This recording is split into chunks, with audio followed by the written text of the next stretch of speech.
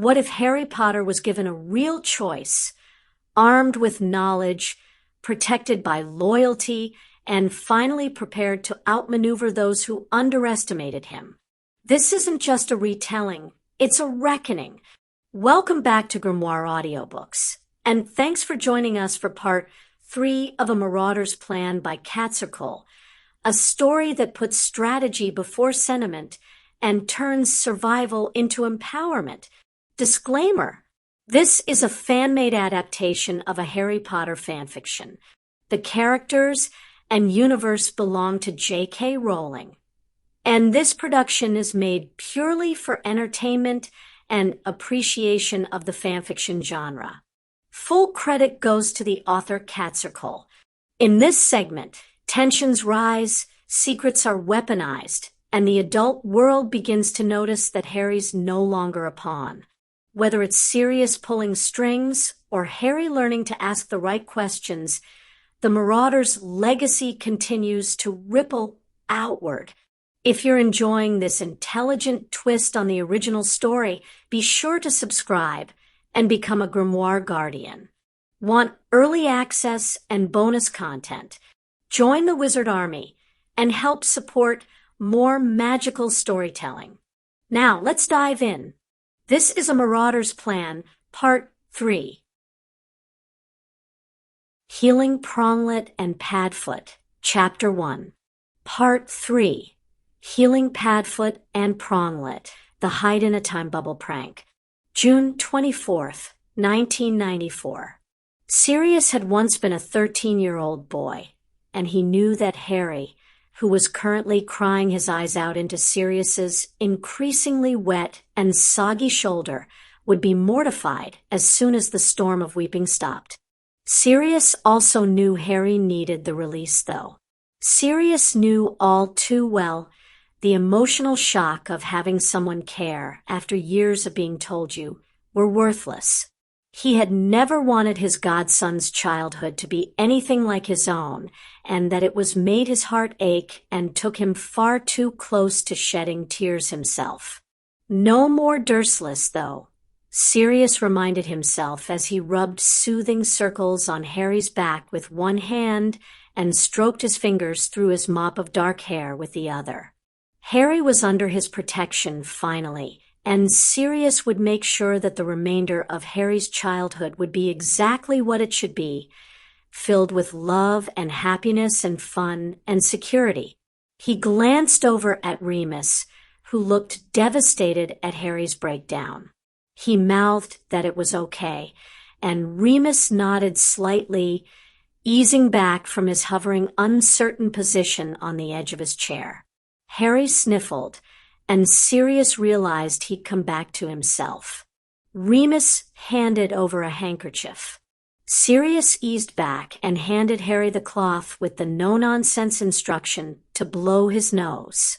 Harry followed the order, swiped at his damp cheeks, and absently handed him the handkerchief back. Sirius banished it. Harry was bright red and wouldn't meet either of their eyes. The summer before my 6th year, I ran away from home and ended up at your dad's, Sirius said quietly. Harry looked over at him, curiosity getting the better of his embarrassment. Your granddad Potter told me that it was all going to be okay, that they loved me, and I was already part of the family. I was 16 years old, and I spent the better part of an hour crying my eyes out on his shoulder. Sirius said, So, I guess what I'm trying to say is that you're in good company. Harry flushed, but nodded slowly in acknowledgement that Sirius understood. He also told me, just as I'm telling you, now that we have a lot of getting to know each other to do, and at some point we're going to argue and disagree and do things or say things that test our patience with each other. Sirius continued, keeping hold of Harry's gaze determinedly, because parents and kids do that. And although I'm new at this, I consider myself your parent now, kiddo. He poked Harry gently in the arm. Okay. Harry nodded again. So, we're going to do all of those things, but, and this is the important thing, I'm always going to love you. Sirius said, fervently, I loved you from the moment I held you just after you were born, and I loved you when you broke me out of Hogwarts, and I love you right now this minute, and I am always going to love you and want you in my life. Understand? And that goes for me too, Harry. Remus added softly. Sirius could see the hope that flared to life in Harry's eyes as he gave another nod, but he could also see fear that it wasn't true or real. It was going to take time, Sirius reminded himself. He patted Harry on the shoulder softly. Now, we have lots to tell you, Sirius said, changing the subject and brightening his tone. But Remus told me you haven't had dinner, so why don't we get something to eat? Harry's stomach growled in response. Food it is, Remus declared cheerfully. He stood up, and Sirius and Harry followed him out of the room and down the corridor. Sirius couldn't help smiling as Harry gazed around wide-eyed. The house has been in my family for generations. My grandfather preferred the country estate and hated London, so when my father married my mother, he gave it to them. My mother was nuts, and she was restricted to the house by my grandfather. Namely, after she tortured Sirius, a recognized heir to the line, for refusing to follow Voldemort and driven him to the Potters, but Harry didn't need to know that part of the story. Are we going to live here? Harry asked as Remus led them into the dining room. Nope. Sirius guided Harry into the seat on his right as he took his usual chair at the top of the table. Remus sat in the seat to his left, opposite Harry. I'm going to need this place for business. I have a seat on the Wisengamot, so it's going to be too visible despite the Fidelius. We will live somewhere else. He touched the table, and the food appeared plates of shepherd's pie with peas and carrots. Tuck in. Harry immediately began, and something uncoiled in Sirius's gut at the sight of his godson eating at a table in a house Sirius owned. He picked up his own cutlery as Remus passed a bread roll to Harry. Thank you, Professor. Harry said automatically, Professor. Sirius snorted. Remus shot him a look. It's Remus, Harry, or Mooney, if you'd prefer that. I'm not your professor anymore. You used to call him Moe. Sirius slid in teasingly. Harry's eyes lit up, and a smile flickered over his lips. Really? Yes, Uncle Moe to be exact. Remus recalled fondly. As you were only a baby, we forgave you the lack of enunciation. Prongs thought it was hilarious.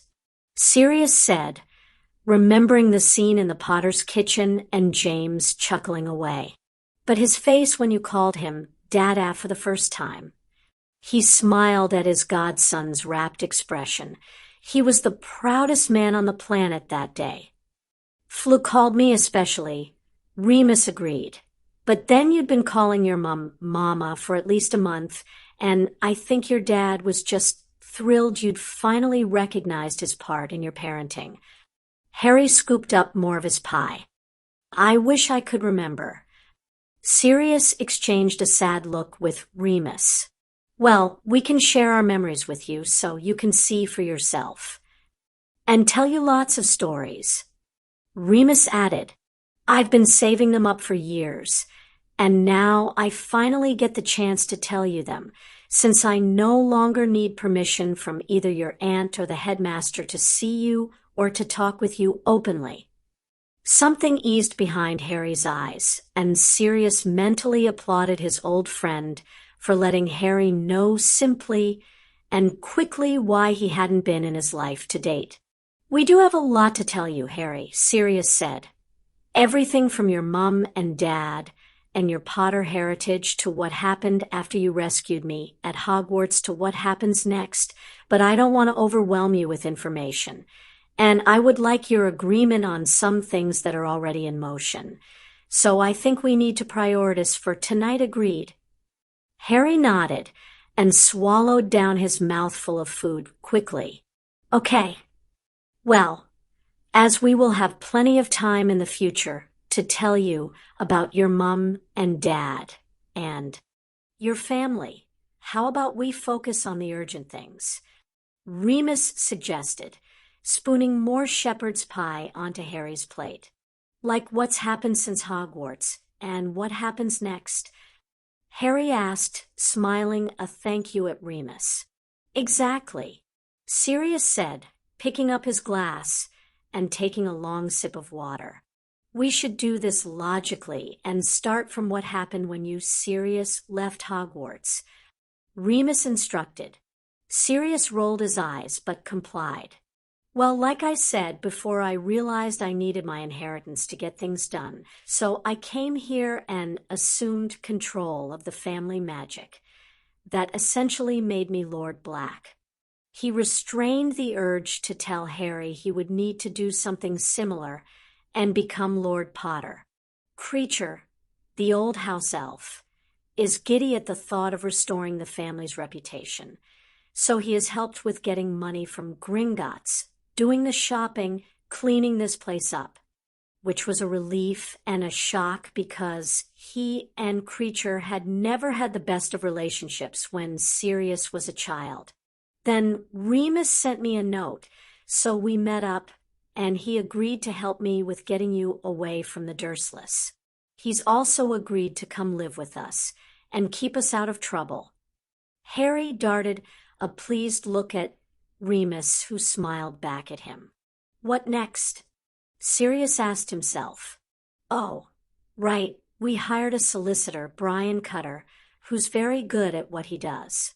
He investigated my arrest, found there wasn't a trial, and approached Fudge on behalf of Lord Black about investigating whether or not Sirius Black was innocent.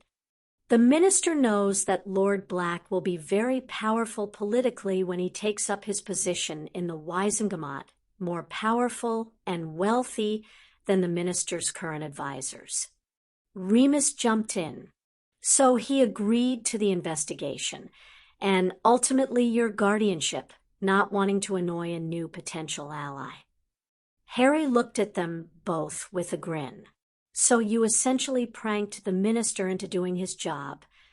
Yes. Remus and Sirius replied in unison, unashamedly. There will be some feathers that have to be smoothed. Remus acknowledged. When it's announced that Sirius is Lord Black. Fudge won't be able to get too annoyed with me, though. Sirius reassured Harry, sensing his godson's unease at the idea of an angry minister.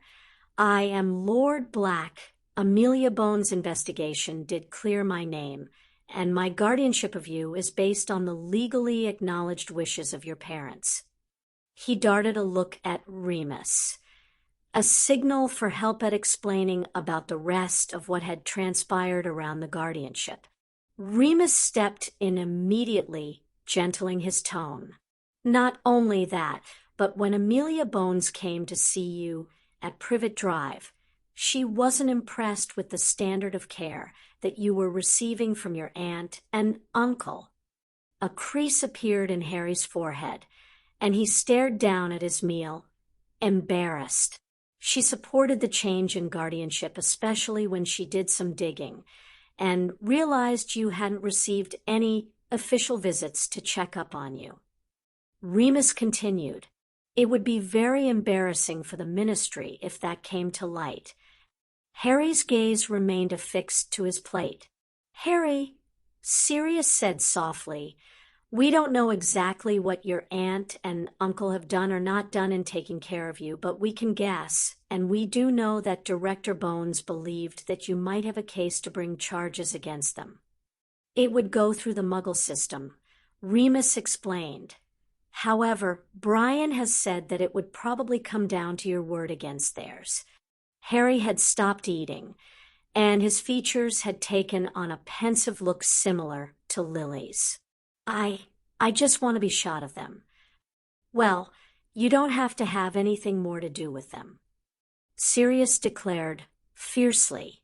If there was any other business with the Dursleys, he and Remus could take care of it, probably Remus, as Sirius was likely to hex the hell out of them. "Your aunt relinquished all rights to you," Remus said carefully, "in exchange for the protection of a new address so wizards can't find her." "You mean she happily gave me away for a new house?" Realization dawned, and Harry's face grew red. "That house where we were at, that's their new house?" Yes." Remus glanced over at Sirius, the need for help written all over his face. "Great, that's just great." Harry muttered, pushing his plate away. He took a breath and met Sirius's gaze. "I'll pay you back, I promise." Sirius's eyes widened at the offer. "You don't need to, Harry. I have plenty of money, and quite honestly, I'd happily have given every canute to the woman if it meant I got you in exchange." Stunned didn't even begin to describe Harry's face. Sirius bridged the gap between them and placed a hand over Harry's clenched fist.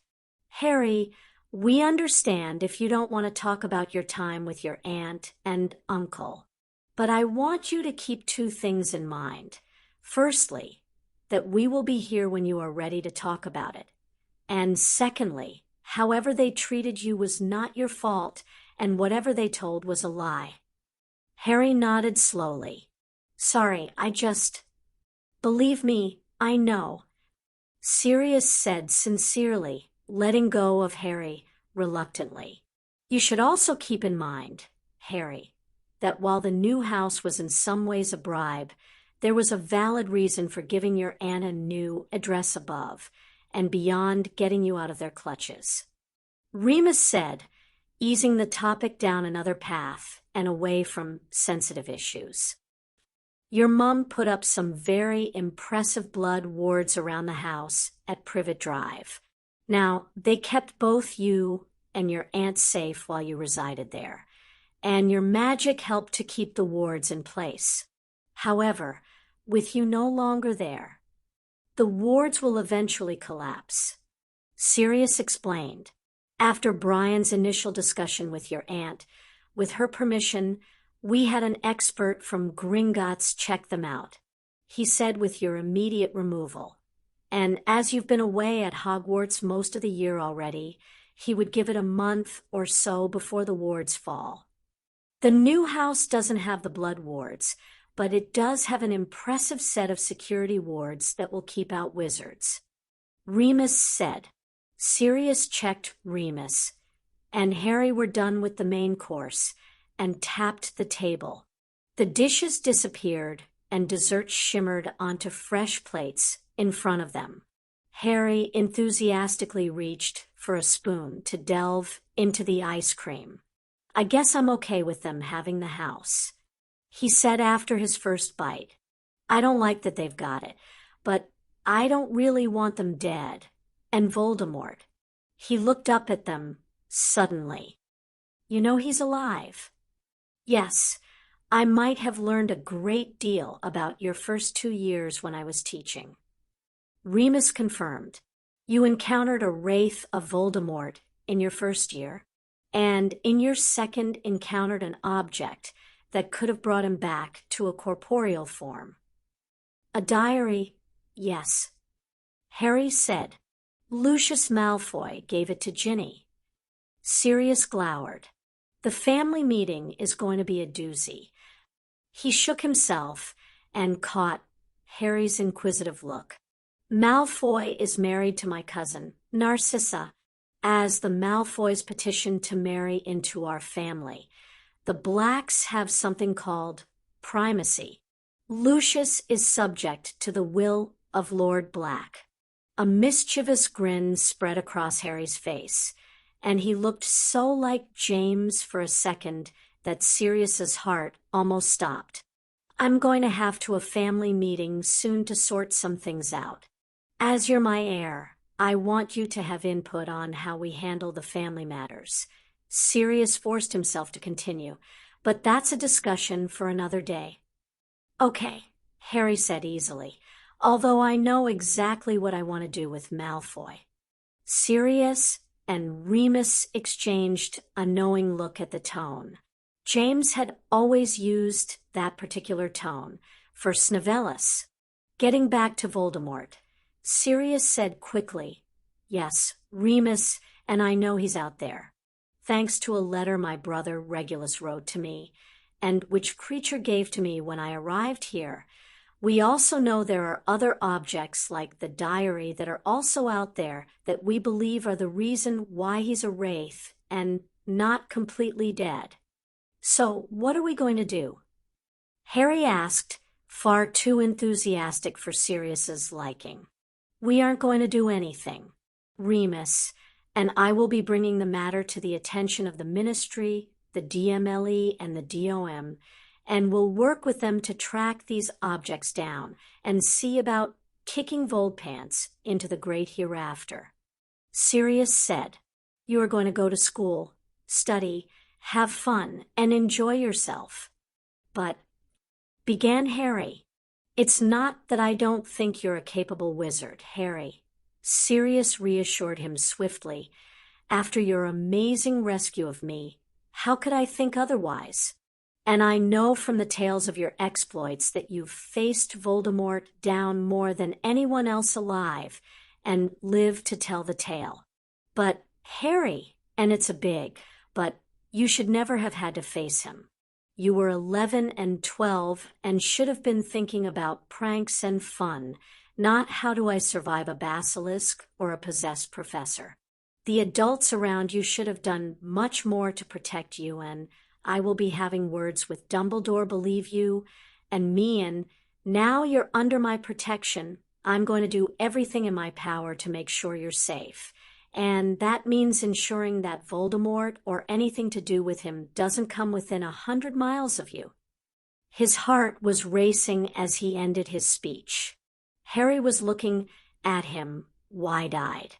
"As you can see, your godfather feels rather strongly about the matter." Remus said mildly, "I don't want anything to happen to you." Harry blurted out, "Either of you." "Neither do we, nor do we want anything happening to you," Remus replied as Sirius struggled to get the lump in his throat to disappear. "Which is why Sirius and I will involve the people who should track these things down and fight Voldemort, namely not us. I was thinking we would be more like ringmasters," Sirius offered.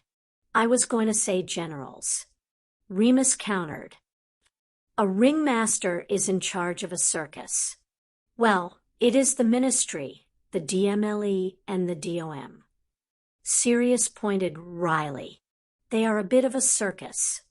A genuine chuckle from Harry brought a smile to Sirius's face, only for it to be wiped out by the next thing his godson asked. "What about the headmaster?" Harry waved his spoon. He could help. Sirius growled before he could stop himself. What Sirius is trying to say is that while we both think the headmaster is a great wizard to whom we owe a great deal, Remus said diplomatically, we have some concerns about the decisions he's made. Harry frowned. "What decisions?" Remus and Sirius exchanged a concerned look. Neither of them wanted to disillusion Harry about an adult authority figure, someone he respected, but they also knew they needed Harry to start questioning his headmaster's motivations and actions. "Harry, you play chess, right?" Remus asked, putting his own spoon down. "Yes." From the tentative answer, Harry was wondering where Remus was going with his question. Sirius was rather wondering that himself. Imagine that the chessboard is the wizarding world.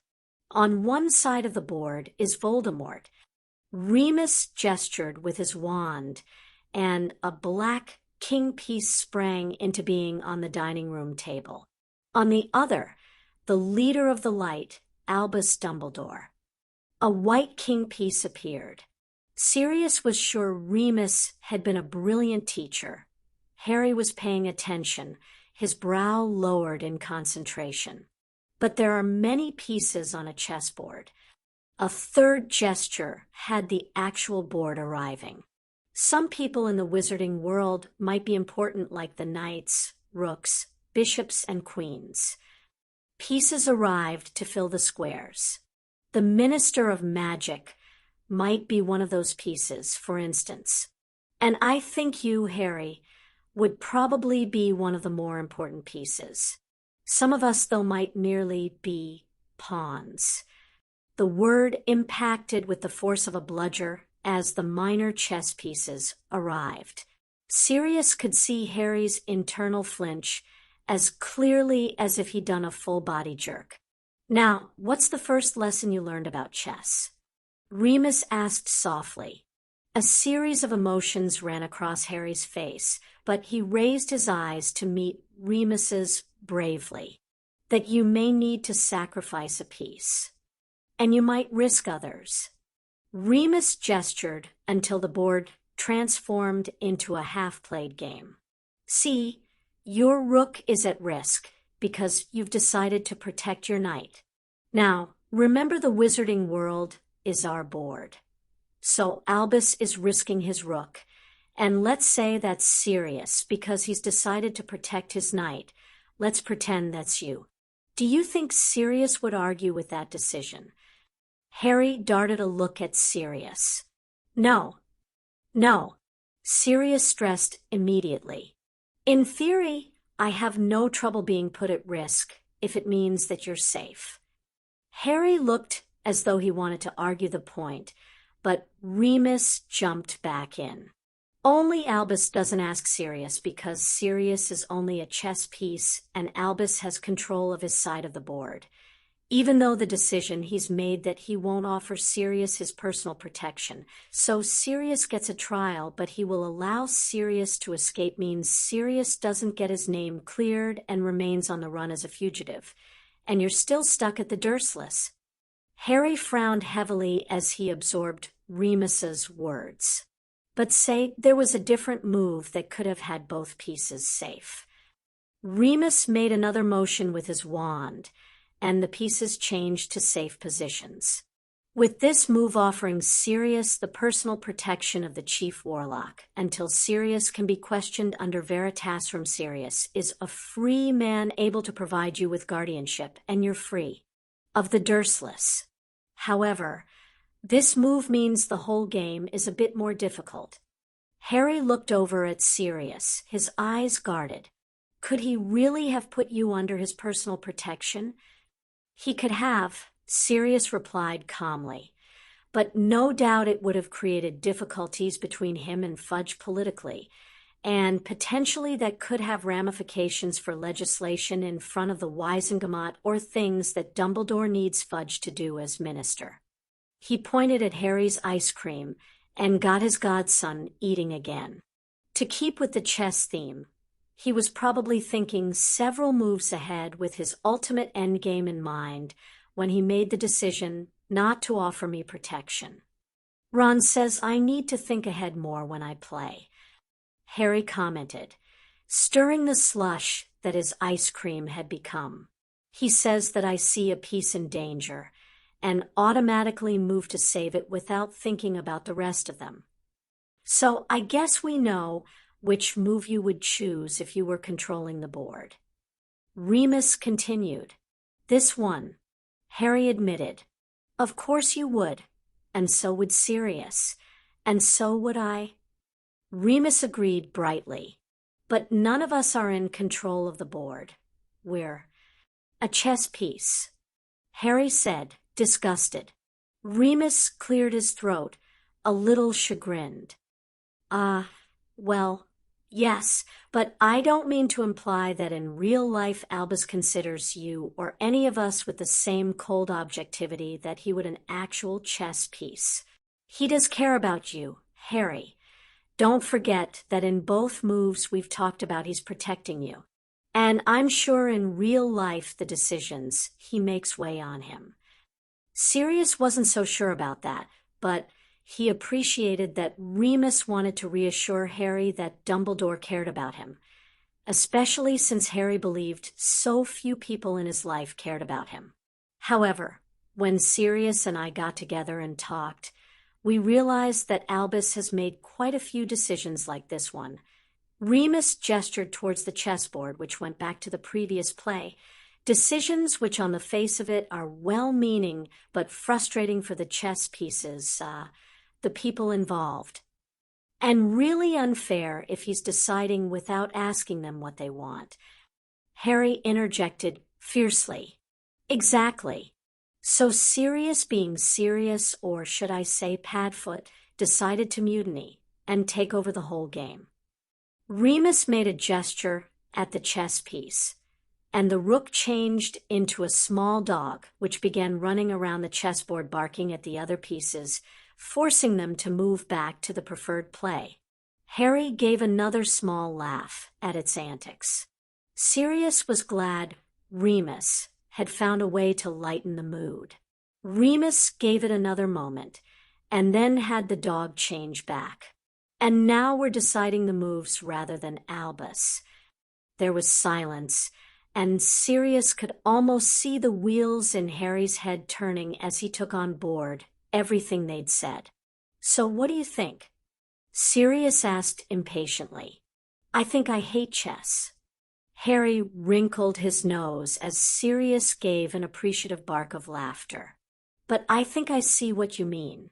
I think the headmaster could still help with the Voldemort thing, but I can understand wanting to make your own decisions.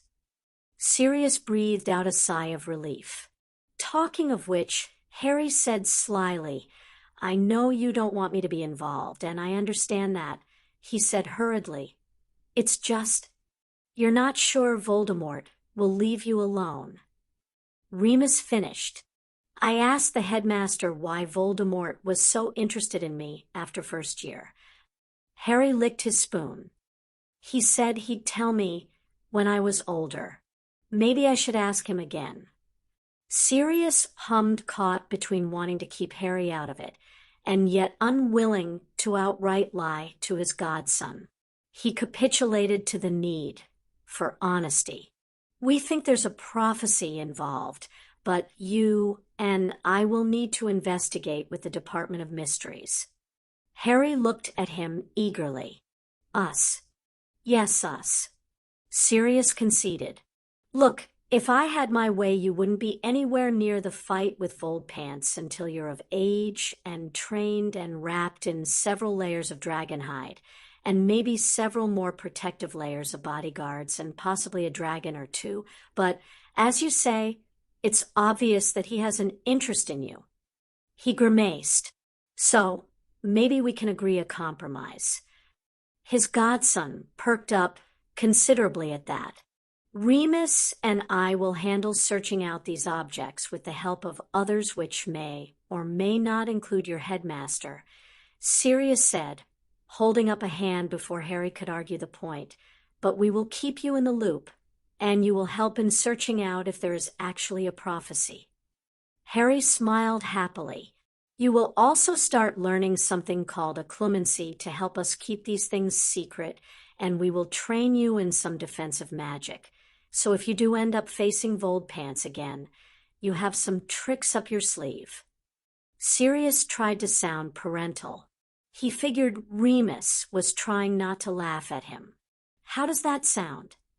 Harry beamed at him, and Sirius couldn't help the warm rush of affection that rose up in response. This is kind of the way I want this to work, Harry, Sirius admitted. We talk, and we agree together what we want to do. What do you think? I like that I get a say. Harry admitted. His eyes lit up mischievously. I guess it's like you said about Dumbledore. It's a bit frustrating if people make decisions for you without asking what you want. Sirius inclined his head at the acknowledged hit for his previous "you will stay out of it" position. He gave a mischievous grin of his own. I'm glad you want to be involved because the other thing we'll use to fight Voldemort is politics. A look of uncertainty crossed Harry's face. Politics. We need to ensure his followers, or people who follow his agenda, don't have the political power to help him, Remus said, which means building alliances with the other ancient and noble families. And we need to shut down his access to money. Sirius added, wielding his own spoon through the air like a sword. Maybe I'll leave this bit to you guys. Harry suggested. Sirius smirked at him, and Harry inclined his head as he acknowledged that a point had been scored by his godfather. Actually, you will need to be involved with politics. The Potters are an ancient and noble family, and you personally have the potential to have a lot of political influence because of your celebrity, no matter how much you might dislike the idea. Sirius commiserated. We'll add it to your training. Harry sighed miserably. I guess. But not tonight. Sirius added, we should probably discuss what's going to happen in the immediate future. Harry brightened. So first things first, Sirius said, nerves attacking him again, as part of the guardianship deal. I agreed that I would get some medical treatment. His godson looked alarmed and concerned. I'm fine, Sirius hastened to reassure him, but I was exposed to Dementors for a long time in Azkaban, and on the run eating out of dustbins for a year, so I can't say I necessarily disagree that I could do with a checkup. You really okay, though? Harry asked, dropping his spoon into his bowl. Really? Sirius said firmly. And he was, yes, his emotions were still unsteady, his mind sometimes foggy, and he hadn't yet regained all of his physical strength, but he was okay. I could be better, he allowed, and I am concerned about your exposure to Dementors, so I've arranged for us both to take a trip to the States, to the Valley Clinic. Harry squirmed and grimaced. I expect, Sirius continued, as though he hadn't noticed Harry's silent response, that we'll go in, they'll give us a checkup, and then we'll have a bit of a holiday while they feed me some nutrient potions. A holiday? Harry stopped, squirming, and started looking interested. Sirius agreed, finishing his ice cream and setting the bowl aside. I understand from my Uncle Alfred's journal that there's plenty of space for flying, a swimming pool, and some great hiking trails. Flying. Sirius struggled not to smile at Harry's hopeful expression. He couldn't look at Remus because he figured the two of them would break down, laughing, if he did. Yep. So how about it? I'd like to go on a holiday. Harry admitted shyly. Good. Well, that's settled then. We'll only be gone for a week in normal time, but the clinic is in a time bubble to provide people with as much time as they need to heal, so we'll probably stay a bit longer than that. Sirius said cheerfully, we should talk about disguises. Disguises? Harry repeated warily, getting diverted from the topic of why it might take more than a week for them to heal and whole complicated magic of the time bubble, as Sirius had intended. Remus cleared his throat, drawing their attention. As you've pointed out, Voldemort has an interest in you. One of the reasons Albus placed you with your Muggle relatives was the protection provided to you by the blood wards left by your mother. Now you're safe here, but we need to make sure you're safe when you travel. We'll be going Muggle. Sirius said brightly, I've never been on an aeroplane before. Neither have I. Harry's face was alight with excitement. And you think we should be disguised too? We have two choices for you, Harry. Remus clasped his hands on the top of the polished table. The first is that we put a glamour charm on you, turn your hair blonde, your eyes blue, for example. But you'd still be 13 years old. And so if anyone was looking for you, you'd fall into the age group they would watch for. And if they're magical, they'll know I might be wearing a glamour charm. Harry surmised very quickly. Exactly, Sirius said proudly. So there is another option. We use a de-aging potion on you. You'll be 5 years old for 24 hours.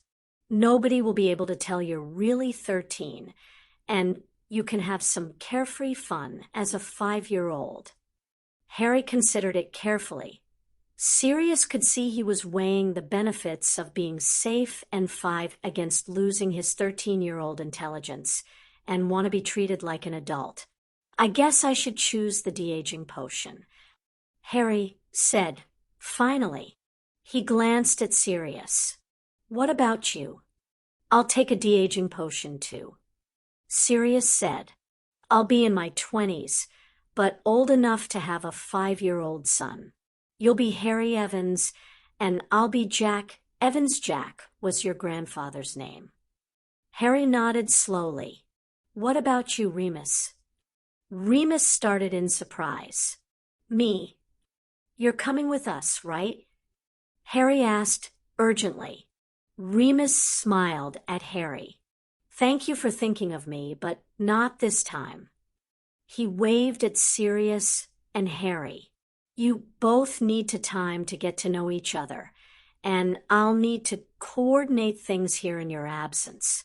I have our new house to prepare, your finances to sort through, overseeing the press announcement of you as Sirius's ward. His smile widened. I dare say I'll have enough to keep me busy during the week you're away. Our new house? Harry asked, his eyes widening. We've bought a place in Hampshire, out in the countryside. Sirius explained. It was Muggle, but we've made it unplottable, warded it to the hilt, and put it under Fidelius too. We have some pictures we can show you, Remus said. But why don't we show you around here first? The tour was a good idea. Harry was most impressed with the dueling room in the basement, proclaimed Hermione would love the library, and was reintroduced to Creature in the kitchen before the house elf chased them out. They informed him briskly that they'd hired another elf for the new house, as Creature had enough to do with 12 Grimmauld Place. They finally climbed the stairs, and Sirius explained the first-floor bedrooms were for guests as he nudged Harry up another flight of stairs. The second floor had 3 bedrooms, each with an adjoining bath.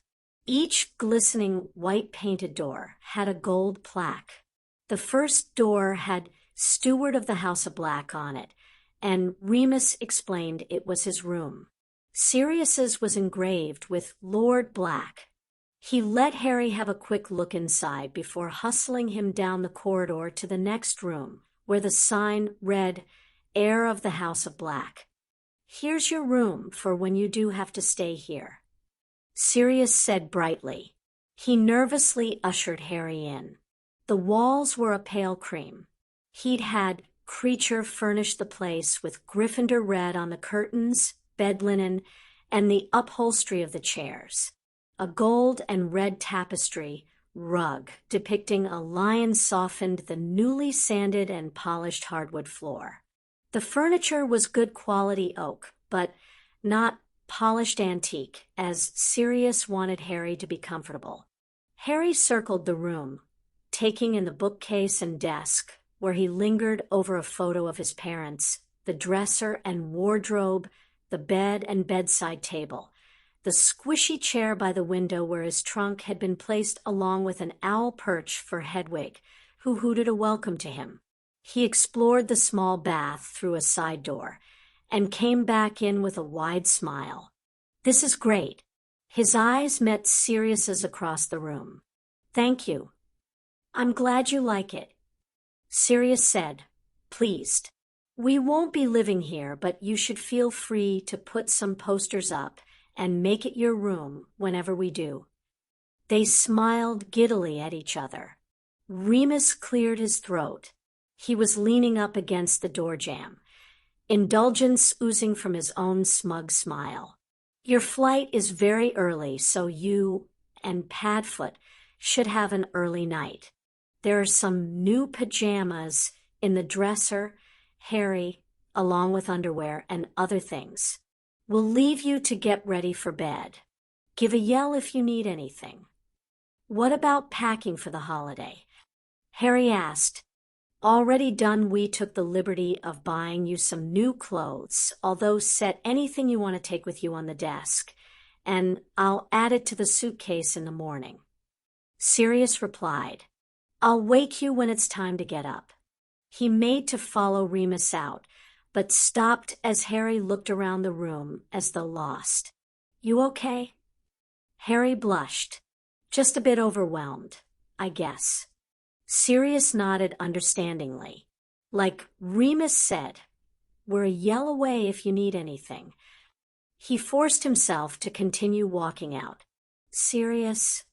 Harry stopped him just as Sirius made it to the door. He glanced back questioningly. Moody mentioned my dad was a hit wizard, and I was wondering. Harry fidgeted with the edge of his shirt. What did my mom do?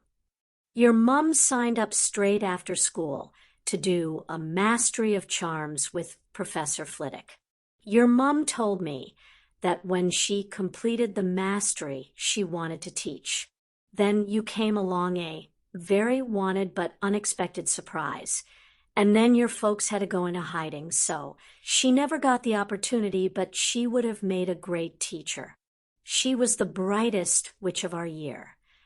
Thanks, Sirius, Harry said sincerely, for everything. No need to thank me. Harry, you get some rest. Sirius finally made it out of the door and closed it, laying his head against the wood to catch his breath. Harry was home. He was safe. Healing Pronglet and Padfoot, Chapter 2. Remus swallowed the urge to yawn and tried to focus on his meeting with Brian. They were in Brian's office in a wonderful old building just off Diagon Alley. The office was large but unpretentious. It suited Brian. There was a large bay window letting sunlight flood across the sturdy desk and comfortable chairs. The bookcases that lined the room were filed with legal books and journals. Everything go as planned with obtaining custody of the boy. Brian asked as he reviewed the parchments in front of him. Pretty much. Remus replied, recalling the previous evening with satisfaction before his mind drifted to earlier that morning. He'd bundled a newly de-aged Sirius and Harry into a car they'd hired at 5 o'clock to drive them to the airport. They'd both tugged at his heartstrings. It had been like looking at what could have been had Sirius taken guardianship when Harry was a baby. Harry had made a very cute, sleepy 5-year-old. Sirius had made a very dangerous-looking 27-year-old. Remus had insisted on taking a photo. He's a remarkable 13-year-old boy if he didn't kick up a fuss about being sent to a health clinic. Brian said dryly, setting the parchments aside. Remus grinned. Well, we might have led him to believe it's mostly for Sirius's benefit, and the most he'll get is a checkup, and then he can have a holiday. Sneaky. It was a bit of a conversational landmine. Remus recalled. Sirius had handled it well. In fact, Sirius had handled the whole evening with remarkable skill, only faltering over the topic of Dumbledore momentarily. Remus was proud of him. When Sirius was healed, he was going to be a fantastic father to Harry. And Sirius did need healing. Remus had caught him drifting mid-sentence, staring off into space with a haunted expression. He was skin and bones despite creatures cooking, and the nutrient potions the house elf insisted Sirius drink every morning. But for all that, Sirius was surprisingly focused on one thing. Harry. James would be proud of Sirius and how he'd embraced his role as Harry's godfather. Remus thought fondly. Lily, on the other hand, would be open-mouthed in disbelief at Sirius's transformation from a somewhat reckless youth. Remus was only saddened that Sirius hadn't been given the opportunity to transform 12 years before. The confirmation that there had been no trial hadn't been a shock to them, but it was still a blow. Sirius had spent the day, after hearing the news, in a fury. Remus had channeled his anger into going over their plan with a fine-tooth comb, so nothing could go wrong. It had been hard the previous evening trying to explain to Harry their anger at Albus without listing the growing complaints they had against him, the primary of which was Harry's treatment at the hands of the Dursleys. Remus had a feeling that Harry needed to be healed as much as Sirius. His size and stature spoke of malnutrition, and given the way he had broken down when Sirius had confirmed he was Harry's guardian and wanted him Merlin, Remus had never felt so useless. "Did you get a chance to ask the young man about prosecuting his relatives?" Brian asked. If Remus hadn't known his lycanthropy blocked mind-reading of any description, he'd have been worried that Brian had picked the topic straight out of his head. He sighed and nodded. He said, and I quote, "I just want shot of them. Sirius and I are agreed that they won't come near him again, so that's done." "Ah, well, can't blame the boy, and it's probably for the best. A prosecution would have been an ordeal for him." Brian murmured, "I assume you looked at the report compiled by Amelia Bones." "Actually, no." Remus shook his head. Sirius took a copy for the healers at the clinic, but he wouldn't read it. He said Harry would talk to us when he was ready. "I won't read it, because I fear if I do, I'll hex the Dursleys if I have to deal with them again." Brian raised an eyebrow. "Some would say they deserve it. They'll get their comeuppance eventually." Remus promised fiercely, "Sirius and I will ensure it once Harry is of age and Petunia can't even remotely threaten to take Harry away from Sirius." "You think they'll try and reverse the guardianship?" "It's unlikely, but I'm not ruling it out," Remus said, "mostly because I wouldn't put it past Vernon Dursley to realize that if they got a new house for Harry that they could potentially extort more. I assume that Black would prosecute them for extortion in that case," Brian said, picking up the cup on his desk. Remus nodded, draining his own cup of tea. Sirius would if Remus had anything to say about it.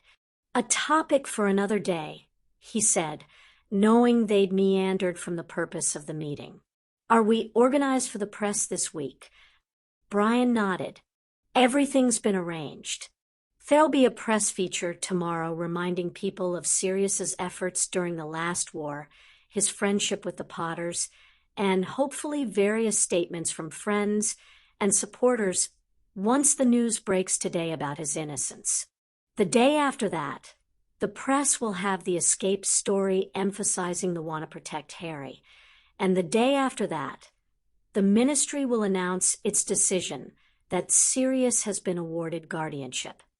"Good," Remus said, relieved everything was in place. "Yes," Brian brushed off his robes absently, "and don't think I won't be charging Black Danger. Money for having to go into the ministry every day." Remus smiled at him. "Well, I could do it, but his senior undersecretary is likely to panic when she realizes I'm a werewolf." Brian harumphed with laughter. "Merlin, but she's a toad. How Dolores ever got that position?"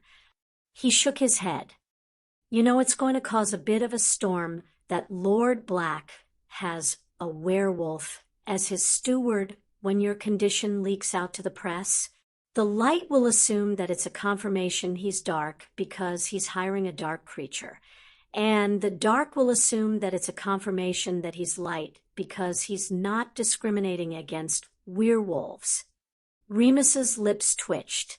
Sirius is looking forward to confounding people, I think.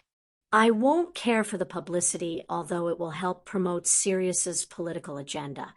But frankly, making sure Sirius and Harry have a good life is my only objective. And a good objective it is too.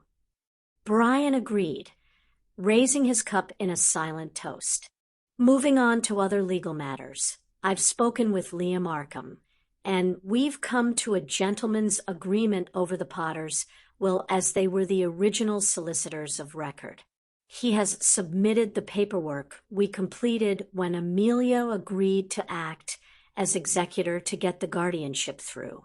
The outstanding bequests will go through within the next couple of days, and there'll be a will reading. He gave me a letter to forward to Sirius. I assume it's a proposal for resuming their role as the Potter solicitors. You obviously have our proposal. Mary Barron is very good, and we can maintain separation to ensure there is no conflict of interest. Remus took the letter and popped it into his briefcase. Arkham and Arkham was a good firm, but Sirius hadn't been impressed that they'd allowed the will to go missing in the first place and effectively condemned Harry to the Dursleys. Regardless of Sirius's situation and the Longbottoms, Minerva McGonagall, who had been a close friend of James's mother, had been named as an alternative guardian for Harry, as had Andromeda Tonks, a distant cousin to James, as a former member of the House of Black before her marriage to a Muggle-born, but one who he had known through Sirius. However, Sirius was determined that Harry needed to have input into who would represent him, and so had decided Harry would meet with the candidates, and they'd discuss it's something Brian already knew. Anything else to discuss today? Remus asked, glancing towards the clock.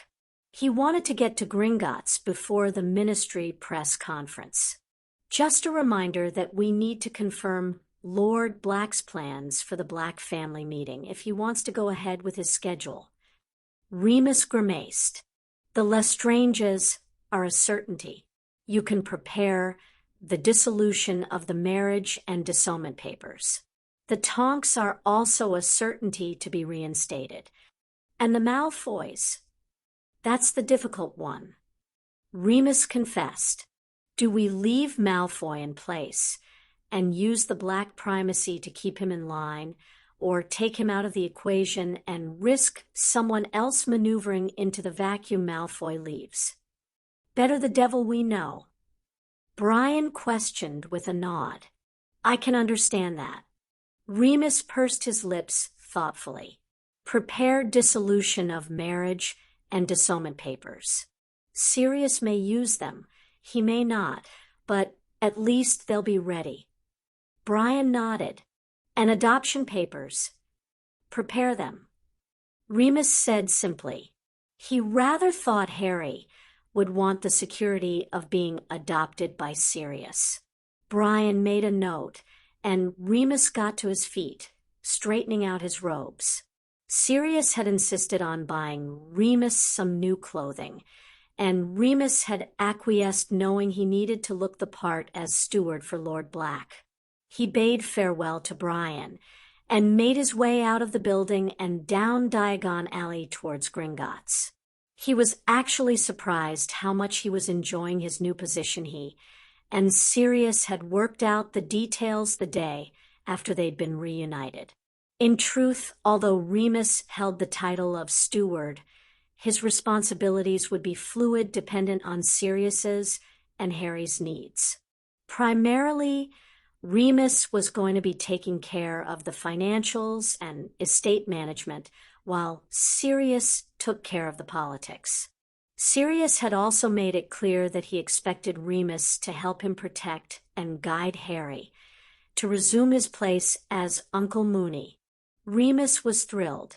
Remus had moved into Grimmauld Place for convenience and rented out his old flat in Oxford to two very nice students who were beginning their masters in the autumn at the university and wanted to stay over the summer. The new house in Hampshire would be ready by the time Sirius and Harry returned from the States, and Remus was looking forward to moving into their new home. He'd spend the full moons locked away in his room at Grimmauld Place, though. Despite Sirius ensuring Remus had the money to buy Wolfsbane, Remus wouldn't be anywhere near Harry when he transformed, and he'd made Sirius promise not to argue with him about it.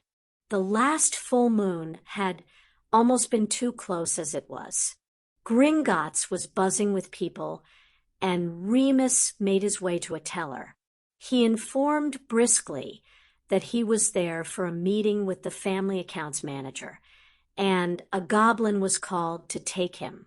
They made their way the stairs to the offices, and Remus found himself ushered into a large room where Kitbold awaited him. They'd already been through the process once for the black accounts. Documentation, Kitbold said crisply. Remus immediately drew out the relevant parchments from his case and handed them to the goblin. The Potter's will, the guardianship award of Harry to Sirius, and his own appointment as steward. Kitbold grunted. Gringotts acknowledges that you or Lord Black will represent the Potter heir in financial dealings concerning his estate going forward. He reached into a box on the desk and drew out a bronze key. You should present this in future. Remus carefully pocketed it. I want the current records and the port keys to the various properties. Kitbold harumphed, but walked over to the large filing cabinet and withdrew a file. He handed it to Remus. Same procedure as Black. Tap the parchment with your wand and request details of the vault or property. Current information defaults to a summary. Remus nodded and placed the file in his case as Kitbold went over to a safe and pulled out a box with the port keys. He handed it to Remus, who stowed it away. They won't work until Potter claims his ring to lift the death Fidelius. Kitbold said bluntly, Arnold Asquith is the wizard financial manager of record. Will you want to fire him? I'll want to meet with him once I've reviewed the records, say tomorrow at 1. Remus said they'd already fired the Black financial manager and replaced him with a goblin called Poon on Kitbold's recommendation. Poon was a genius with figures and a voracious appetite for profit. Sirius was liquidating any investment that looked the least bit shady and reinvesting in better businesses. Kitbold grunted again. I'll inform appointments. Good profit to you. Remus said politely and left without further pleasantries. He made his way to the leaky cauldron to get to the Ministry of Magic. The atrium was heaving when Remus stepped out of the flue. He could see the raised dais which had been put up ready for the press conference, and the milling press already taking their seats. Amelia Bones was chatting to Brian and Alastair Moody in a corner. Remus unashamedly hid behind a pot plant, not wanting to call attention to his presence. Fudge entered, and Remus's eyes widened at the sight of Albus trailing after him. If Albus had screwed up Sirius's freedom in any way, Remus would kill him. Fudge ignored the chief warlock and walked up the steps to the dais. His entourage of the department heads stopped at the foot of the steps, with the exception being Amelia Bones, who made her way up them to stand just behind Fudge. The head Auror, Rufus Scrimgeour, hovered just at the other side of the dais. Other red-robed Aurors patrolled. Many of the ministry employees gathered for the show. Hello, ladies and gentlemen of the press, concerned citizens. Fudge began pompously from the lectern. I have a statement to read, and then you may ask questions. Remus wasn't surprised as the crowd erupted in whispers after the first few sentences. Fudge had to call for order after declaring Sirius innocent, and again after declaring Wormtail alive and wanted. Remus glanced at Albus and found a stunned expression adorning the face of the headmaster. He had evidently not known what Fudge was going to announce. "Questions?" Fudge asked, placing the statement down. He pointed at a reporter in the first row. "Rita Skeeter, minister for the Daily Prophet." Rita said loudly, "Are you absolutely certain Black is innocent?" Fudge leaned over the lectern and nodded gravely. Director Bones conducted a thorough investigation. The physical evidence clears Black of the explosion that killed the Muggles. Pettigrew was seen alive by witnesses, including Harry Potter at Hogwarts at the time of Black's capture there. Further, they heard Pettigrew confess to betraying the Potters to you-know-who. Sirius Black is innocent. But what about his reputation as the right hand of you-know-who? Another reporter shouted. Unfortunately, articles and books written after the end of the war assumed facts, not in evidence based on Black's arrest for the deaths of the Potters, Pettigrew, and the Muggles. Fudge replied carefully. In fact, I was reminded that as a hit wizard in the employ of the Ministry, Sirius Black was responsible for the arrest and takedown of many Death Eaters before the defeat of you-know-who. Not only that, but he was a most trusted friend of James and Lily Potter, who made him the godfather of their only son, Harry Potter, the boy who lived. The Ministry shares its part in the horrendous damage done to Mr. Black's reputation and has made reparations. Where is Black now? Asked a male reporter from the front row. Our sources place him abroad. Fudge said simply, we reiterate that we would welcome him back to Britain should he choose to return. Rita stood up to regain the minister's attention. Will actions be taken against those in the Ministry and Wisengamot who oversaw this terrible miscarriage of justice against former hit wizard Black? Her gaze shifted to Dumbledore and then to Barty Crouch, who glared at her. Fudge cleared his throat. We have to remember that it was a time of war and chaos. The Ministry was operating under special authorities. Of course, Mr. Black should have had a trial where his innocence could have been established, absolutely no question about it, but we understand that it was overlooked because of circumstance. He paused. I believe we should focus instead on two things. Firstly, trusting that the current administration has seen to it that justice has prevailed. And secondly, placing our efforts into capturing the real traitor and murderer, the rat Peter Pettigrew. That will be all for today. He gave a nod and exited the dais. A smattering of applause followed in his wake. Remus let the crowd drift into a mass before he sneaked out from the pot plant and started to make his way to the flue. Albus appeared so quickly in front of him that Remus almost charged into him. Remus, how delightful to see you here. Albus. Remus smiled politely and caught his breath. How are you? Fine, my dear boy, Albus said, waving away the question even as he cast a privacy bubble. I didn't realize you'd been invited. I wasn't, Remus hastened to correct that idea. I heard about it though, and, well, I could not be here. He winced at his ungrammatical statement. Of course you couldn't, Albus agreed, and it is a remarkable turnaround by Cornelius. For the first time ever, Remus heard Albus sound somewhat bewildered. That has to be seen and heard to be believed. I assume, though, that you were interviewed under the usual oath of confidentiality. Remus confirmed smoothly. I doubt the Ministry will let anyone but Harry's name be released. Possibly not, Albus demurred.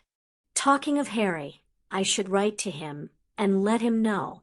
I know he was interviewed, so he's probably champing at the bit to know the result. Remus said brightly and somewhat mischievously. Let me handle that, dear boy, Albus said quickly. Harry is currently away with the Dursleys due to a family emergency, and they won't appreciate outposts in the presence of other muggles. I'm sure you know best. Remus said dryly, silently celebrating that their cover story for the Dursleys' departure from Privet Drive had worked. Albus smiled, apparently satisfied with Remus's compliance. I don't suppose you know where Sirius is? I'd be happy to collect him and let him know he can return. Somewhere abroad, but I don't know the exact location. Remus replied promptly, which was the truth. He had no idea where the plane was at that exact moment. Ah. Albus didn't seem that upset, and Remus knew Albus was weighing searching out Sirius and convincing him that he knew best where Harry was concerned, with waiting until Sirius surfaced. Well, perhaps with all the foreign press Cornelius has arranged, he will be in touch sooner rather than later. Remus inclined his head. Albus suddenly turned to his left, and Remus saw Alastor Moody gesturing at Albus to take down the bubble. Albus did so quickly. Albus. Alastor growled. Alastor. Albus greeted him warmly. It's good to see you.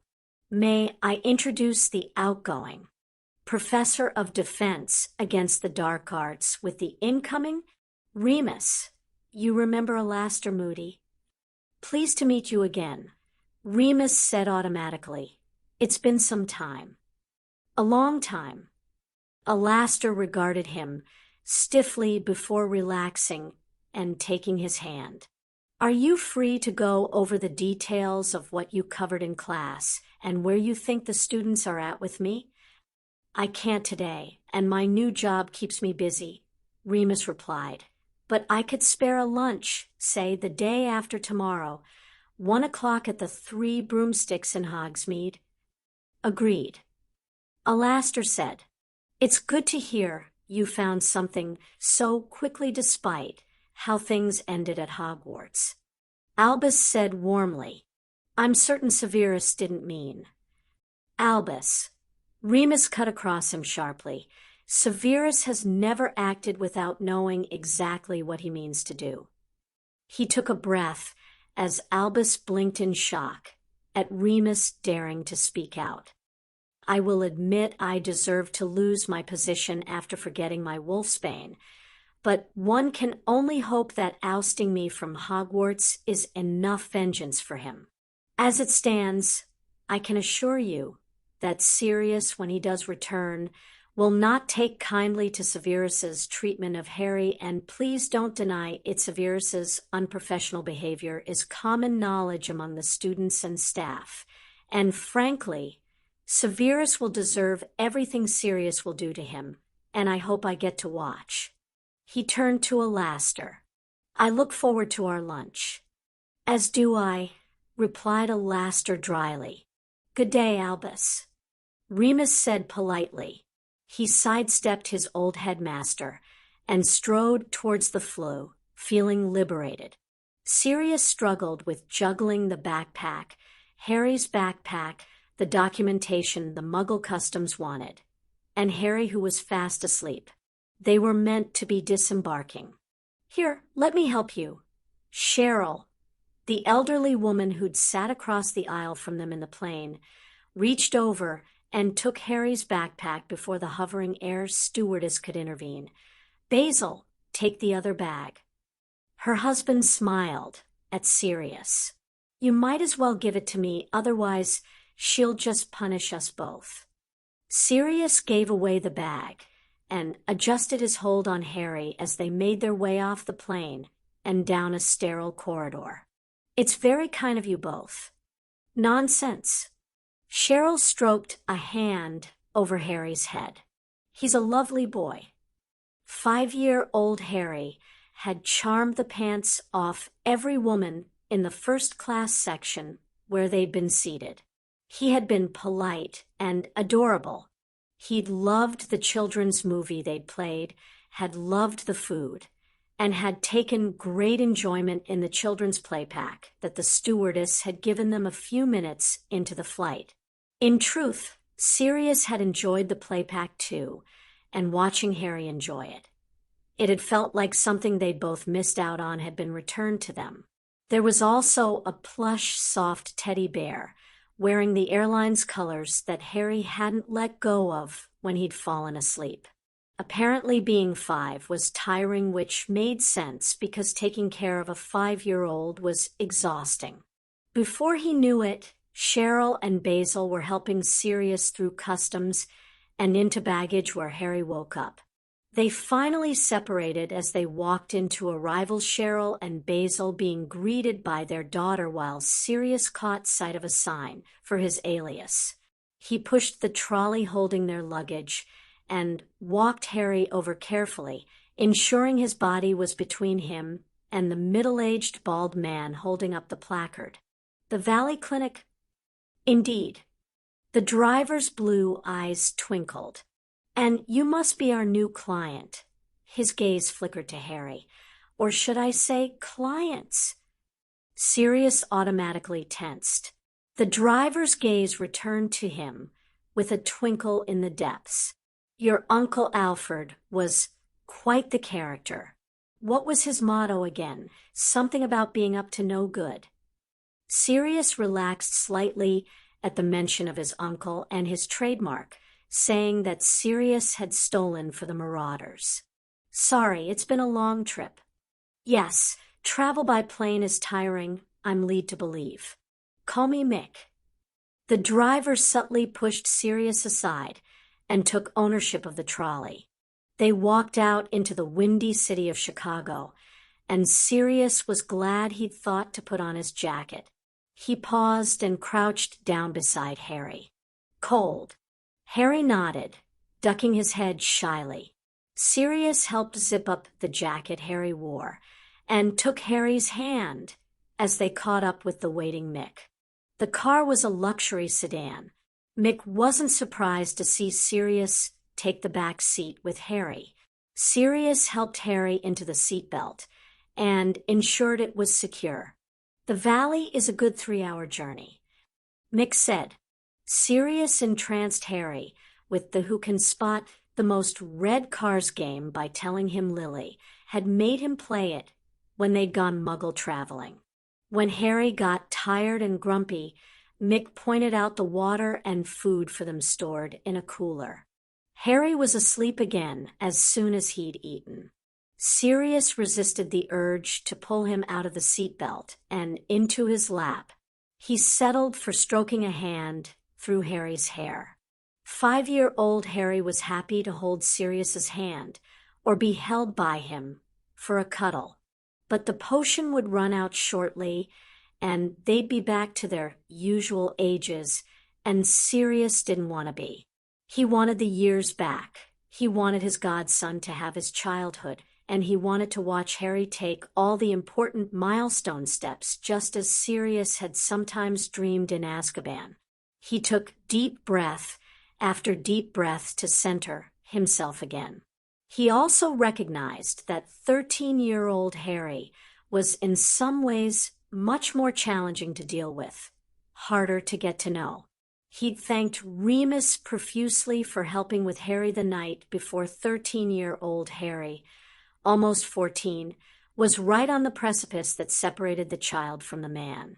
He needed the love of a parent, the security of one, but he would rebel quickly at being restricted by one even for his own protection. Sirius knew they'd have to navigate some compromises between Sirius's need to protect Harry and Harry's need to assert his independence. The car pulled into off the highway and into the countryside. Sirius watched carefully, alert to anything suspicious. A set of gates seemed to appear from nowhere, and Mick drove through them and into a beautiful estate of lush green grass, leafy woodland, and perfect blue skies, just as his uncle Alfred had described. Sirius knew Alfred had been fascinated by the history and the time bubble magic. The valley belonged to a tribe of Native American wizards. It had been originally believed that the time bubble had been created as a response to the invading European armies. Men went into the valley and returned a week later as old men or didn't return at all. But Alfred had learned from the tribe elders that the time bubble had always been there, and the tribe had settled within it to safeguard it, eventually being able to overcome the temporal effects themselves through amulets that kept them temporally in sync with the outside world. Ultimately, they had specialized in healing magic and welcomed others of all faiths and backgrounds who wanted to do the same. The valley had become known as a place where if someone was badly injured or diseased, they could seek treatment, spending days healing, but only losing a week in normal time. As the world advanced, the valley became an exclusive healing clinic that specialized in difficult cases and catering to people with money to spare. They pulled up in front of a tall white building with a glass front. Sirius woke Harry, and Mick swiftly escorted them inside to the waiting healer. He bowed in front of the gray-haired Native American man, Healer Blackhawk. Blackhawk's gaze raked over Sirius. "Lord Black, I will reverse the de-aging potion on you and your charge with your permission." Sirius nodded quickly. Blackhawk quietly radiated power in the same Dumbledore did. He felt the wash of magic, and his skin rippled uncomfortably for a moment before it resettled. Beside him, he felt Harry morph back into his teenage state, clothes transfiguring along with him. Blackhawk smiled kindly at Sirius. "Your uncle was a good man, and I very much enjoyed our time together. I knew then you would one day seek our help. Thank you for welcoming us," Sirius said, uncertain what else to say. The healer turned his attention to Harry. "It is good to meet you, Harry Potter," he said solemnly. "We have long expected you." Sirius frowned at Blackhawk's greeting and moved closer to his godson. Harry didn't object, and he smiled uncertainly at the healer. Hello," Harry said politely, fidgeted with the backpack he held. "You understand you are now within the temporal bubble." Blackhawk informed them briskly. "However much time you spend here, be it 5 minutes or 5 months, a week will have transpired in the outside world when you leave." Sirius nodded along with Harry. "We understand." "Good." Blackhawk led them through the reception area and through a door which opened up into a wide courtyard. Sirius was a little wary at the lack of any other people. Blackhawk saw him looking around and smiled. "In the clinic, you will see and hear no one but those assigned to your care, and no one else will see you and hear you." "Wow," Harry said, impressed as Sirius was. "You are entitled to your privacy, Mr. Potter." "Thank you." Harry was sincere, and his words heartfelt. "Yes, thank you." Sirius echoed because he was pleased at the protection of Harry's identity.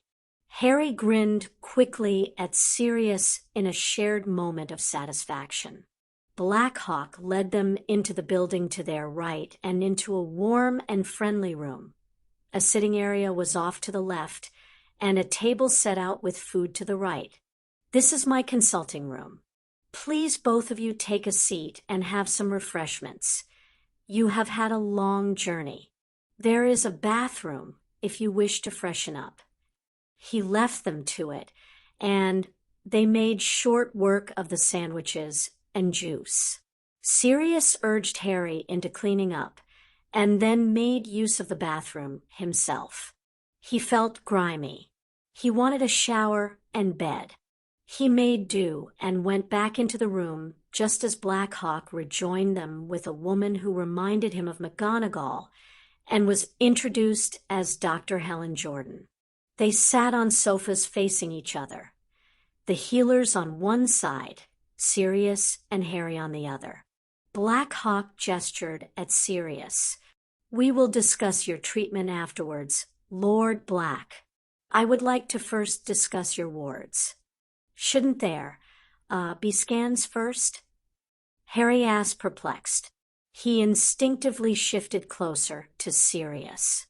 Sirius placed a hand on his shoulder, reassuring him. "I have to admit to the same question. All the scans were performed passively during the time you've already spent in this room." Jordan said kindly. "Saves time," quipped Sirius, a little disturbed that they'd been monitored and assessed without his knowledge. Black Hawk returned his gaze to Sirius. "It is normally our practice to discuss treatment with the child present, if that's okay with you." Sirius could almost feel Harry bristling at being called a child. Harry's a young man rather than a child, I think. He looked at his godson. "Are you okay with staying?" "I'll stay," Harry said immediately. They both turned back to Black Hawk with expectant looks. "We'll start with the minor and work our way up to the major," Black Hawk explained. He indicated that Jordan should take over. Sirius felt Harry tensing under his hand, but he didn't remove it. He kept it there, a silent sign that he was there for Harry. "Mr. Potter," Jordan began. "Harry, please." Harry interrupted. She smiled gently. "Harry, you have some malnutrition and physical weakness caused by poor diet. We can easily fix this with potions and a better diet going forward. We also incorporate Muggle techniques in our healing, hence why I'm a doctor as well as a healer. We want to build up your physical fitness, so there'll be an exercise program for you to do. It'll get you in tip-top shape for Quidditch. How does that sound so far?" "Okay," Harry said warily, and Sirius knew that he was waiting for the other shoe to drop. He was waiting for the other shoe to drop. Jordan smiled kindly. "We also believe that it would be a good idea for you to see a mind healer and learn some defensive mind magic." Sirius had to hand it to them. Harry would have protested at the words mind healer, but for that last dangling carrot. "Defensive mind magic?" Harry asked eagerly. "An art called occlumency," Jordan said. "It helps to keep your secrets and your mind safe. It would offer another layer of protection against Dementors." "Brilliant," Harry proclaimed with relief. He shared a glance with Sirius, an acknowledgement that Harry would be learning something they had already discussed. Sirius squeezed his shoulder a touch as Jordan glanced at Black Hawk. "There is also something our scans found we need to discuss with you to determine a path forward," Black Hawk said solemnly. Harry tensed straight back up, and Sirius's eyes narrowed on Black Hawk. "I do not know if you are aware, but your father and mother invoked a spell that placed a protective barrier around you." Black Hawk began. "Yes, that is, I was attacked in my first year, and the headmaster said my mother's love protected me." Harry said quietly, "Is that what you mean?" "In part," Black Hawk agreed. "The spell is powered by your father's Your Family magic, so he must have called it forth and sent it to your mother somehow." Sirius's eyes widened. Family magic was used to bind oaths and judge the breaking of them. It was an additional power source, but only for the head of house. It had been the reason why James had been able to ensure he and Lily survived 3 encounters with Voldemort. How had James convinced the magic to power a spell Lily had cast? However, Blackhawk continued. The spell itself works only if a mother sacrifices her own life for her child, and her love for you was the reason she could make that sacrifice. Sirius watched anxiously as Harry considered Blackhawk's description, Harry's hands twisting anxiously in his lap. When the Dementors, I hear them, Dad telling her to take me and run, and Mum begging Voldemort to leave me and kill her instead. Harry said softly. He told her to stand aside, but she wouldn't. Sirius's heart just about broke. Of course she wouldn't, he said gently. She loved you very much. He pulled him into a half hug and was surprised when Harry didn't resist the comfort. Your family magic must be very powerful, Jordan offered, because the magic invoked is incredibly complex. All around you is a magical barrier. The one who tried to kill you would never be able to touch you. He couldn't, Harry admitted ruefully, his eyes downcast. A couple of years ago, Voldemort possessed someone who attacked me, and I think my protection killed him. The man, even though the headmaster said it was the possession that did it. Possession is a tricky business. Blackhawk jumped in before Sirius could. It is likely that Albus Dumbledore was correct, that this host would not have survived, no matter that your protection did what it was meant to do and saved you. Think of it this way, Harry, Sirius said, ignoring the look of alarm that Jordan wore with Harry's claim that Voldemort had possessed someone. Your Hogwarts and your folks surrounded you with a forbidden forest to protect you. Just because the forest did its job and kept someone from harming you, it doesn't make it your fault that they came to harm. Understand, it was not your fault. Harry drew in a deep breath and nodded shakily. Sirius wondered if it was the first time he'd talked about his experience, and glanced over at Jordan, who nodded in understanding.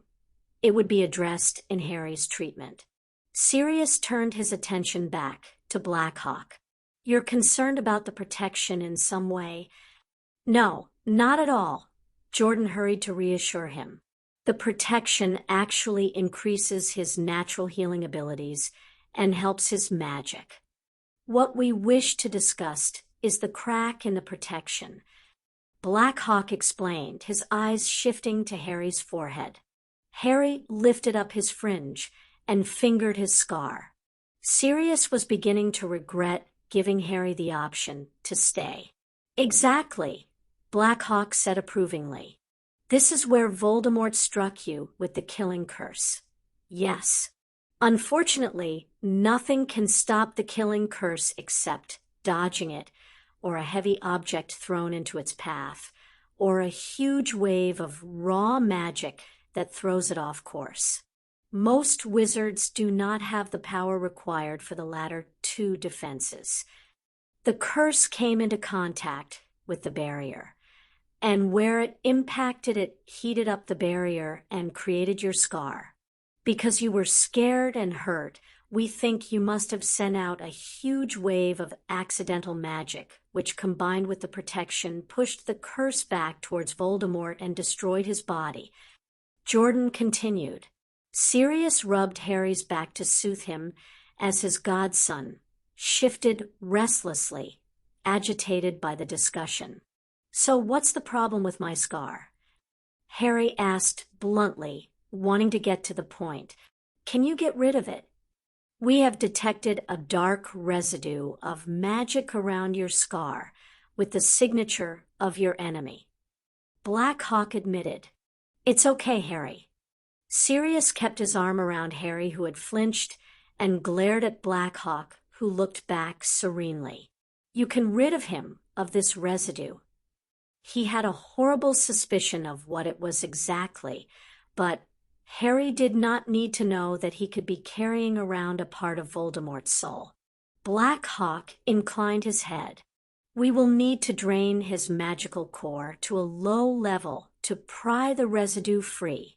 Once it is gone, then we can clean the scar with healing and restore his magic. However, there is the consideration that it provides a connection to the enemy. He paused. I believe if your enemy is weak, the connection is dormant, but perhaps you would feel pain around your scar in your enemy's presence. Harry nodded swiftly. If your enemy were to grow stronger, the connection may expand and provide you with visions of your enemy's movements. Black Hawk said, it could provide an advantage. It is also an area of vulnerability because just as you see him, he may see you. Sirius felt Harry tremble against him and shifted, so he was facing Harry fully, his hands over Harry's. Harry, look at me. Harry lifted his eyes slowly until they met Sirius's. I said we would discuss important things before making a decision, didn't I? What do you honestly want to do? Sirius asked simply. Get rid of it. Harry blurted out, and Sirius felt a rush of relief. I don't want any kind of connection to him, but... No buts. Sirius said firmly. We're in complete agreement. He squeezed Harry's hands, and despite wanting to pull Harry into a hug regardless of their audience, he knew the 13-year-old boy would hate it if he did. Sirius moved back to his previous position, but put his arm around his godson's shoulders. We'll do the procedure to cleanse his scar. Black Hawk nodded, and Sirius could see the approval in the old wizard's eyes. There is one other additional problem we have, and that is a childhood binding on Harry's magical core. Jordan added. Sirius frowned. James placed one when he was about 4 months old, I think. Lily didn't wanna, but he was displaying a lot of magic, doing spontaneous transfigurations, actually, and James eventually convinced her that if they didn't, Harry might harm himself or them accidentally. Harry perked up at the story of his babyhood, but he was too pale, and Sirius could see the fear in his eyes. The connection business scared him, and Sirius couldn't blame him. It was scary. The healer who oversaw it said that the binding would fade around the time Harry turned 10. Sirius added, confused, that binding has indeed faded. Jordan replied, no, there is a second binding, which was performed when he was 15 months old. It restricts the power he can consciously access. This binding has ensured the dark residue would not grow stronger than the child. Black Hawk explained, it has the magical signature of Albus Dumbledore. Dumbledore. Sirius gritted his teeth and tried to control his rising fury. Remus had been wrong. He realized Dumbledore didn't think Harry was average and had nothing to do with getting rid of Voldemort. No, Dumbledore had known Harry had power, but the meddling old. Coot had found the soul fragment, and rather than getting rid of it, he had bound Harry's core, presumably because Dumbledore had wanted the advantage of the connection. Sirius felt his control slipping and wrestled it back. Harry, he reminded himself. Harry needed him to be calm. But it needs to be removed, Black Hawk continued. So we propose to remove the binding once the cleansing is complete. Agreed. Sirius said quickly. We'll assess any power issues after the binding is taken away. Jordan said. Black Hawk regarded both Harry and Sirius thoughtfully. You must be exhausted from your journey. Perhaps we should discuss your treatment tomorrow, Lord Black. It's serious, Sirius answered. And yes, resting and settling in sounds like a good idea. He gave Harry a reassuring smile as they got to their feet. Everything was going to be okay. They'd get rid of the dark stain of Voldemort and get Harry his power back, get him healthy. And then Sirius was going to think of a suitable way to totally destroy Albus Dumbledore. Healing Pronglet and Padfoot, Chapter 3. Sirius Black. Our forgotten hero, Rita Skeeter. With yesterday's shocking news that Sirius Black is innocent, we at the Daily Prophet have returned to the beginning to find out who the real Sirius Black is and what might have motivated those in power to incarcerate an innocent man. Black was the eldest son of Orion and Walburga Black, the first Black in history to be sorted at Hogwarts into Gryffindor. There, he made friends with James Potter, a distant cousin through Doria Black. He and Potter were considered inseparable throughout their school days. Head of Gryffindor Minerva McGonagall recalls that it was as though they shared the same brain. At the age of 16, Black left his family after a disagreement over their open support of you-know-who and was given sanctuary by the Potters, a family that had always stood for the light. Another friend of the Potters, Amos Diggory, notes Black was Potter's brother in all but blood. After graduating overall top of his class, Black joined the Hit Wizards, partnering with Potter during training. Ex-senior Aurora Laster Moody, his training instructor, remembers Black was a great Hit Wizard, the best. There was nobody better at taking down Death Eaters. Indeed, Black was so good, he was promoted quickly and is the officer of record for 18 Death Eater executions in battle. In his personal life, Black was linked with several witches. Polly Bell remembers fondly. After James and Lily wed, Lily went on a bit of a matchmaking exercise for Black, trying to get him to settle down. I think he went on the dates to make her happy he'd stood by James as his best man you see. Black had a bit of a reputation as a rake, but the ladies we spoke to recalled a perfect gentleman. In late 1980, Black was captured by Death Eaters while undercover abroad. His rescue was shrouded in secrecy, although 10 of the executions mentioned above are listed around the same time, and he was badly injured. He recuperated with the Potters, and after the birth of their son, Harry, was named as godfather. Healer Clarence Abbey told the Prophet that Black was actually present at the birth, and it was he who handed his godson to the proud mother and father. He doted on the child. Anyone could see it.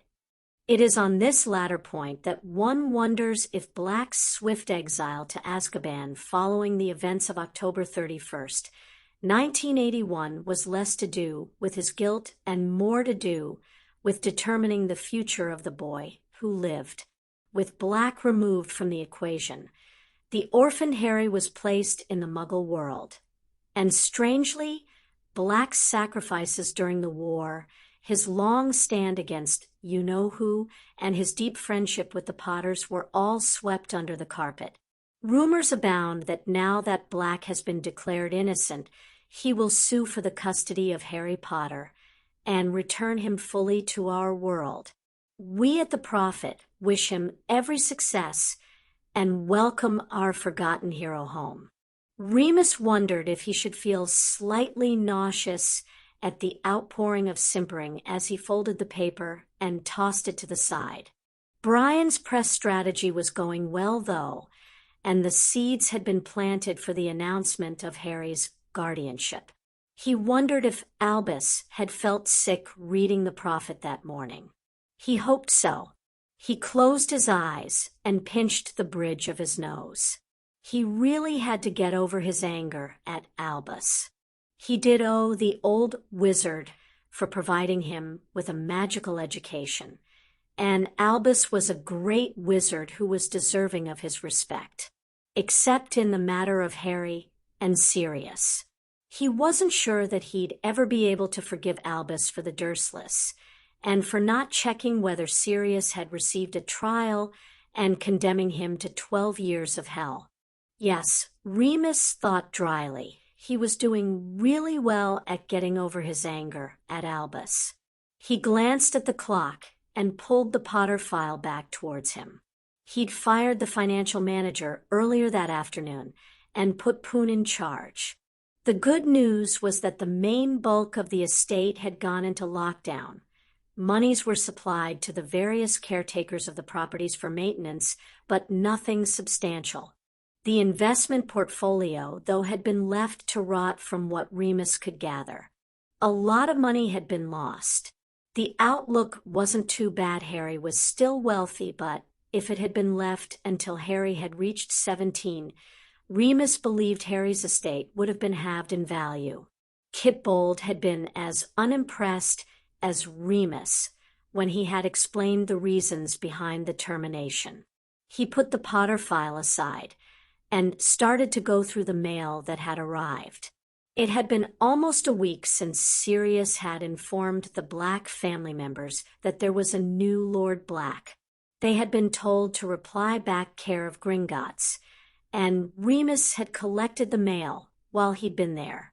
Most of the distant relatives already had a head of house in a good position to serve them, such as the Weasleys, and so Sirius had ignored those for when his identity would be announced.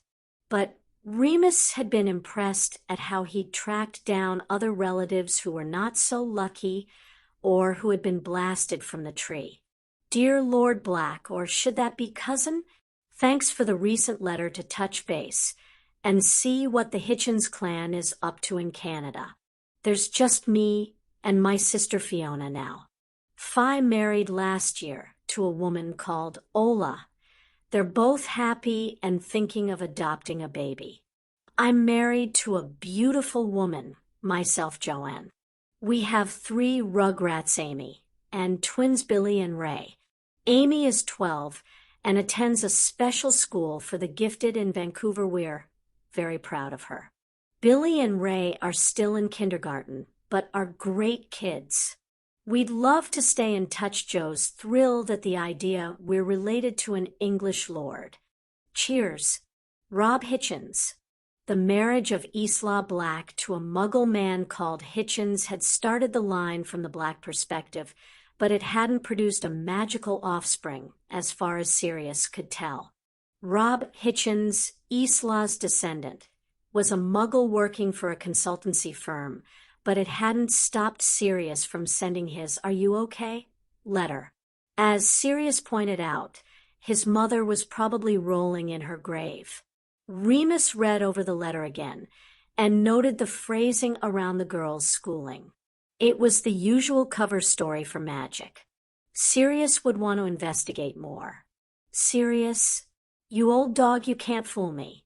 The news of your innocence just reached me via international law enforcement channels. I'm glad you're the Lord, and I expect you'll redecorate the whole house. Australia is great. Uncle Alfred was right about that. You really should have come with me. I'm a respectable senior orer here in Sydney these days, married Anna, a Muggle-born 2 years ago, and she just gave birth to my firstborn Jason. My sister Emile is still in France, married a pure-blood bastard, and gave birth to one. Let's say no more about that. I should warn you that she may approach you for a rapprochement. My younger half-sister Susie is a squib like old departed dad, and looks after the evil stepmother, who is still alive, more's the pity, and living at the old place just outside Paris. No hubby on the horizon, but Susie's a good girl. Yeah, we should probably arrange a call to discuss matters now you've pointed it out to me. I wouldn't want someone like Malfoy getting hold of anything if you were to unexpectedly die either. Give me a shout when you're available. Simeon Black. Remus laughed out loud and set the letter aside for Sirius to read. He knew Simeon, Marius Black's son, was Sirius's choice to become regent of the House of Black in the event of his untimely death. Separate arrangements would be made in respect of Harry's guardianship and the House of Potter, but Simeon would effectively take financial and political control until Harry, Sirius's legally declared heir, came of age. It sounded like Simeon and Sirius were fairly similar. Sirius had admitted that they were about the same age, and Alfred had introduced them when Sirius was 8. Simeon, and he had apparently been on-off pen pals until Simeon had left France just after Sirius had graduated from Hogwarts. Lord Black, my thanks for your recent announcement and inquiry. I do not require the assistance of the House of Black. My great-nephew, Cletus Polt, will assume the House of Burcon as majority. Your cousin, Beatrice. Remus grimaced Beatrice Burke was 102 years old, set in her ways, and considered a harridan. Sirius hadn't known about the great-nephew, or Remus was sure he'd have skipped telling her. My Lord Black, thank you for your recent letter. My situation is comfortable. My husband Theodore and I take great joy in our daughter, Nymphadora. We have no immediate need for assistance. We would be delighted to attend a family meeting at your convenience. Your cousin, Andromeda. Remus knew Sirius would be pleased with that, as he wanted to bring the Tonks back into the family. He picked up the final letter. My dear Lord Black, I offer thanks and appreciation for your recent announcement and inquiry. My marriage to Lucius is successful, and our partnership influential in British politics. You will find us a boon in navigating current waters. We have increased the black wealth endowed to us. Our son, Draco, is at Hogwarts and performs well in most subjects, excelling at potions and winning the role of Seeker for his house team. You will find him a delightful addition to the Black family. We have no immediate need for assistance, but welcome the return of the protection and patronage of the House of Black. We are at your service and will be delighted to attend a family meeting at your convenience. Your cousin, Narcissa. Remus stuck his tongue out childishly at the letter. He clipped his notes to each letter and filed them away for Sirius to review when he got back. He checked the clock, drank down his tea, and quickly made his way to the flue in the reception room, summoning his briefcase along the way. He'd almost forgotten the interview he was due to perform. He fled through to the leaky cauldron and took a key from Tom. It led to a private sitting room just off the main area. Remus checked the room thoroughly and put up a privacy charm. The knock came almost immediately, and Remus called for the applicant to enter. Penelope Clearwater walked in and stopped in surprise at the sight of Remus. Please take a seat, Miss Clearwater. Remus motioned at the chair across from him. Professor, Penelope said, I didn't realize you would be interviewing me. Professor Flitwick didn't mention it when he informed me of the opportunity. Remus studied her nervousness with a regretful sigh. If you're too anxious about interviewing with a werewolf, Miss Clearwater, you're probably not right for this job as it involves working with me. Oh no, that's not it. Penelope apologized immediately. I'm so sorry. I'm just... Her hand flailed weakly. Nervous, suggested Remus dryly. Yes, Penelope said. I've had plenty of interviews, but I just don't know why I don't get the job. And it's made me, well, shall you just give me the bad news now? She looked totally miserable, and thanks to Phileas, Remus understood why. Penelope had been a prefect, aced her newts by all accounts, and yet she'd been turned down for position after position Remus assumed because she was Muggle-born. Phileas had heard from Albus about Remus's good fortune in securing a new position, and had sent a note asking if Remus knew if there was any work suitable for Penelope. Take a seat, Miss Clearwater. Remus said with more authority, and was pleased when she hurried to the chair and sat down, placing her bag on the floor. She straightened her tidy navy robes. "Thank you, Mr. Lupin. Did Professor Flitwick tell you what the opportunity was?"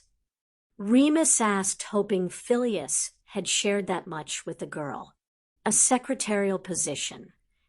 Penelope said. It was obvious she was attempting to sound excited about something she thought was dreadfully dull. "A little bit more than that." Remus said, "What I'm going to tell you needs to remain confidential whether you take the position or not." She nodded hurriedly. "I'm the steward to an ancient and noble house, meaning I look after the financials and the estate management. The Lord has just taken over the head of house duties and will be assuming a seat in the Wisengamot, which will mean meetings and social events. We need an executive assistant to deal with the scheduling, organizing the events we hold, corresponding with quite senior figures, taking minutes, and generally dealing with all the things that we won't necessarily have time to deal with. All of which I'm sure you're more than capable of handling given your academic expertise." He paused. "What was the first position you applied for?" "An administrator role in the Department of Magical Transportation." Penelope said, "I had hoped to begin a career in the ministry." "An admirable goal," Remus said. "What this opportunity would give you is the political exposure, contacts, and sponsorship you need to get into the ministry as a Muggle-born." Penelope's eyebrows shot up at the blunt truth. "You mean I didn't get a position because of... but that's discrimination and..." She stopped abruptly as she recalled who she was complaining to, and her hand flew to her mouth. "Oh, I'm so..." "No apologies necessary." Remus waved her off. "The truth is we're both discriminated against, myself officially under law, and you unofficially under tradition. The ministry prefers positions are appointed to purebloods first. I think Mr. Weasley tried to warn me." Penelope admitted ruefully. She took a breath and fixed Remus with a determined look. "I'm happy to take the position if you'll have me." "Good," Remus said. "When can you start?" "Tomorrow." Penelope offered. "You'll need to come to the house. Shall we say 10 o'clock? Remus gestured with his wand over a slip of parchment. She frowned as she took hold of it. "My steward Remus Lupin invites you to 12 Grimmauld Place." "The Fidelius charm?" Penelope asked excitedly. "He's quite protective of his privacy. The parchment will be blank for anyone but you." Remus said dryly, "I'll explain everything tomorrow. You should be prepared to take an employment oath, and we'll go over your duties and salary then." He got to his feet. Penelope got to hers, stuck out her hand, and offered a bright smile. "Thank you for the opportunity, Mr. Lupin. Call me Remus. We will be colleagues." Remus offered, shaking her hand. "Oh, well then, you must call me Penelope," she said, letting go and picking up her bag. "Thanks again, Remus." She bit her lip. "Lordy, that was weird. Think how I felt when I called my old head of house Minerva for the first time." Remus commiserated cheerfully and laughed at her horrified expression as she realized he meant Professor McGonagall. "I'll see you tomorrow." He waited until she was gone before he took down the privacy charm, grinning to himself all the while. A Muggle-born assistant for Lord Black. Sirius's ancestors would be disgusted at letting a Muggle-born have such a prestigious position. And Sirius was going to be delighted. We're losing him. Sirius felt his heart stutter in his chest, but he refused to be removed from his place by Harry's side as the healers bustled around him, trying to save his godson. Neither he nor Harry had slept well in the cabin they'd been appointed the night before. It was a great cabin. It had 2 bedrooms, a shower room, a large den, and a small kitchenette. There was even a private pool attached. But they hadn't been able to appreciate it fully after the news about Harry's scar. Sirius had gotten up halfway through the night to find Harry sat in front of the fire in the den. He'd changed into Padfoot and offered doggy comfort, feeling that Harry would pretend he was fine to a worried and panicking godfather, but might open up to his alter ego. As Harry had petted him and slowly started confiding in Padfoot about his fears over the treatment, over the residue and the connection, Sirius figured he'd made the right call. The morning, though, had seen Harry scared but resolute. Sirius had never been so proud of him. Harry has asked him tentatively if he would stay with him during the procedures, and Sirius had immediately reassured him that he would be there every step of the way. He was not going to be moved. His hand tightened around Harry's. His godson had been given a potion that rendered him unconscious. A metal bracelet had been placed on one wrist, draining Harry's magic away from him. A balding middle-aged healer called Darcy was perched at Harry's head with strange aura-tracing goggles adorning his face, a magical wand fashioned like a muggle scalpel in his hand, prying the dark form of the foreign soul piece away from Harry's scar. Everything had been going well until the dark blob caught on the end of the medical wand had begun to fight back, additional tendrils snaking out towards Harry faster than Darcy could cauterize them. Harry had begun to thrash violently. Jordan and another female healer, Gargu, had stepped in to hold him down. And now, Harry had stopped breathing. Black Hawk stepped up and waved his wand furiously over Harry's form. Breathing apparatus appeared over Harry's mouth and nostrils, sending oxygen into his body.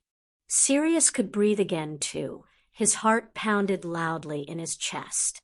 We need to drain his magic more. This bastard is fighting tooth and nail here. Darcy snapped, his blue eyes flashing imperiously at Black Hawk.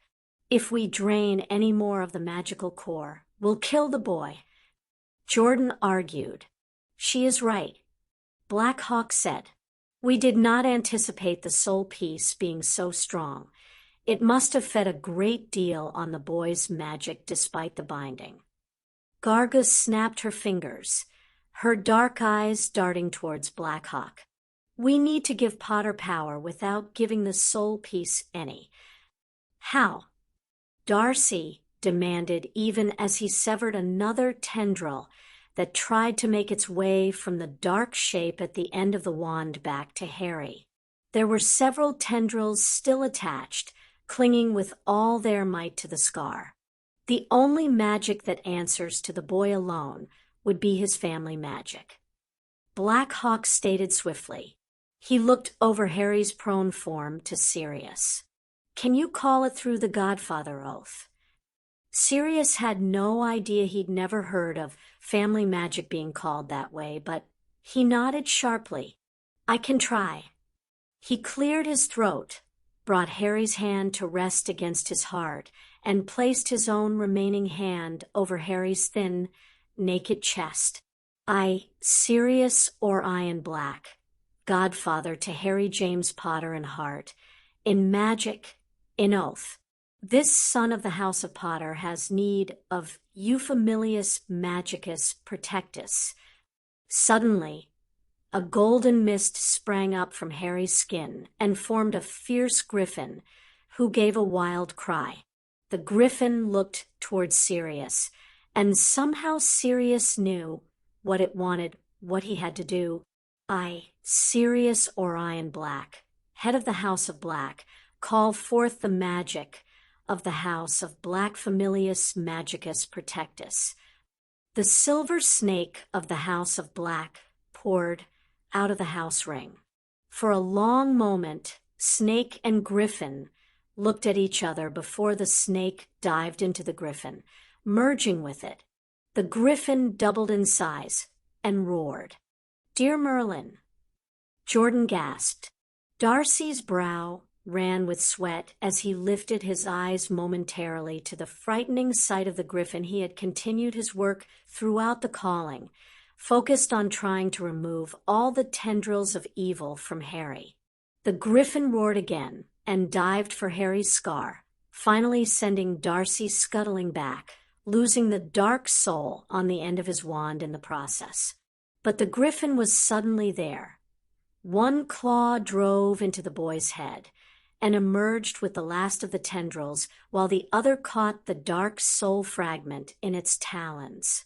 For a second, there was silence, and then the dark form screamed as the talons shredded it to nothing.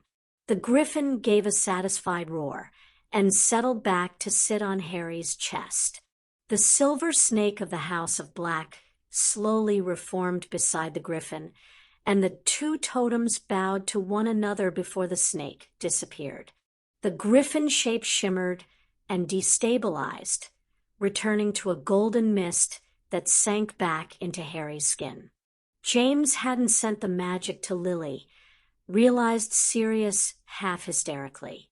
He'd sent it to Harry, and somehow as a baby, perhaps because of the sheer terror of that moment with Voldemort and the trauma of seeing his mother killed in front of him, Harry had used the magic and helped power his mother's spells so much so that his family magic had become part of the blood protection Lily had given him. No wonder Voldemort couldn't touch him. Not only was there the blood ward itself, but it was merged with the purest light magic of the House of Potter. Black Hawk tapped the metal bracelet, and Harry's magic began to return to him. Sirius dropped a kiss on Harry's palm, rubbed his thumb over the kid's knuckles. "Almost done, Harry," Sirius whispered soothingly to the unconscious boy. Darcy had swapped to a normal wand and was busily magically cleansing the freely bleeding scar on Harry's forehead. Gargu stood poised with salve and bandages to move in when he'd finished. Jordan banished the apparatus, satisfied that Harry was breathing on his own again. The bracelet fell away, signaling that Harry's magic was returned, and Black Hawk moved immediately, his wand weaving over Harry's form in a delicate pattern to remove the binding that had been placed on him. Harry started to glow with each swish of the wand, and Sirius raised anxious eyes to Black Hawk. Black Hawk's face grew grave, but he continued to work, and Harry glowed brighter with each swish. "Healers, move back," Black Hawk ordered as the light became blinding. Darcy, Gargu, and Jordan hurried to obey. Another swish. There was a flash like a camera, which made Sirius blink. A rush of pure power slapped into him, backlash from the binding coming free. He threw himself over Harry without a second thought, protecting his godson. And silence. Sirius looked up and saw Black Hawk picking himself up off the floor. He limped back to Harry and began a diagnostic while the other healers returned to their former positions. Sirius felt Harry's racing heartbeat under his palm and slowly eased back to stand beside him again. Black Hawk began another set of wand movements. "I am effectively bandaging Harry's magical core in healing magic. It is wounded after the removal of such a powerful binding." Sirius nodded, relieved. Darcy moved back, and Gargu smeared salve into Harry's forehead before she picked up her wand and had the bandage wrap itself around Harry's head. Jordan brought over 3 vials, spelling the contents straight into Harry's system. She caught Sirius's worried gaze and smiled reassuringly. One potion was a nutrient and strengthening potion to help his body recover. One was a pain potion, and the other was a sleeping potion. He needs to remain calm and still while his core heals. We will wake him tomorrow. Black Hawk said, finally stepping away. Remarkable.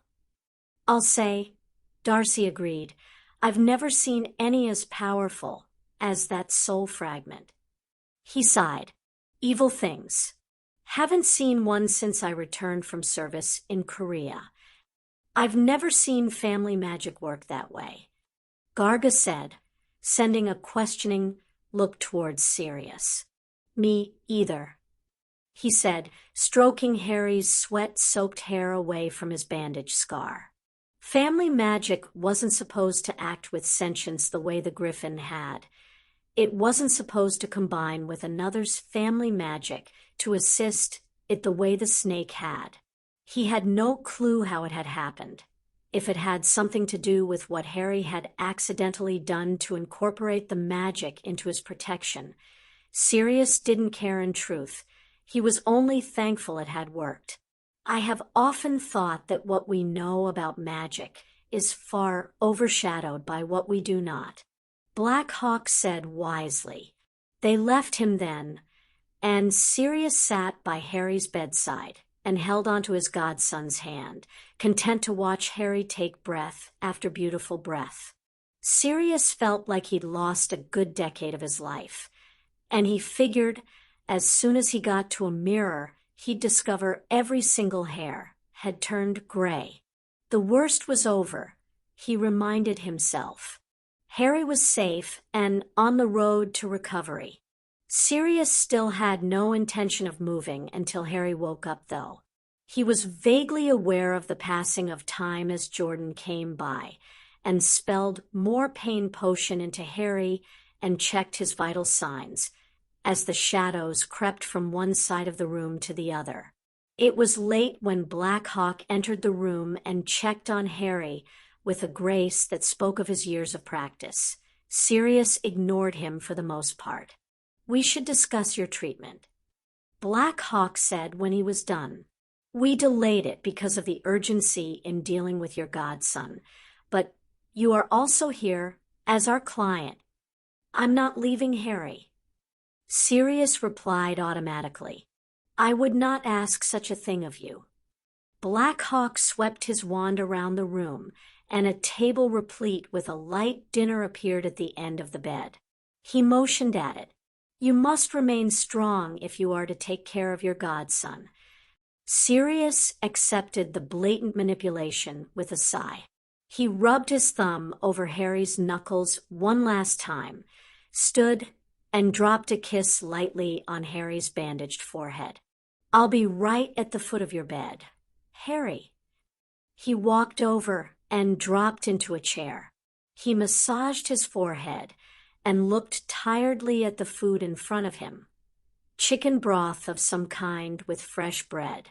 He picked up the roll and tore a piece off to nibble on while he picked up the spoon half-heartedly.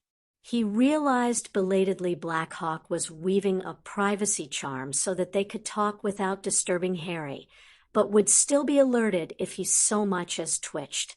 Thank you, Sirius said, and he knew the thanks were for more than the charm.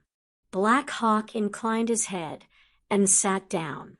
He began to eat, and they concentrated on the food until the broth was gone. Steamed fish, greens, and rice followed it. Sirius declined a platter of fruit when it appeared, instead settling for strong black coffee.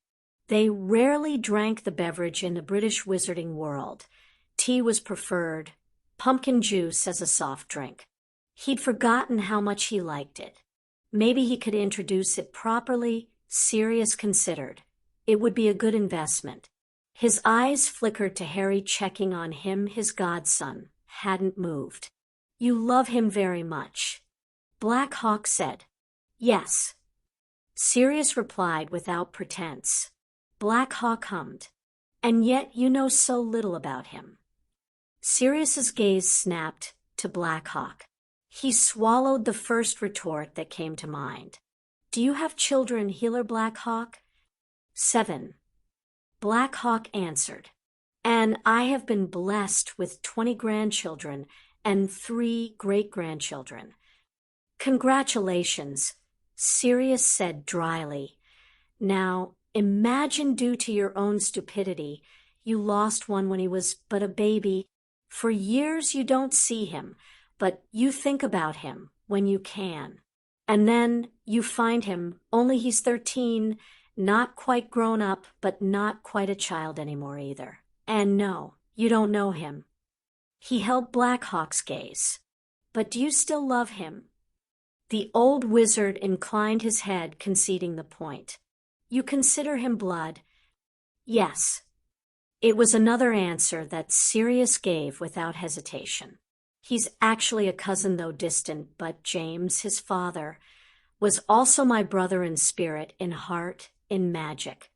He could see the old terms registering with Black Hawk, and wondered idly if that was why the black magic had been able to assist the Potter magic. Harry's blood held both after all. Sirius let his mind drift back to Harry. I was with Harry's mother, Lily, when she went into labor, and stayed with her through most of the childbirth, while our other friends went to find James, who'd gone for a meeting at Gringotts. He only got back 10 minutes before Harry made his appearance, and Lily refused to let me leave. I got to hold Harry first. I was the one that handed him to James and Lily. You say you lost him through stupidity? Black Hawk asked. Sirius huffed. I trusted the wrong person to see to his safety, and I thought my letting him go was temporary, just until I caught Peter, the one who betrayed them. And he wouldn't make that mistake again. He shifted position and took a sip of coffee. He kept his gaze on Harry. Harry and we don't know each other. I know that. And he doesn't consciously remember loving me, so I know if he were to consider the matter, he would believe he doesn't yet, but I think he believes he could love me and wants to love me. I know he loves the idea of me, someone who loves him and who will be there for him, but he doesn't trust that I do, and I will yet. He tilted his head. I won some ground by getting him away from Lily's sister and her family, by keeping my word and ensuring he could come live with me instead. For a man whose mind is shrouded in clouds, you see remarkably clearly. Black Hawk said, finally, the Dementors did a number on me. It was a statement. Your mindscape is badly torn. Black Hawk acknowledged. You require a great deal of mind healing. Your clemency has helped you regain some measure of control, but you require additional support to regain the rest. Sirius nodded slowly. I would thank you for the report you provided to Dr. Jordan of Harry's childhood. It will help her avoid some pitfalls in his mind healing. Black Hawk paused. I don't suppose you have one for your own. Sirius's free hand clenched into a fist, and he forced himself to take a breath. I'm afraid no one investigated my childhood. There was a keep-out message in his tone, and he wasn't surprised when Black Hawk backed off. Your body also requires healing. Black Hawk continued. In that, you and your godson are remarkably similar. You both suffer with malnutrition and physical weakness. I believe it would be best for much of your treatment in this regard to be together. His eyes twinkled. It will aid in your getting to know each other. Sirius felt his lips twitch, reluctant amusement swelling at the comment. We should speak of Albus Dumbledore. Black Hawk said finally. You have a lot of anger towards him about the binding on Harry. I have a lot of anger towards him, full stop. Sirius admitted with frank honesty. He was primarily responsible for Harry ending up in the custody of the Dursleys. He failed to check on him and failed to ensure Harry was safe with them. He's used Harry, since in regards to Voldemort. He gave a sigh. And I'm not exactly thrilled that he left me to rot in Azkaban without a trial or a visit when I worked as part of his order against Voldemort. He motioned with his cup. The binding is just the latest item on my list of things to be angry at Dumbledore for. Black Hawk nodded slowly in understanding. The problem with great men is that everyone looks to them to know everything, and quite often they themselves fall into the trap of believing that they do. I believe it so of Albus's actions in regards to the soul anchor and binding. I don't believe he knew how to solve the problem of the soul piece without killing Harry, and thus believing there was no solution. He did the binding to keep the remnant weak. Do you know him? Sirius asked a little rudely. We are acquaintances, not friends. Black Hawk said. We met when I toured Europe some years ago. He picked up his water. Albus is a true master of transfiguration and potions. He made a fascinating dinner companion, and is somewhat useful as a correspondent when we require an expert opinion on spells in order to heal damage, such as your uncle's, but we have little else in common. I have dedicated my life to healing just as the rest of the people of the valley. We learn more and more every day. We learn from the Muggles as much as we do from other healers around the world. Sirius appreciated Black Hawk's honesty. My apologies for my abruptness. He murmured, Perhaps you're right, and he didn't know how to deal with it. I worry about his motives. Consider this, Black Hawk said. That Halloween night, Albus had reason to believe that this soul hook within Harry was the only anchor to life that Voldemort had. He could have killed the child, believing that to do so would eliminate Voldemort as a threat. Sirius frowned, his blood running cold at the thought. Merlin, it could have happened too, because Dumbledore hadn't known about the other Horcruxes at that point. Instead, he chose to keep the child alive. Black Hawk said, However, I admit it is confusing that he has never sought to find a solution in the years, since although he may have done with other healers who may also not have known a solution. I don't think he did. Sirius said, We think there may be a prophecy involved. Black Hawk frowned heavily. Such things should always be treated with caution. I should know. Sirius looked at him with interest. Are you a seer? Not truly. Black Hawk said eventually. I always see my clients, but that is the extent of my gift. I saw the image of you and Harry arriving when your uncle shook my hand in farewell. Of course, I thought you would be 27 and Harry would be 5 when you arrived. When the time passed and you did not come, I believed my sight had failed for the first time. He smiled ruefully. I didn't take a de-aging potion into account. He motioned at Sirius. And so you see why visions and prophecies require careful handling. It is all too easy to discover that what you think they show or mean is something else entirely. Sirius nodded slowly, his attention shifting again to the boy in the bed. I just want to keep Harry safe. Then we must get you fit enough to face the challenge. Black Hawk stood up. Sirius followed, stretching to get the kinks out of his back. Your other form will be more comfortable for sleeping, I feel. Black Hawk smiled. Be warned that my colleague takes a dim view of dog hair. He vanished the table and left. It only took a moment for Sirius to shift into padfoot. He jumped up on the bed and sidled up to nudge Harry's hand with his cold nose.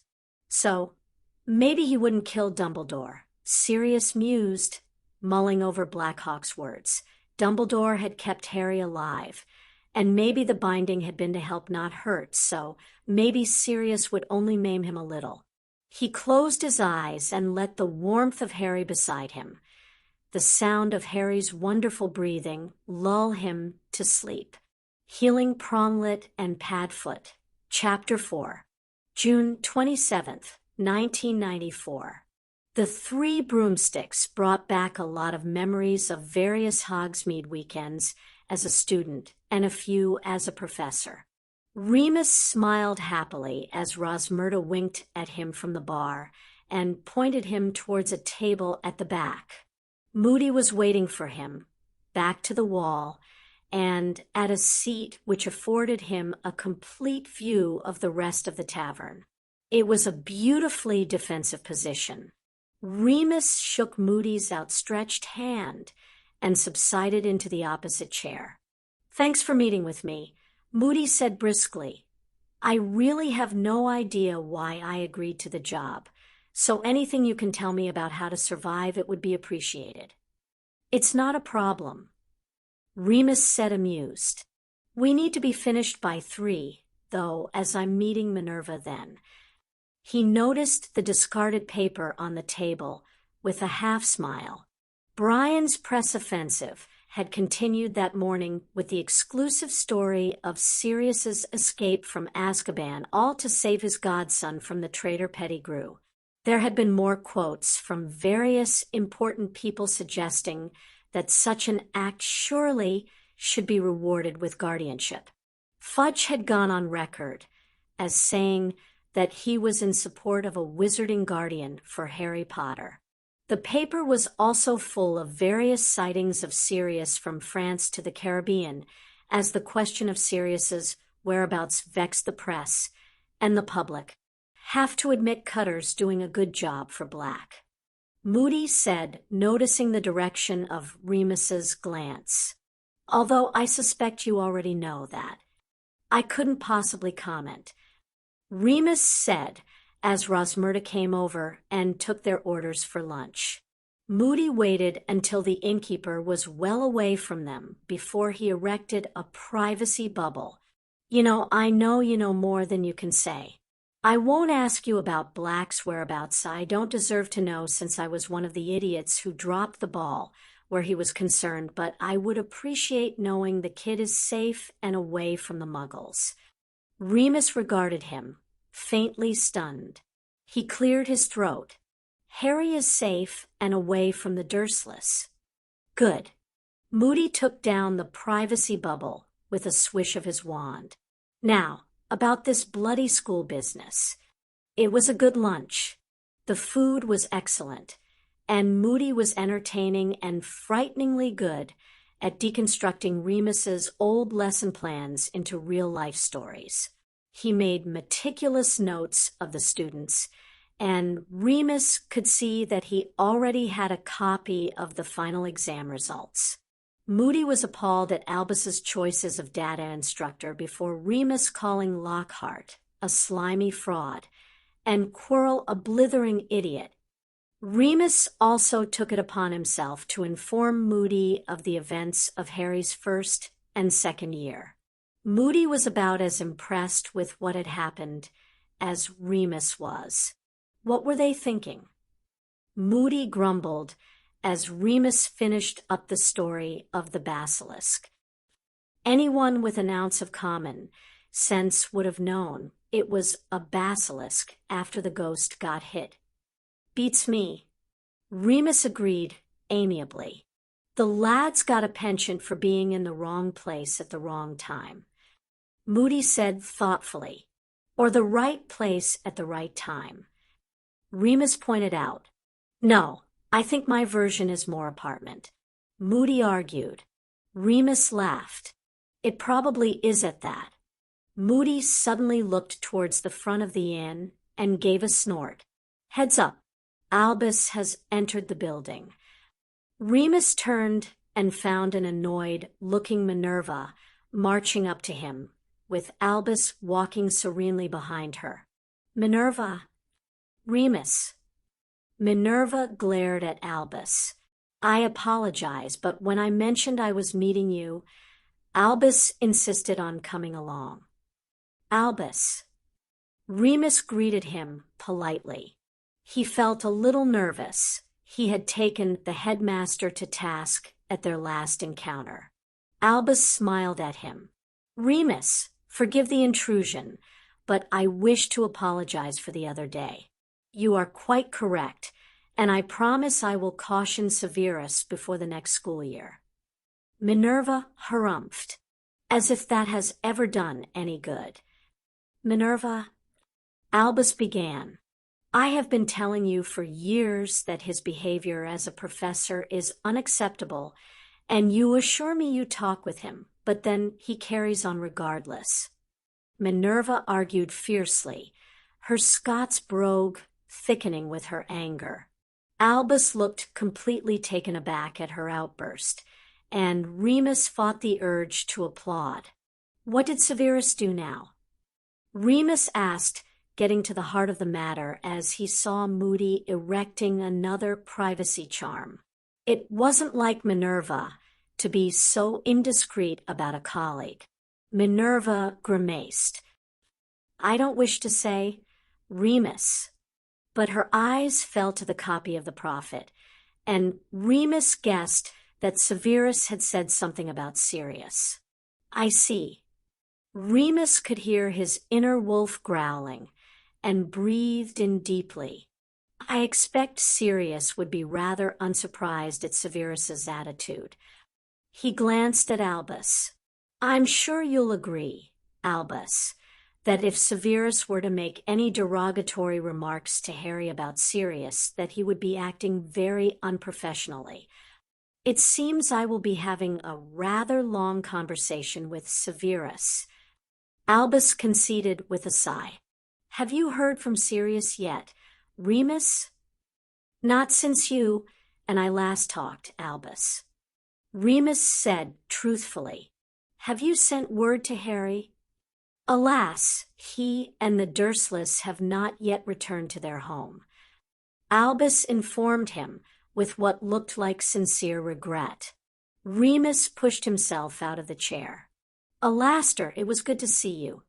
They shook hands, and Moody thanked him again as he undid the privacy charm he'd put up. Minerva, we should leave, or the goblins will get upset at our tardiness. A meeting with goblins. Albus's eyes twinkled. It sounds very mysterious. It's a will reading, Albus. Minerva snapped, and I'll thank you not to hold us up any longer. Albus. Remus said by way of farewell, and offered Minerva his arm. She took it, and they headed over to the flue. As he followed her into the flames, he could hear Moody in the background. What the hell is this I hear about a bloody basilisk? Remus fell out the other end, laughing. Minerva fixed him with a glare that had him sobering swiftly. Apologies, Remus said. I overheard Alaster berating Albus about the business with the basilisk just as I fled. Minerva sniffed. We were very fortunate that all of the students were lucky enough to survive the whole affair. You won't get any argument from me. Remus concurred. They made their way into Diagon Alley and down the street to Gringotts. They were shown into a back room, and Remus was unsurprised to see Brian, Liam Arkham, Amelia Bones, and Kip Bold waiting for them, along with Augusta Longbottom and Andromeda Tonks. Everyone exchanged minor greetings before Arkham, a blond, portly man with a mustache, got on with the business. I thank you all for coming at such short notice and apologize for the lack of details in your invitation beyond that this was a reading of a will and you had been named as beneficiaries or were required to be here. Liam began pompously. We are here to read the joint will of James and Lily Potter. Remus wasn't surprised, but he heard Minerva's sharp intake of breath. I thought it was missing? Minerva asked. Clearly, Minerva, it has been found. Augusta said crisply. Liam cleared his throat. You're here to represent Frank, Alice, and Neville Longbottom, Madam Longbottom? Yes, Augusta said sharply. I am here to represent Sirius Black. Brian preempted Liam's form question of his presence. Remus knew the two solicitors were already aware of each other's roles in the proceedings, but Brian gained 3 sharp looks from Andromeda, Augusta, and Minerva. Remus Lupin? Liam cast his gaze over Remus. Representing myself. Remus replied easily. Andromeda Tonks, also representing myself. Andromeda spoke up before Liam could ask her. And obviously Professor Minerva McGonagall is here representing herself, and who I recognize. Liam smiled at her. I should hope so, Mr. Arkham. I was your teacher for 7 years. Minerva retorted. Quite. Liam replied hurriedly. I also thank Amelia Bones, who has agreed to act as the executor given the extraordinary circumstances. Which are? Asked Augusta. A copy of the will was provided by the new Lord Black to the Ministry as part of the special investigation into the matter of Sirius Black. Amelia explained. I can't say anything more because of confidentiality. Again, there were surprised looks. Very well. Augusta huffed. Shall we get on with it? Liam cleared his throat again. Quite. He pulled the parchment to him. I'll skip the legalese and summarize the bequests, if that is okay with you all. Everybody nodded. Remus Lupin is left the sum of 100,000 galleons and the house at Dithery Cliff. Do you accept this? Yes. Remus said, a lump forming in his throat. He imagined James and Lily had wanted to ensure that he always had a home and money to live, knowing as they did how hard it was for him to gain employment as a werewolf.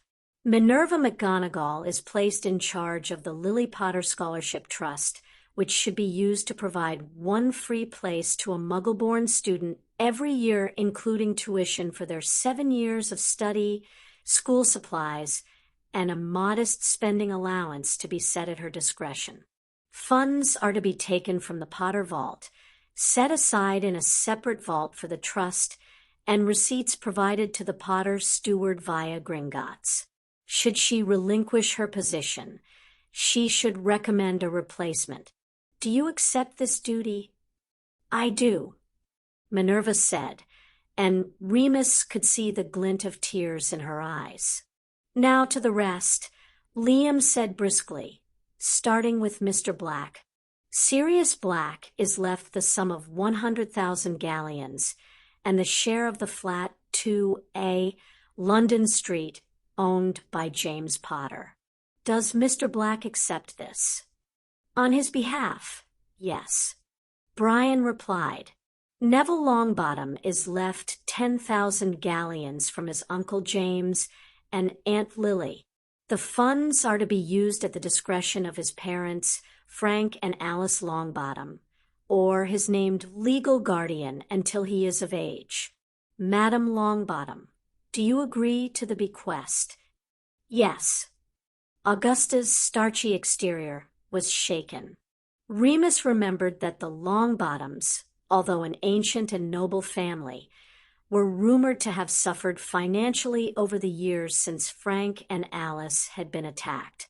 There is a bequest to Lily Potter's sister, which is being handled through Muggle solicitors, and one bequest that has been denied by the executor, as the named individual Peter Pettigrew has been found complicit in the deaths of the Potters.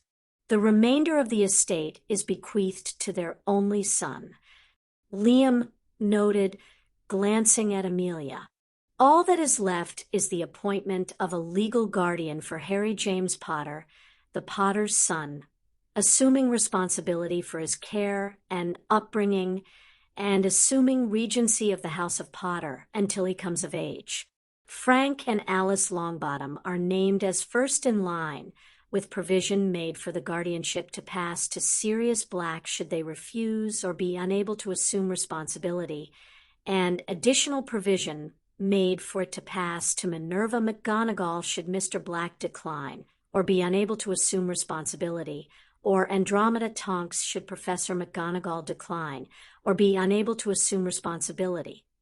The three women looked suitably shocked, and Remus schooled himself to appear the same. For the record, I confirm that Frank and Alice are in no position to assume guardianship. Augusta said tersely. Brian? Liam inquired. Brian cleared his throat. My client, Sirius Black, will assume guardianship.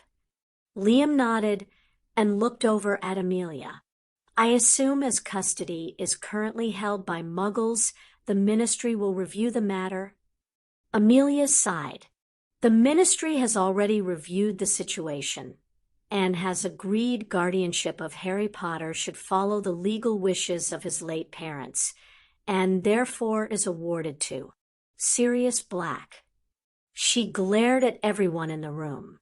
Please do not share this until such time as the information is made public. Everyone nodded. And that concludes our business. Liam said brightly, Please see Kitbold for your vault keys. Augusta retrieved her key and swept out before anyone could say anything to her. Remus exchanged a polite nod of acknowledgement with Brian and Amelia before he got his key and waited for Minerva. Andromeda paused beside him as she left. It's been a long time, Remus. Too long. Remus agreed. How are you and Ted? Good. Andromeda said, pleased to hear the news about Sirius and feeling entirely guilty for thinking that he would ever. Me too, Remus said hurriedly. Andromeda looked at him intently. Have you heard from him? He's getting medical treatment in line with the conditions set by the Ministry for him to take custody. Remus offered. She nodded. Tell him he's welcome to come over whenever he gets back. Well, I'd best be off. Take care of yourself, Remus. She left just as Minerva appeared, and Remus fell into step beside her as they exited Gringotts and made their way to the Leaky. He noticed his companion was silent too silent. Remus cleared his throat and discreetly raised a privacy bubble. Are you all right, Minerva? No, I don't think I am, Minerva said quietly. She looked every single one of her years. I was with Albus the night we left Harry in the Muggle world, and to think I knew they were the worst kind, but I accepted Albus's decision, and I haven't questioned it since despite. It's obvious the Muggles haven't taken the best care of Harry. I failed James, Remus. We weren't close after Doria died, and he and Lily left Hogwarts, but that's no excuse. He placed a hand on her arm. There was no way for you to know if they hadn't informed you, Minerva, and it's clear from your reaction that they didn't. But if you feel you need to make some kind of amends here, I would suggest that you don't tell Albus that Sirius has guardianship until it goes public like Amelia requested. Minerva regarded him sternly for a long moment before her shoulders straightened. You have my word, Remus. She turned and left before he could say anything more. Time bubble, July 9th, 1994. Harry was having the best summer of his life. They'd been at the Valley for 2 weeks, and although Harry had time traveled with the Time Turner, he still had a difficult time getting his head around the idea that however long they stayed at the clinic, only a week would pass in the outside world. He'd decided to forget that oddity and simply enjoy his stay as much as he could. The first day had been scary. The whole thing about the residue in his scar had been beyond frightening, but it had all been dealt with very quickly. He couldn't remember the procedures to cleanse his scar, as he had thankfully been knocked out for the whole thing. He had been restricted to bed for a few days, after mainly because they'd needed his magical core to settle. What had been enormously comforting was that Sirius hadn't moved from his side the whole time, except for a few bathroom breaks. It had soothed some lingering worry inside Harry that Sirius didn't really mean it when he'd said he'd be there for him. That despite everything Sirius had done to make it possible for Harry to live with him, Sirius wouldn't really want him once he got to know Harry. But it was hard to argue about how much Sirius cared about him when his godfather spent all of his time looking after him and keeping his spirits up while he recuperated. They'd mainly shared stories about Hogwarts during Harry's bed stay. It was the most common ground they had. Sirius admitted that Remus had already told him some of Harry's experiences, but he wanted to hear about them from Harry. Harry had been a little reticent, but once he'd started to talk, he'd found himself happily reminiscing about his first-year adventures. He began with Hagrid taking him to Diagon Alley, and Sirius had quizzed him over what Hagrid had and hadn't told him about the wizarding world. He got the impression that Sirius liked Hagrid, but wasn't impressed that Hagrid had explained so little, which surprised him, as Sirius, on the whole, was very non-judgmental. He'd understood Harry's immediate use of the invisibility cloak when he'd received it, and he'd mostly looked relieved about Harry surviving the troll. It had also been a relief to Harry to tell someone about the events with Quirrell. Sirius had listened intently to Harry's tale. He'd also placed a hand on Harry's arm when he got to the confrontation with Quirrell and didn't let go as Harry haltingly recalled everything. Sirius had reassured him again that it wasn't Harry's fault Quirrell had died, noting that Harry had acted in self-defense. He also explained about possessions and how they worked, including the fact that they were almost always fatal to the host body.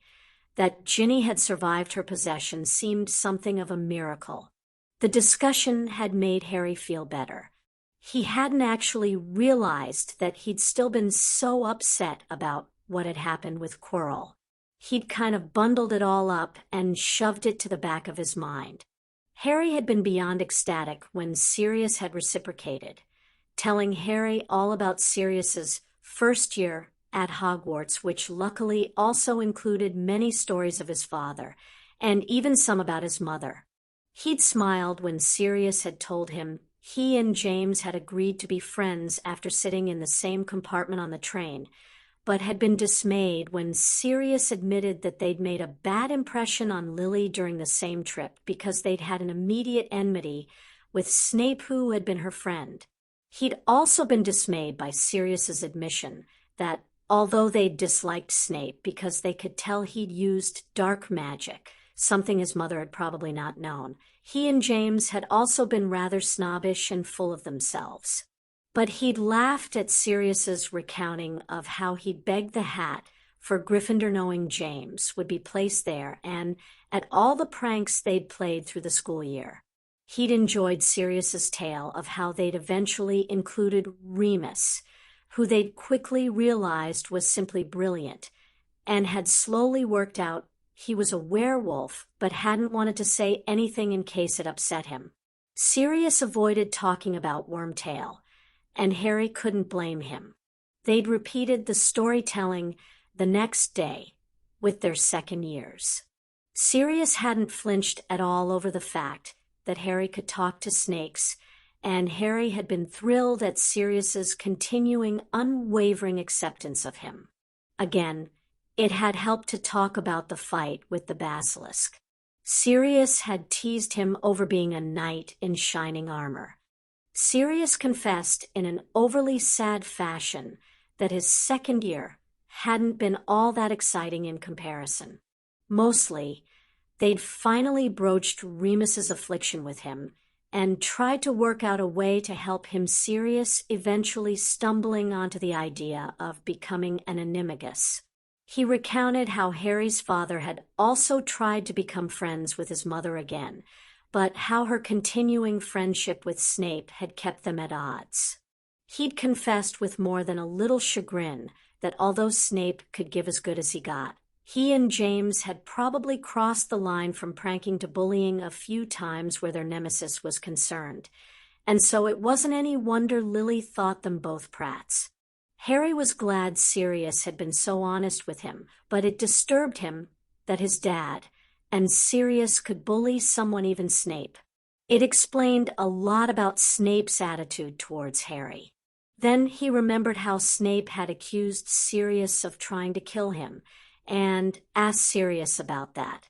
You have to understand, Harry, that by 6th year, us Marauders and Snape were mortal enemies. He'd thrown in his lot with the Death Eater crowd the year before, and dropped his friendship with your mother. Sirius began. You remember my telling you I'd run away that summer? Well, Snape caught me one day, and hinted that he knew more than the official story of my parents disowning me. He hinted that he'd tell the whole school. He shifted on the bed, and shame entered his eyes. I panicked a bit about whether he did know anything about my family situation, I guess, and told him that he knew nothing. He then said he knew everything about Remus and his monthly trips to the Whomping Willow, and would know more if he followed him. So I dared him to press the knot on the willow, and do it if he was man enough. Harry frowned. But that sounds like he knew Remus was a werewolf. I think he had a strong suspicion. Sirius agreed. In fact, I made the dare, because I thought that he already knew, and I didn't think for a moment he'd be stupid enough to go looking for a werewolf. He sighed and rubbed at his beard for a moment. I didn't tell your dad, or Remus about it either for that reason. I didn't think there was any reason to be worried. Only Snape went looking. I think he drugged our pumpkin juice that night because Peter went straight to sleep, and I found it hard to stay awake.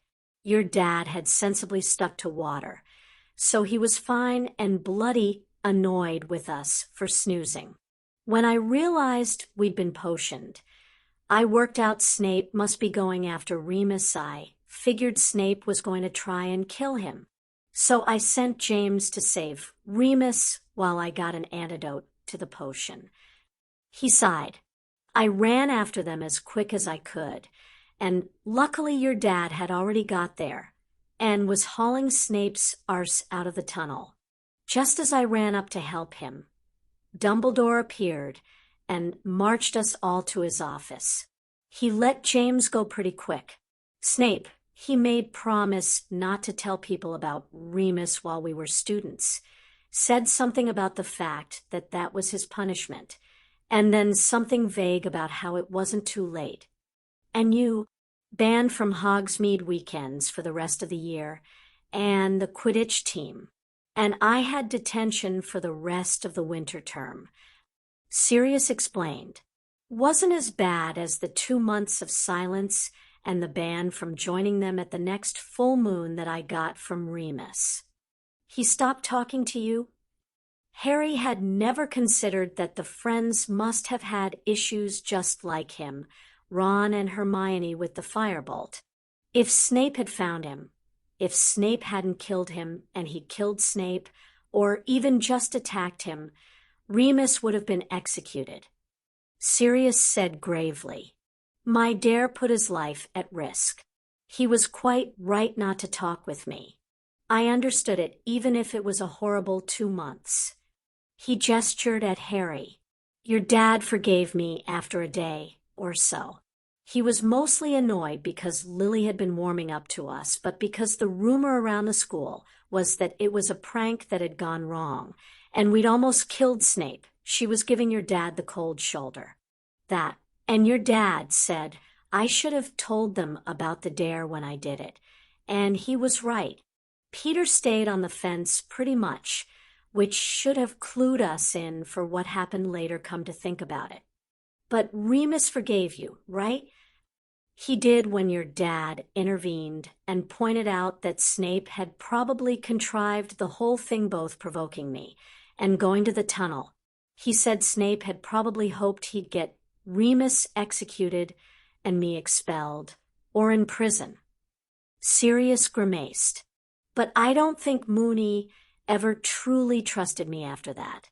It probably was one of the reasons why he considered me the spy, and why he believed I was guilty. He shifted position again.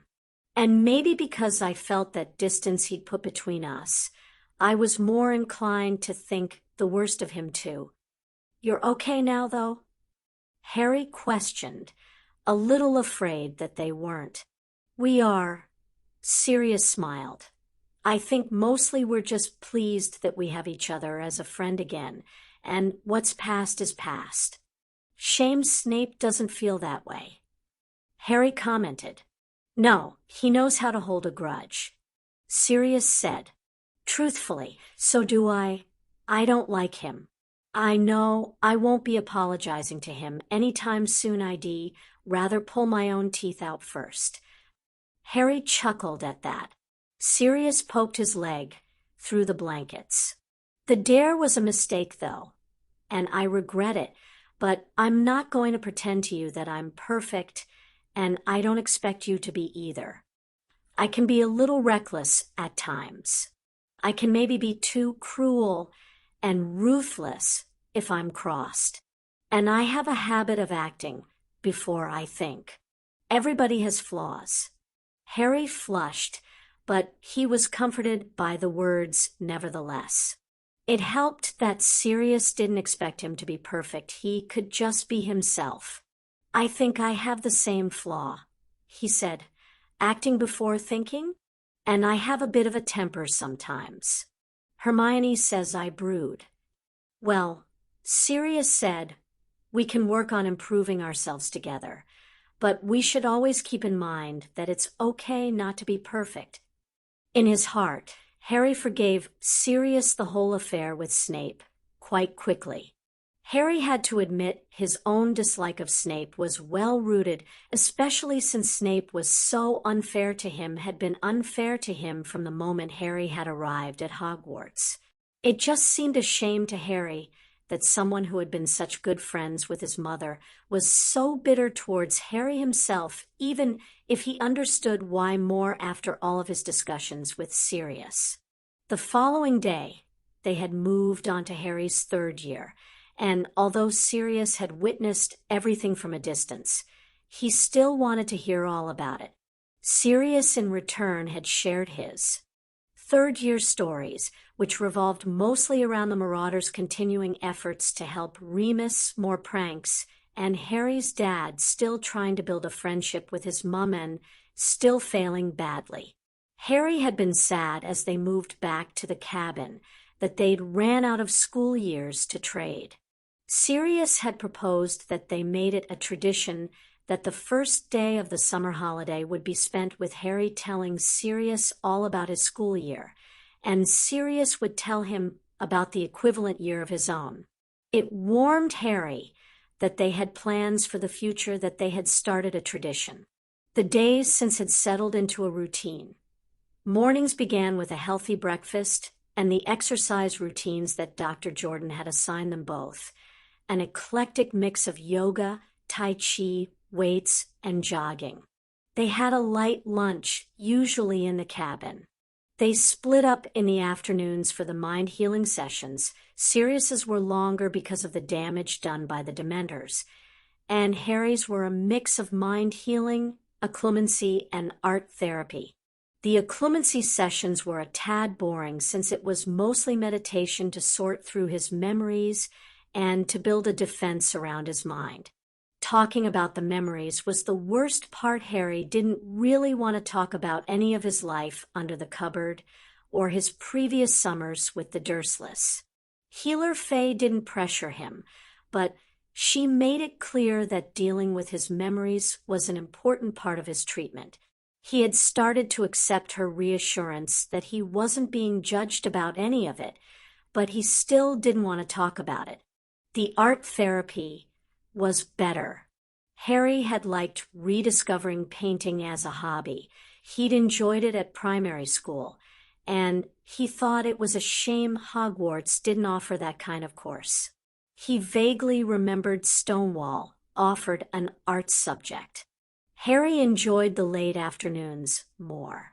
Sirius had offered to teach him to swim in the attached pool, and they spent an hour in the water before eating dinner by the poolside.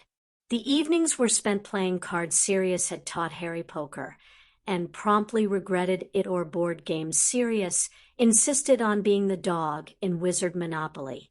Sirius always told a story about Harry's babyhood, or something about his dad or his mom.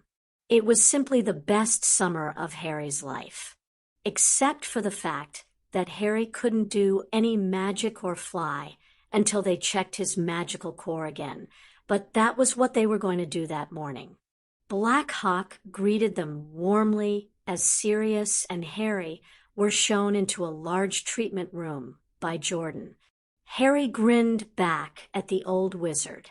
Black Hawk had joined them for dinner a couple of times, and Harry had been enthralled by his stories of healing. He was actually thinking it might be something that he would want to do in the future. Maybe.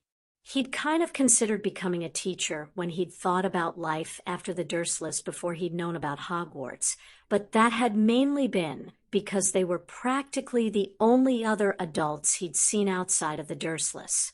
Now, we are going to repeat the tests we did before your procedures. Black Hawk informed him briskly.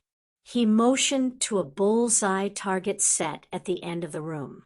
You will cast the Stupefy spell at the target. He indicated a book on the table. Wingardium Leviosa, to levitate this book a meter above the desk. And, finally, you will produce a Patronus. Harry nodded. He only had a vague recollection of the tests the first time around. He seemed to remember the target produced a number which equated to the power used. Sirius patted his arm. A silent good luck. Harry faced the target eagerly and raised his wand. Stupefy. The red light shot across the room and slammed into the target, sending it rocking back into the wall. Harry stared at it in shock. There was a huge hole in the center of the crumpled target.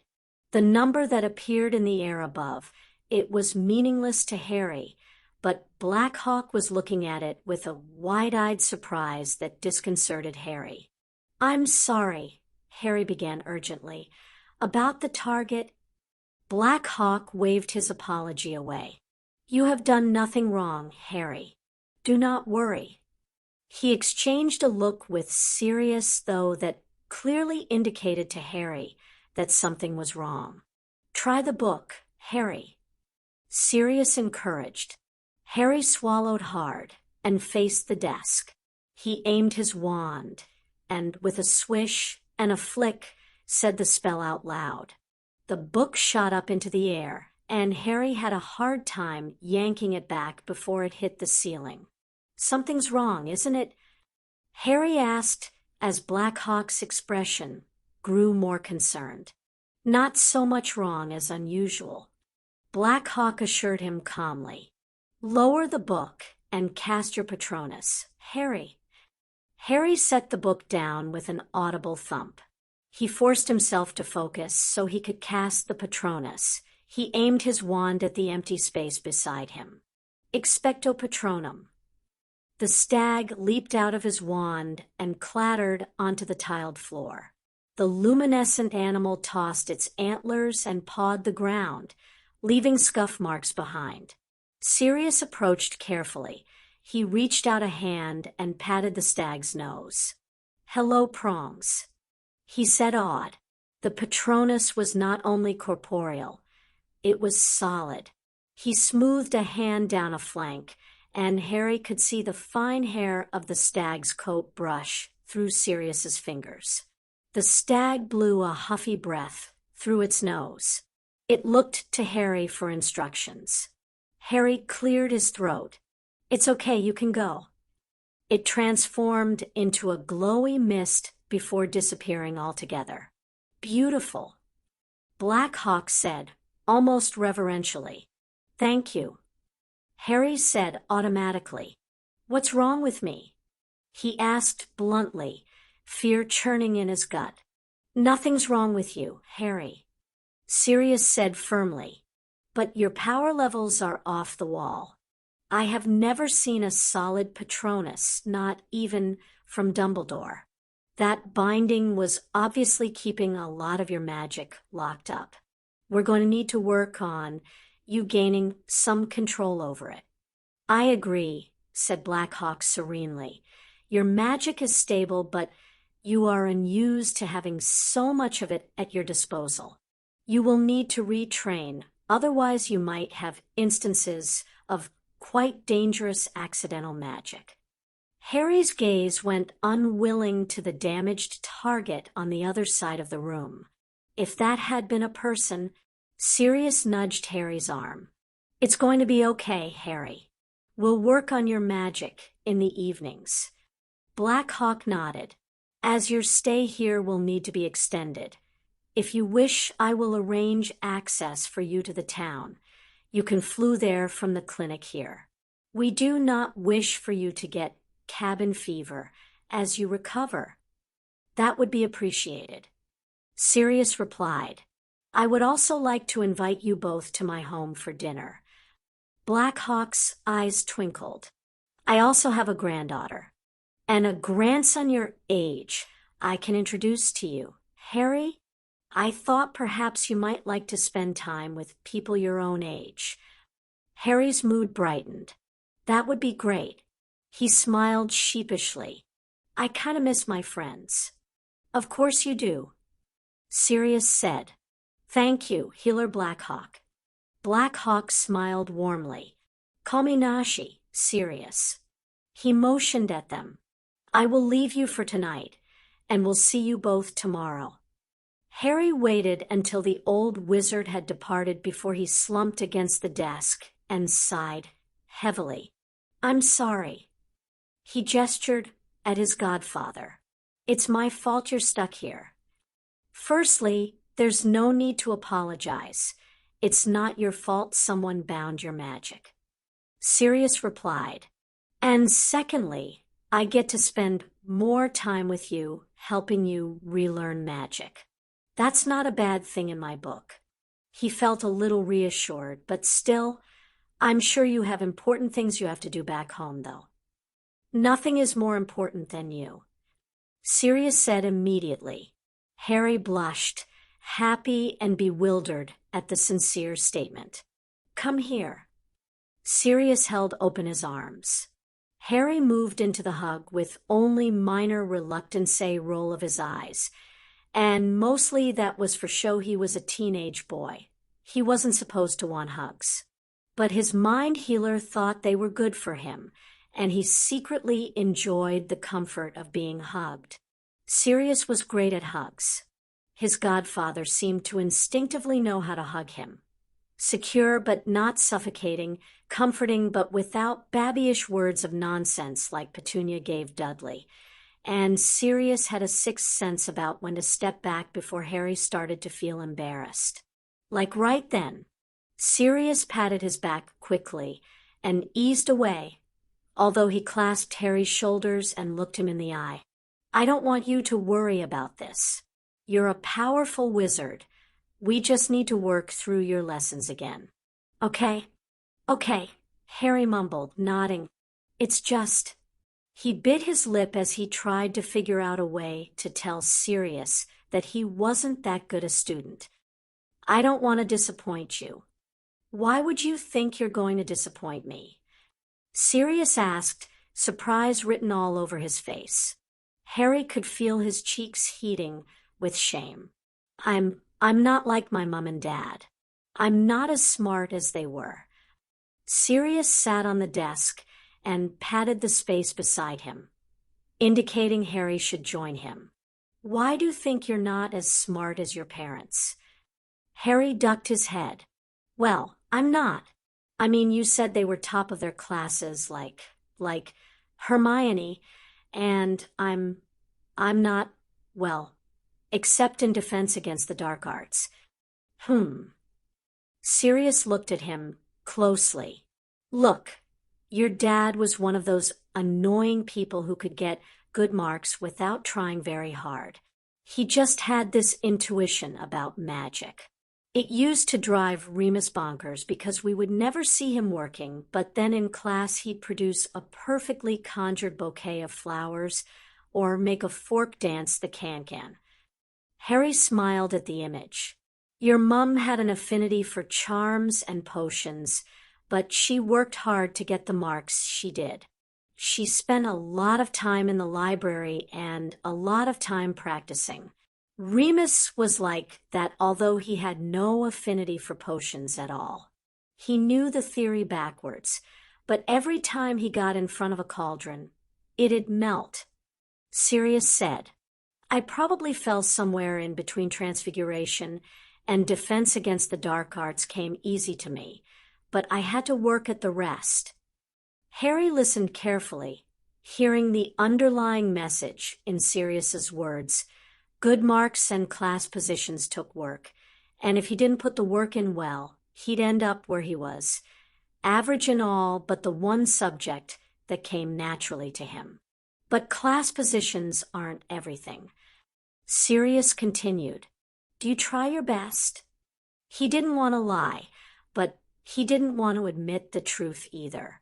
He squirmed under Sirius's scrutiny. Sometimes. He admitted, which means sometimes you don't. Sirius pointed out with brutally honest logic that reminded Harry of Hermione. Why do you only sometimes try your best? I don't know, Harry replied automatically, shifting again as he really considered Sirius's question. He thought back over his schooling. He'd loved his primary school when he'd first attended. It had been an escape from his meager existence at Privet Drive. But then Dudley had started chasing away anyone who wanted to be friends with him, and his relatives had never praised his marks, and had simply never accepted him being better than Dudley. In the end, he'd decided not to draw attention to himself by remaining average in class, but secretly went over the lessons in his cupboard at night. He'd looked forward to Stonewall as a means of starting afresh, and he vaguely recalled that his plan had been to do well so he could escape Privet Drive when he was 16 and get a job. But then there had been Hogwarts, and Harry had intended to do well the summer before he'd started. He'd stayed up late reading his books, and he'd tried, hadn't he, those first few weeks of school?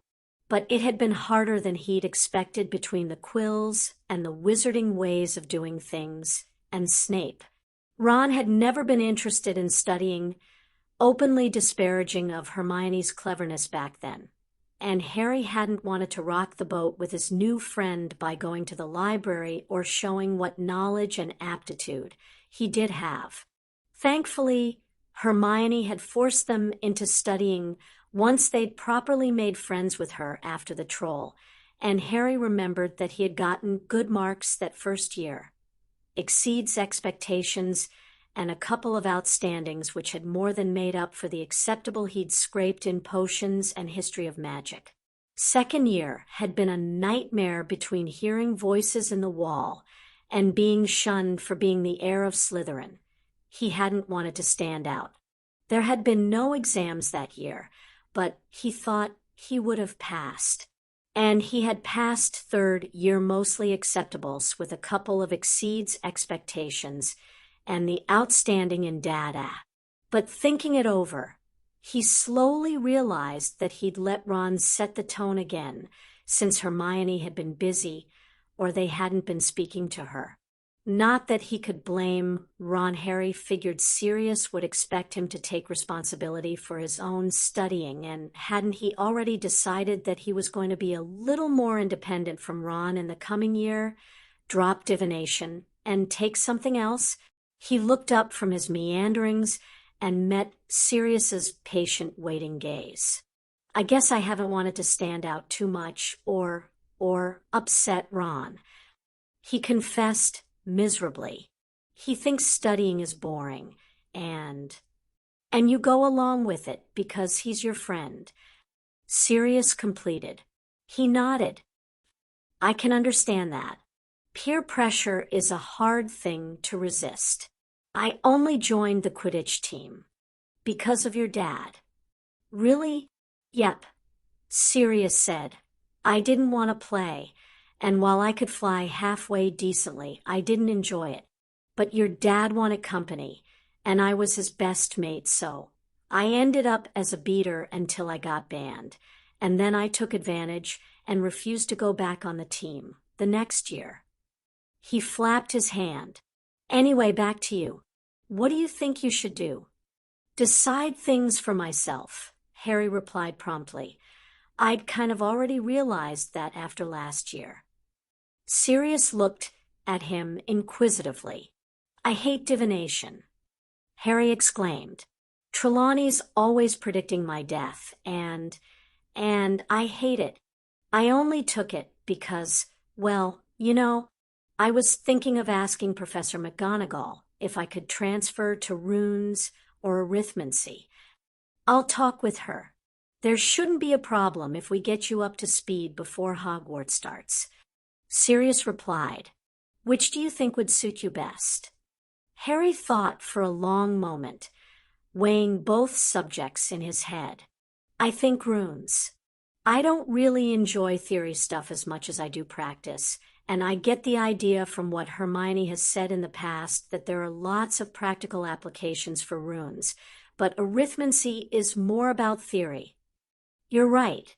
Runes it is then, and you're in luck because I did runes, and we can start your tutoring while we're here and take advantage of the time bubble. Sirius poked Harry's arm lightly.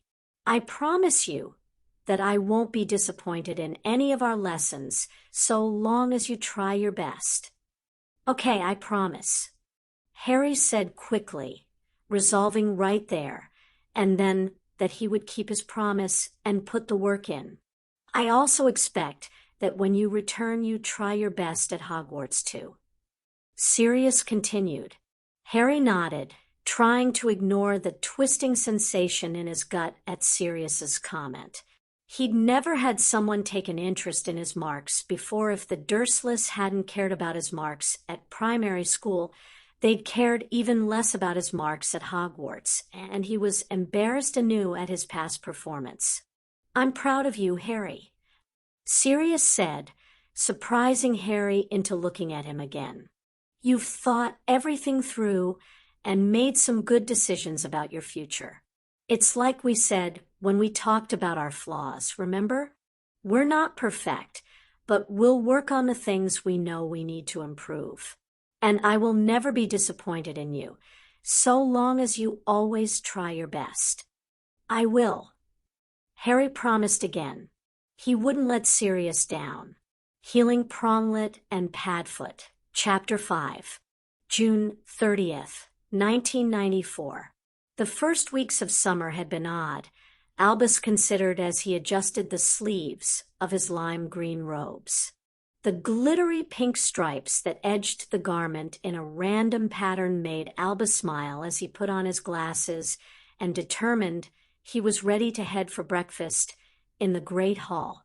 Oddity wasn't a bad thing, Albus mused whimsically. He'd had odd days where things had gone wonderfully well, like finding the chamber pot room, and losing it again because losing it was just as wonderful as finding it. And most odd things did have an explanation if one was inclined to look past the oddity. So, although some might have thought it odd that Alastor Moody had suddenly taken an interest in checking on the wards around young Harry, Albus believed it had been precipitated by his own request to Alastor to take up the Dad teaching position that had led to a nostalgic discussion about the old days. And Sirius Black still being at large, Albus had forgotten that Alastor had arrested Sirius, but he had forgotten so much more than he remembered that it didn't really worry him. And from there it had been a short hop, skip, and a jump to the Potters and Harry and the wards. It wasn't at all odd that Alastor had paid no attention to Albus's reassurance that all was well and Sirius was not a threat. Alastor was Alastor, which meant paranoid, and not inclined to take anybody else's word. not even Albus's. It was a marvelously successful worldview for an Auror and had its uses. Indeed, Albus had fully expected Alastor to do what he had done in tracking down Harry and checking on the wards. Albus had congratulated himself with a lemon drop after Arabella's report that she had seen Alastor and that he had reported the wards were fine. Of course, Alastor's visit had probably coincided with Harry's interview about Sirius, come to think of it. Arabella's report had mentioned a woman that in hindsight met Amelia Bones's description. Her second report, though, had been most odd. The gossip that the Dursleys had taken Harry with them to wherever they had gone because of whatever family emergency had transpired. But Albus wanted to take it as a sign that the Dursleys were finally treating Harry as part of their family. So he did. Perhaps the explanation could be found in the events of the previous summer when they had caused Harry to run away from home. Perhaps they had realized that their treatment of the boy was unacceptable and turned over a new leaf. So, yes, it was odd, but odd could be good. The chamber pot room was such an example. But there was odd, and there was odd. And it had been odd that out of nowhere Cornelius had decided to allow Amelia Bones to investigate Sirius's past alleged crimes and events at Hogwarts at the end of the school year. It wasn't odd that Amelia had done a sterling job and exonerated Sirius. She had been a wonderfully bright student, if Albus remembered correctly. Of course, there was an explanation for Cornelius's about turn. It appeared that a new and surprising patron had appeared on the scene. Albus had spies contacts everywhere, and his contacts had managed to scrounge up the interesting fact that there was a new Lord Black.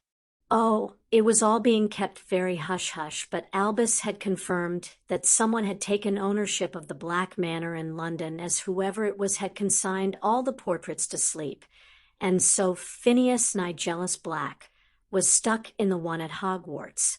Again, a new Lord Black wasn't odd so much as odd. Not that there was one, as there were plenty cousins, all of whom had more or less equal claim to the family magic, but it was a surprise as Sirius was the blood heir. And while Albus just couldn't see Sirius taking up the mantle with the depth of derision he held for his family name and heritage, the whole thing was very odd in the timing. There again, thought Albus as he navigated the corridors and stairs with ease, Sirius had been in the news, constantly following his escape. Media attention may have prompted one cousin to assume the lordship and make a plea on his cousin's behalf. Or maybe Sirius had fled to this cousin and made a deal, Sirius giving up all claim to the lordship in exchange for getting him exonerated and perhaps a job for a friend. It would explain Remus Lupin's immediate success in finding alternative employment. No matter, Albus was sure all would be revealed in time. So, Albus wasn't alarmed by a new Lord Black appearing on the scene. The Black family had been powerful and traditionally dark, but the old alliances were broken, and Albus couldn't see someone like Lucius Malfoy simply accepting an usurper in his dealings with the Ministry. And if this was a Lord Black that had taken the position at Sirius's behest, then Albus wasn't overly worried, as he doubted Sirius would have approached someone truly dark. No, there was no need to assume a political threat until more was known about this Lord Black's agenda. The more immediate wrinkle was Sirius himself. In hindsight, Albus wondered if it wouldn't have been better to have pushed Cornelius for a trial the night Sirius had been locked up in Hogwarts. Albus could have offered his personal protection and insisted on due process under the auspice of his chief warlock authority. From there, he could have controlled the issue of Harry's custody using the debt Sirius would owe him to convince him that the boy remained with the Dursleys. But Albus had decided at the time that he couldn't take the risk, Sirius as a fugitive made it easier for Albus to keep Harry safe, and so he had determined to simply allow Harry to help Sirius escape after all.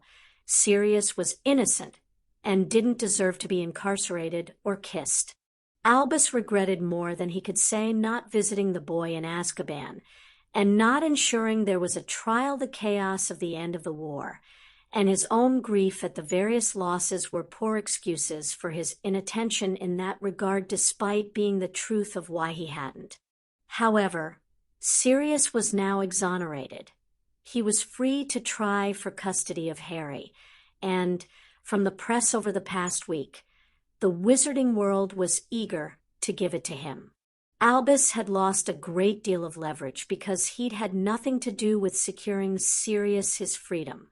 It wasn't a disaster. The good news was that Sirius remained abroad, whereabouts unknown, and Harry was safely away with the Dursleys.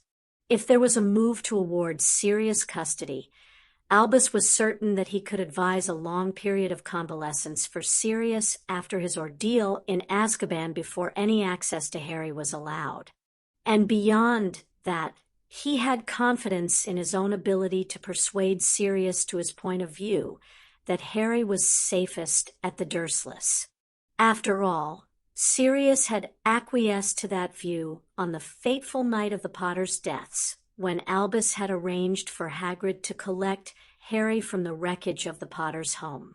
Although possibly, Albus mused, back then Sirius had thought the plan to hide Harry with the Dursleys was a temporary one, and it had been until Albus had discovered the blood protection Harry carried. Maybe he would have to give up the secret that Harry's blood carried within it his mother's sacrifice, that it was renewed under the blood wards she had left around her sister's home, and imbued back into those very same wards by Harry residing within them. The advantage it gave far outweighed any other consideration, like the boy being raised by people who loved him. It was deeply unfortunate that the Dursleys hadn't accepted Harry, hadn't loved him. Albus had hoped Minerva had been wrong about the kind of people they were, but Arabella's first report to him, only a few months after leaving baby Harry with them, had left him with little doubt she'd been perfectly correct in her concerns. Albus had felt a twinge of conscience about removing the Potters' will from their solicitors at that point, but by then the poor Longbottoms were no longer viable contenders to look after young Harry. Sirius was in prison, and Minerva, well, he was certain she would agree him, which made the Tonks' claim moot. And the Dursleys had looked after Harry, housed him, clothed him in a fashion, fed him poorly perhaps, but enough. And through their example of how not to behave, Harry had grown into quite a splendid young boy. No, Harry's home life wasn't ideal, but it was sufficient, and more importantly, the blood protection Harry carried was maintained, which was the important thing. It had already saved his life once more.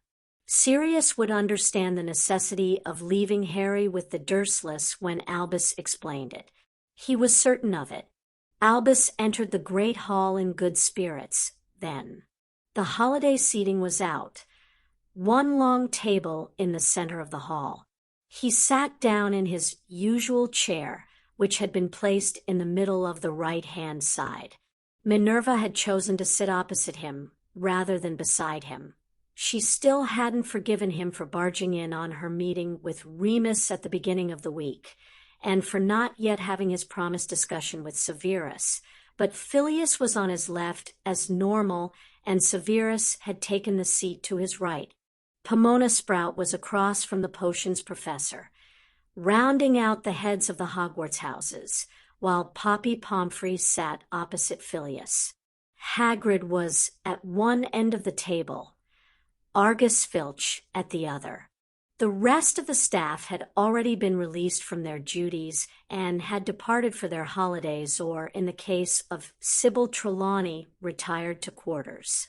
Albus led their conversation a mix of glee at the absence of students, irritation at the end-of-year bureaucracy and paperwork, and anticipation of their holiday plans drift over him as he tucked into a bowl of porridge with warm honey. Instead, he focused on the vexing problem of Tom Riddle. He was confident that defeating him was still achievable. He had spent years suspecting that Tom hadn't died the night he had attacked the Potters, based on his discovery of a vile soul fragment of the evil wizard within Harry when he had examined him in the Hogwarts infirmary. It had horrified Albus and the staff with him, Hagrid, who had brought Harry to Hogwarts, and Poppy, who had been administering healing. Albus had no idea how to remove it, and had settled for binding Harry's magic to ensure the fragment was kept weak. Then he'd erased Hagrid's and Poppy's memories of Harry being there, and what they had learned. He couldn't risk news of the soul fragment or indeed the blood protection, which he'd also discovered leaking out to the general public. He'd sent Hagrid off with the child to Privet Drive on the motorcycle, beating him there easily and allowing Hagrid to think he'd come directly from Godric's Hollow. It had been easy enough to think up a plan to confirm his suspicions once and for all when he had finally tracked down rumors of a wraith in Albania. The Philosopher's Stone provided a tasty bait in the trap, and Harry beginning his schooling provided a second temptation to draw in Tom. He hadn't quite planned for Quirrell to be possessed, the poor boy, even if he had suggested Albania as a possible venue for Quirrell to gain some practical data experience. And in his defense, Albus had tried very hard to find a solution that would leave Quirrell alive once the wraith was exorcised. And initially, everything had gone well. Tom, through Quirrell, had come to the school. Then Quirrell had let a troll into the school and, according to Severus, tried to kill Harry during his Quidditch match. After that, Albus had sent for the Mirror of Erist to place an additional protection on the stone, one he hoped would keep Tom trapped until Albus could face him. But Albus had underestimated Quirrell's, or rather Tom's, sneakiness and Harry's sense of responsibility. Tricked out of Hogwarts, he suspected a strong confundus and compulsion spell on the parchment, which had called for his presence at the ministry and for him to travel by broomstick of all things. Albus had arrived back just in time to realize Quirrell Voldemort had gone after the stone, and Harry had gone after him. In some ways, Albus believed the confrontation between the two was fated because of the prophecy Sybil Trelawney had given to him, the prophecy that had led Tom into attacking the Potters in the first place, that nothing he could have done would have prevented it. But that hadn't lessened his guilt when he had found Harry slipping into unconsciousness, his mother's protection having saved him once again, although Albus had also felt a moment's vindication in his decision to leave Harry with the Dursleys. Tom's wraith had fled rather than face Albus. It was as he watched over young Harry in the hospital wing that Albus realized he'd grown fond of the boy, and he was consumed by sorrow because he couldn't think of any way for Tom to be eliminated without Harry dying because of the soul fragment. Albus had resolved to wait. Tom remained a wraith and powerless. There was no rush. He had decided that Harry should have as much of a childhood, as much of a life as possible before the ultimate confrontation. He hadn't planned on Harry facing another shade of Tom in his second year. The Chamber of Secrets fiasco had been exactly that, a fiasco. Not that Albus would admit it to anyone. He had been unable to pinpoint the chamber's location, unable to think of an effective strategy to defeat the basilisk without allowing it to roam the school, unable to tell who was possessed, and therefore he couldn't take the risk of closing the school and allowing the possessed individual to disappear. And Lucius Malfoy's political maneuverings hadn't helped matters. In the end, the entire awful affair had been horrendously valuable in terms of intelligence because it had revealed the diary. Tom had created a Horcrux to anchor him to the land of the living, probably more than one, and likely the partial fragment that had ended up in Harry had been a mistake or an accident caused by the instability in Tom's soul. It gave Albus a new avenue for investigation and narrowed the field on how Tom might regain a form. There were rituals of restoration. One in particular called for the use of the blood of an enemy. If Harry's was used, then Harry would have an anchor to life, although it would open up the soul connection between them fully. But Albus couldn't count on it. He had to assume that there would be no advantage, and that Harry's death was inevitable. Time was of the essence, Albus mused. The prophecy Harry had overheard at the end of term seemed to indicate that Tom would regain his form sooner rather than later.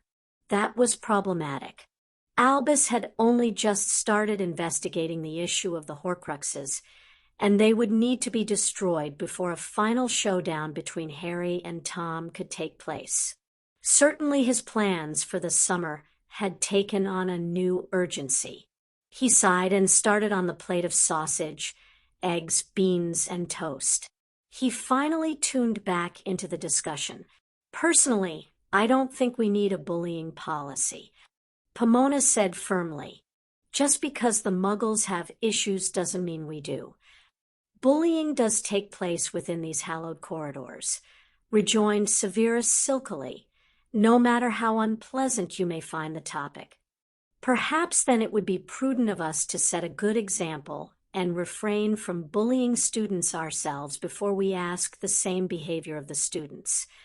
Minerva snapped at Severus, who raised an eyebrow at her.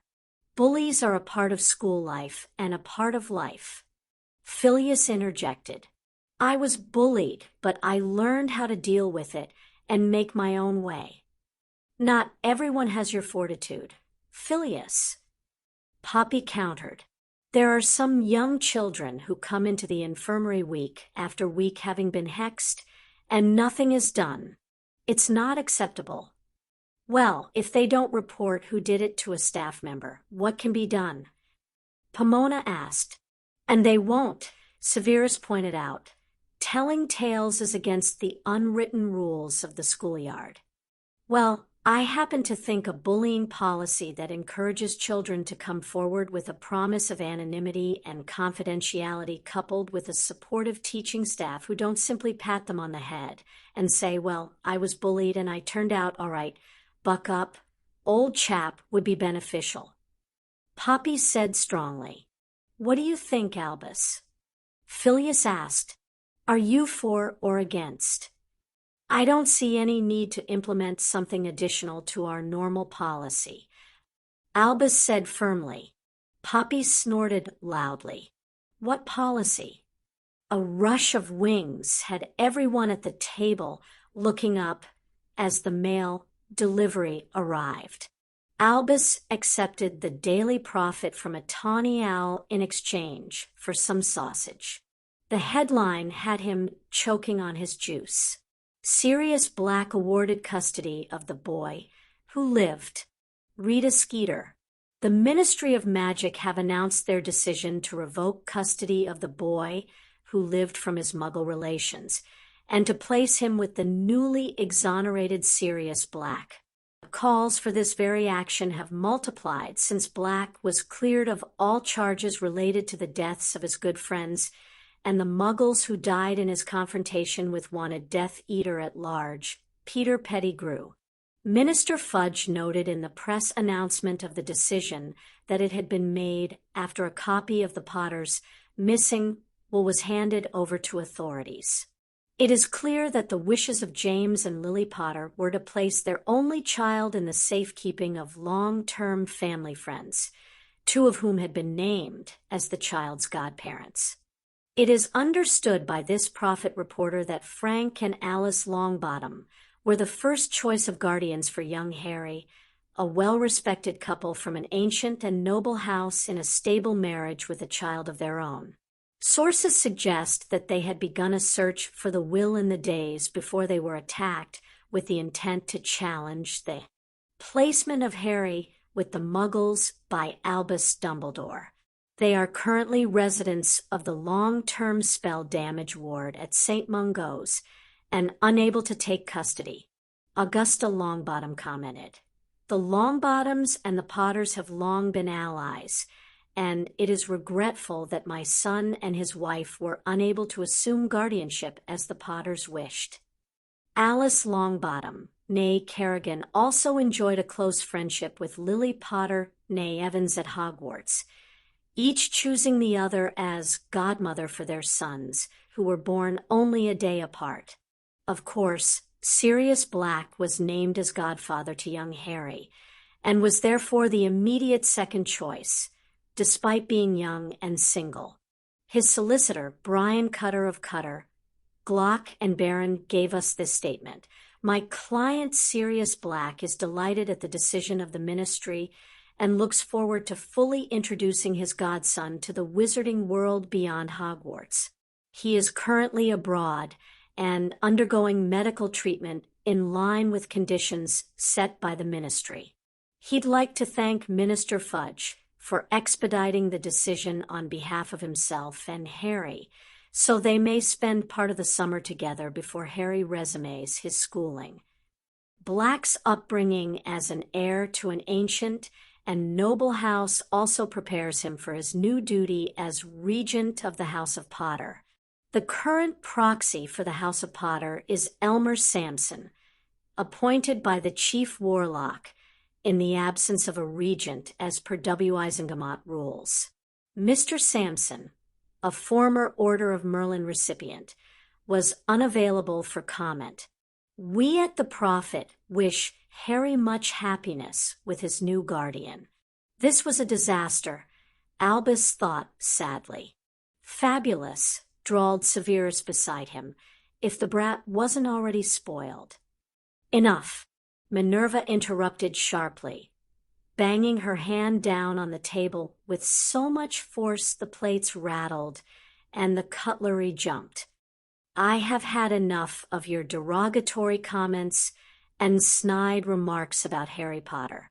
You are entitled to your opinion on Black, although I despise your daily commentary about him. Merlin knows the two of you have quite a history between you, and you are both adults, but belittling and bad-mouthing a boy, a student no less, who has done nothing. Her eyes flashed when Severus would have interrupted. Nothing, she stressed, to incur such abuse beyond being James Potter's son is entirely unacceptable behavior for a teacher within these walls. You will speak respectfully of him as you would insist he speak of you.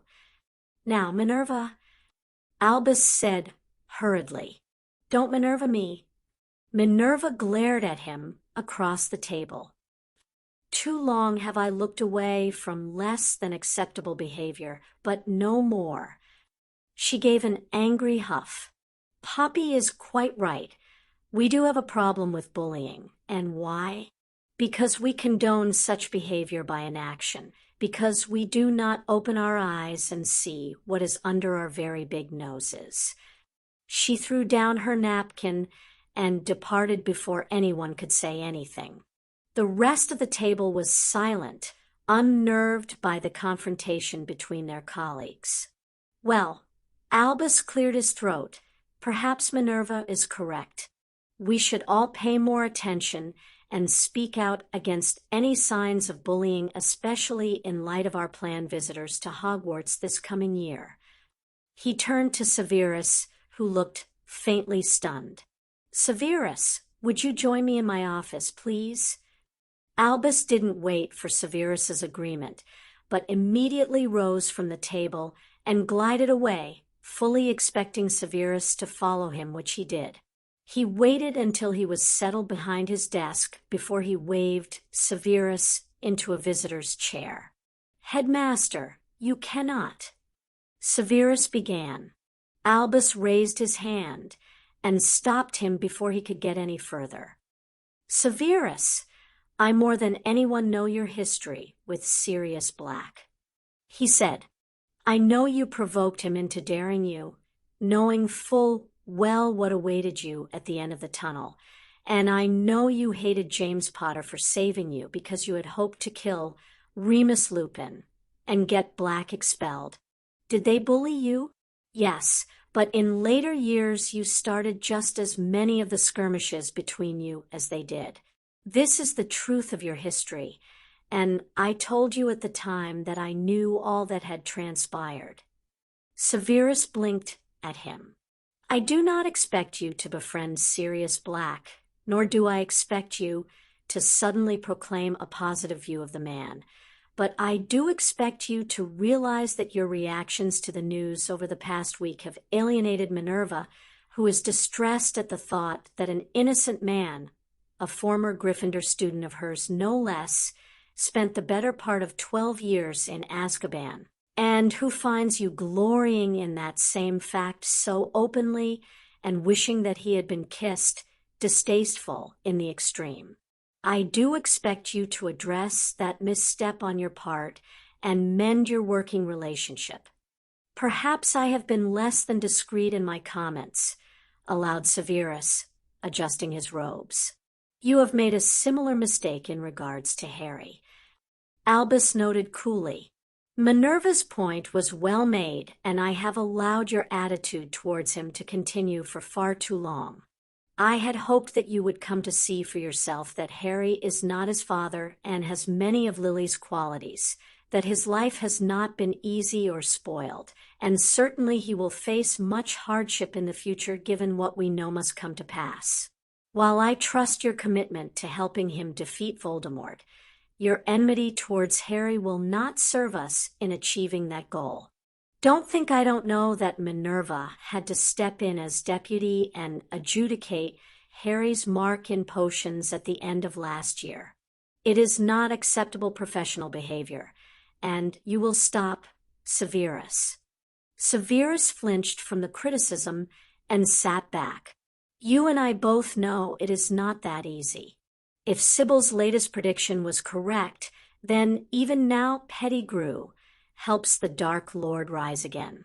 If I am to regain my position as a spy, you will say that I have ordered you to be civil to the boy.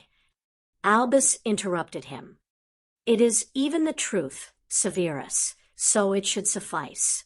Civility will not harm our plans. He repressed his smile at Severus's scowl and picked up the newspaper. This, on the other hand, may derail things significantly. Albus sighed and leaned back. Has Lucius mentioned a new Lord Black? We haven't spoken since just after Black's escape, and the topic of conversation revolved around that debacle. Severus said, hiding his surprise too slowly for Albus not to see it. I can make contact, see what he knows. Please do, Albus said gratefully. Severus regarded him thoughtfully. You believe a new Lord Black is responsible for Black's good fortune with the ministry? It is a theory. Albus said mildly. But if there is, and he is. He spread his hands wide.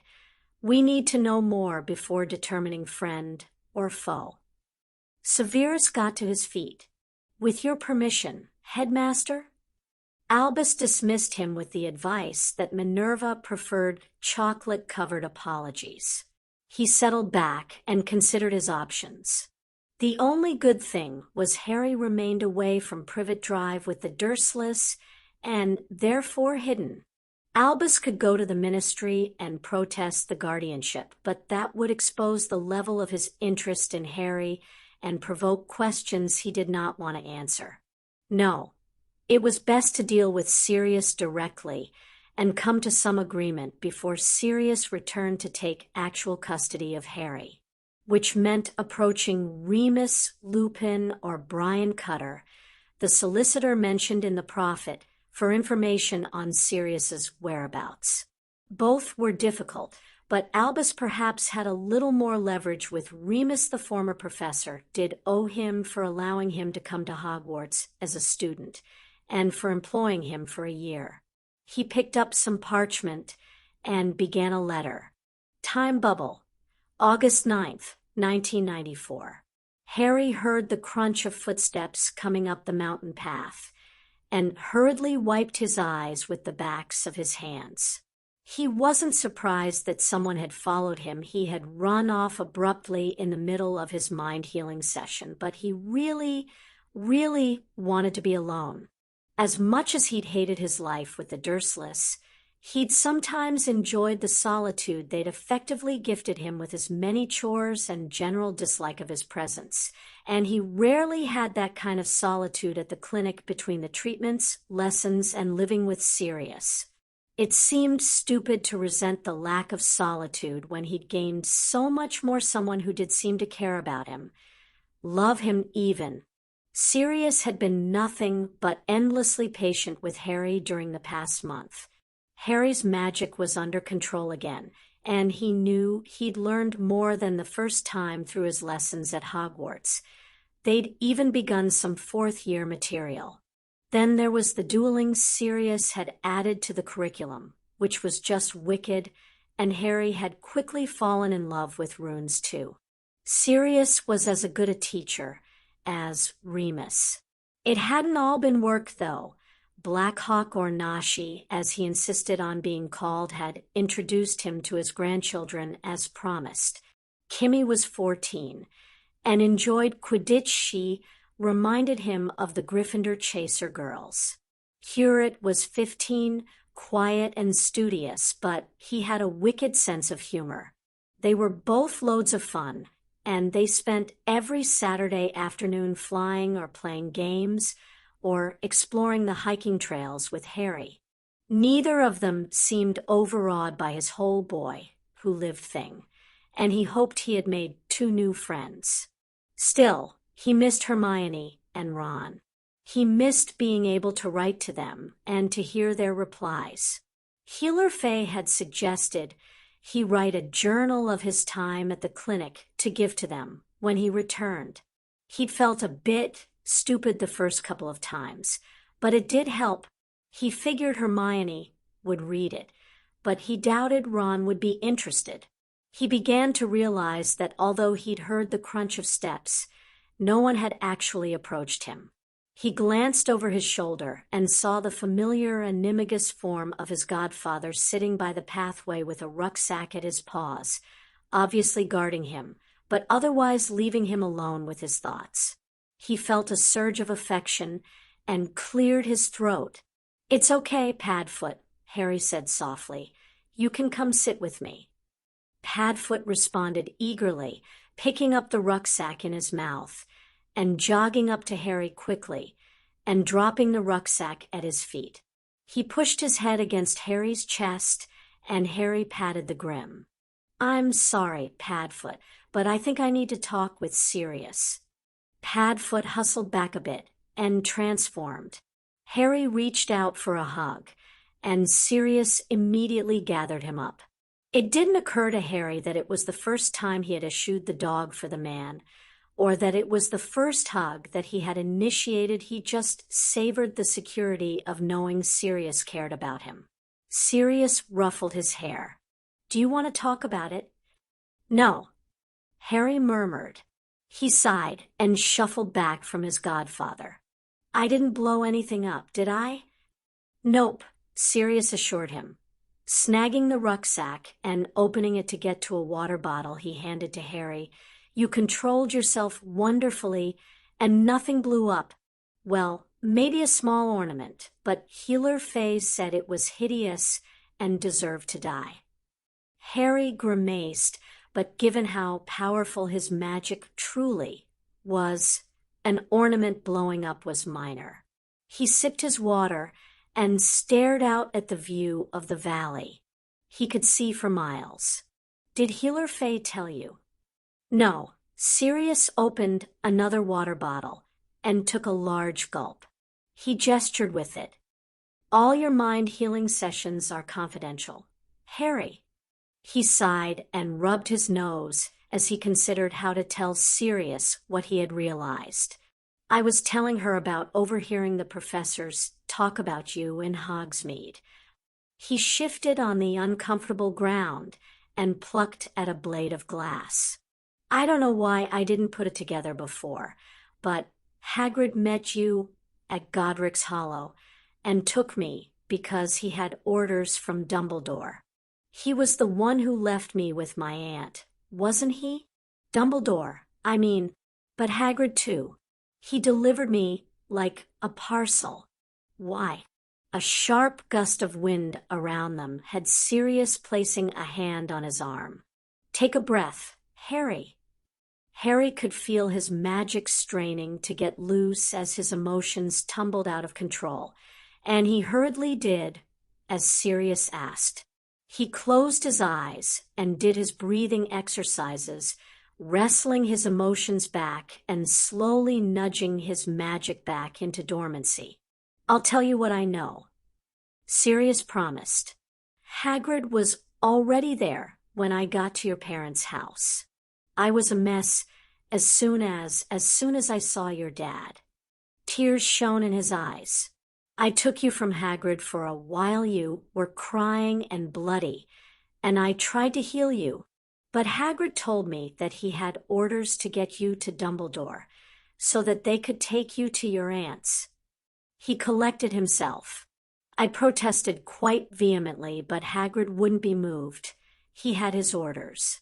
Then I made a decision which is the biggest regret of my life, Harry, and I let Hagrid take you.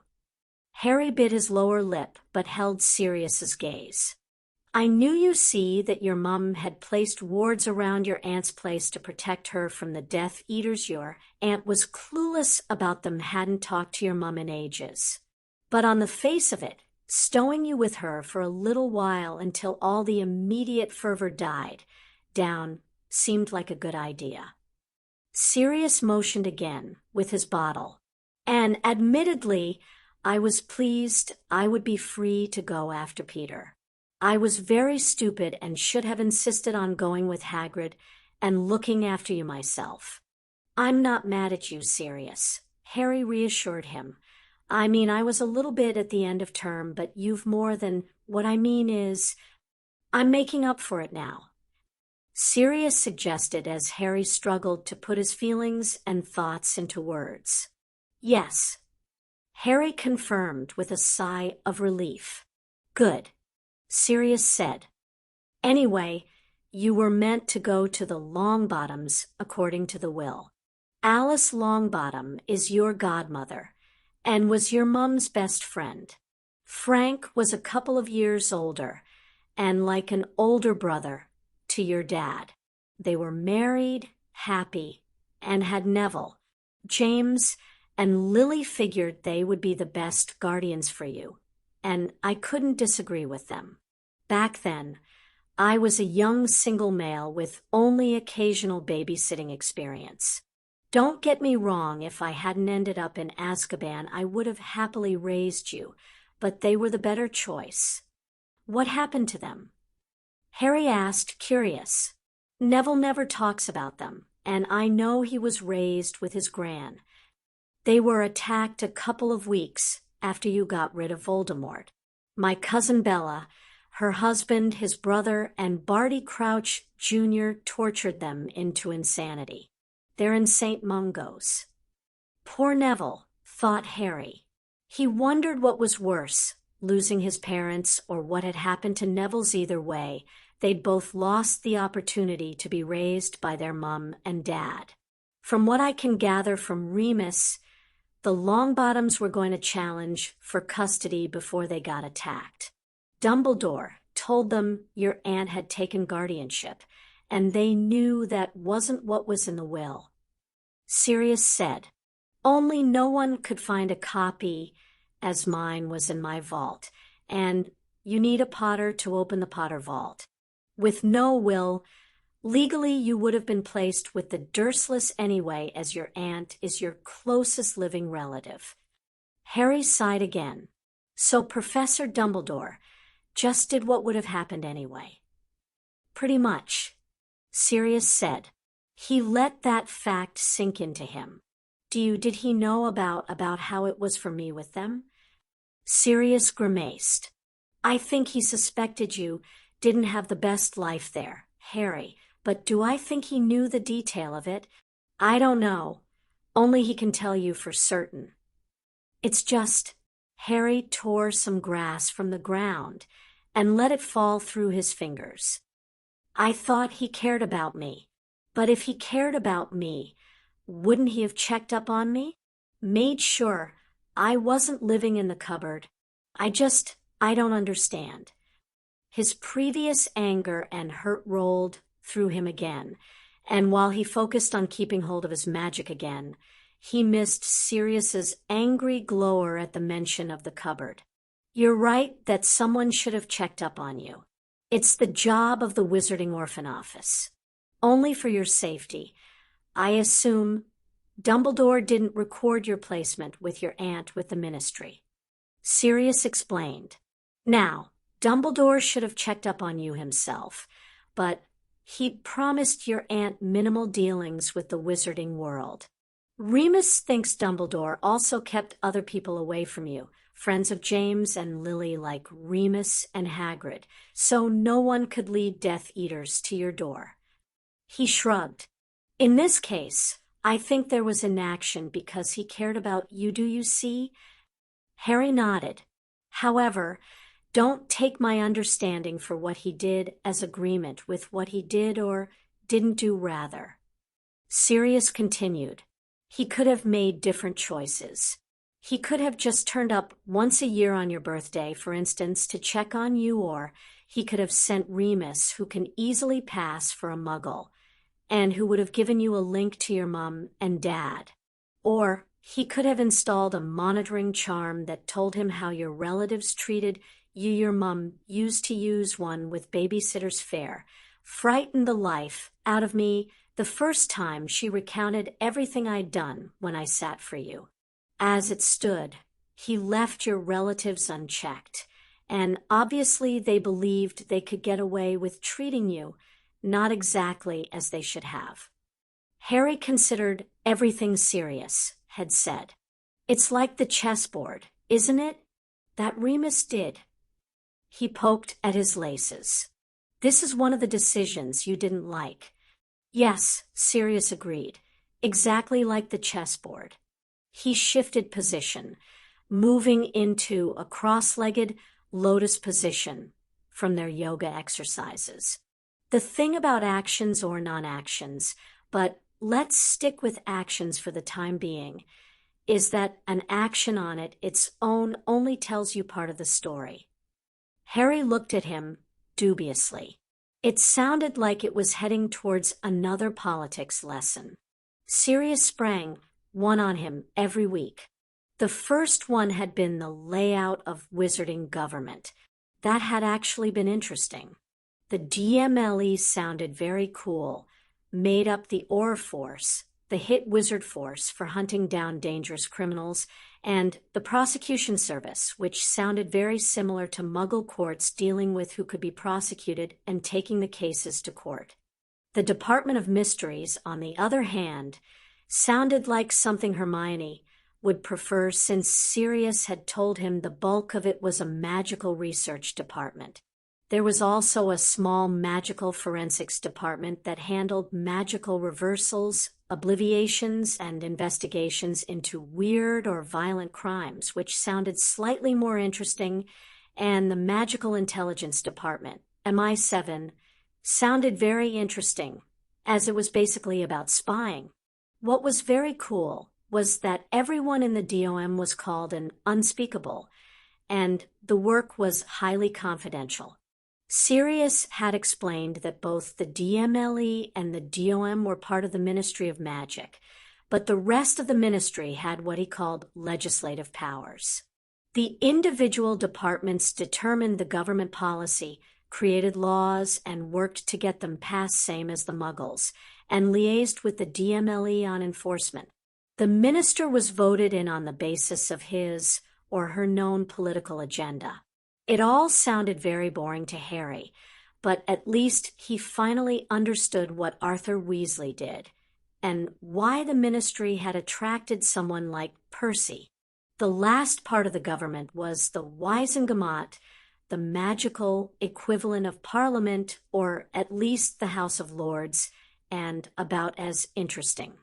Unfortunately, Sirius had pointed out to him that he had no choice but to get somewhat interested because the Potters had a seat in the Wisengamot, and whether he sat in it himself, unlikely, or gave his proxy to someone, which his regent would have until he was of age anyway. He should have an opinion. The second political lesson Sirius had ambushed him with was actually even more about the Wisengamot, namely the setup. The history of the Wisengamot was deeply boring, and not even Sirius's animated puppets could make it less so. Harry had written as much as he remembered in his journal for Hermione, though. The Wisengamot had 3 purposes: forming government, by which they meant voting the minister in or out and approving budgets, passing laws, which was obvious, and effectively being the judge and jury for crimes. The DMLE's prosecution service dealt with minor crimes and misdemeanors, so only major crimes usually went before the Wisengamot, primarily use of the unforgivables, but also murder and violent assault in general. There were 50 formal seats, of which 30 had been held by the original ancient and noble houses who had been part of the Wizards' Council, although only 22 ancient and noble houses remained sitting, as 8 had been sold on or given away after line extinction. Another 13 seats were held by order of Merlin first-class recipients, and 5 seats were held by the minister, the head of the DMLE, the head of the DOM, and 2 other ministry appointees. A formal seat was owned by a family and usually occupied by the head of house or a named proxy. If a seat was empty because the head of house was underage and there was no legal proxy named, the chief warlock, who presided over the Wisengamot and ensured it kept to protocol, had the authority to name one. That had happened in Harry's case, and he was kind of disturbed that some unknown person was voting on laws in the name of his family without Harry knowing anything about it. If a family line ended, the seat was returned to the floor. All members of the Wisengamot could nominate a new family to take over the seat. The members voted on the nominations, and the winner awarded the seat. Buying and selling seats had been made illegal, as had using them to cover debts. The Weasleys had in the past lost their seat for that reason. As it was rare for the pure-blooded original owners of the seats to nominate outside of their social circle, the only Muggle-borns who had seats had achieved entry as Order of Merlin recipients. The third lesson had enlightened him to political agendas. Sirius had effectively created an animated drawing of a fictional Wisengamot of 10 people debating a fictional law which wanted to make dark chocolate the only chocolate available. See, Sirius said, waving at the parchment where a rather disturbing caricature of Lucius Malfoy appeared. Malfoy wants the law because he thinks dark is the purest form of chocolate. An animated cartoon of Dumbledore appeared. He opposes the law because he prefers white chocolate light and full of milky goodness. And there's me. I oppose the law because I prefer milk, which is the best of both worlds, and frankly the most popular kind. He pointed at Harry, who was dismayed, as a shy animated version of him waved from the parchment. Those are our agendas. What's yours? Milk, Harry replied immediately. I don't like dark chocolate because it's too bitter, and white chocolate makes me feel sick. So I guess I oppose the law too. The animation had then turned to political alliances. Since the animated Malfoy wanted the law to pass, Dumbledore and Sirius didn't. All of them needed to find others to help their point of view win. Sirius had added an animated Goyle, and not. All were known dark chocolate lovers and likely to side with Malfoy before he added an animated Bones and Longbottom, known white chocolate supporters and milk chocolate supporters, Greengrass and Abbott. Who wins now?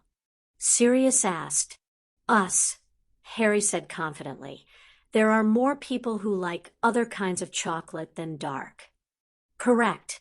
If all the white and milk chocolate supporters got together, they would defeat the dark chocolate law by a vote of 3 for and 7 against. Sirius agreed.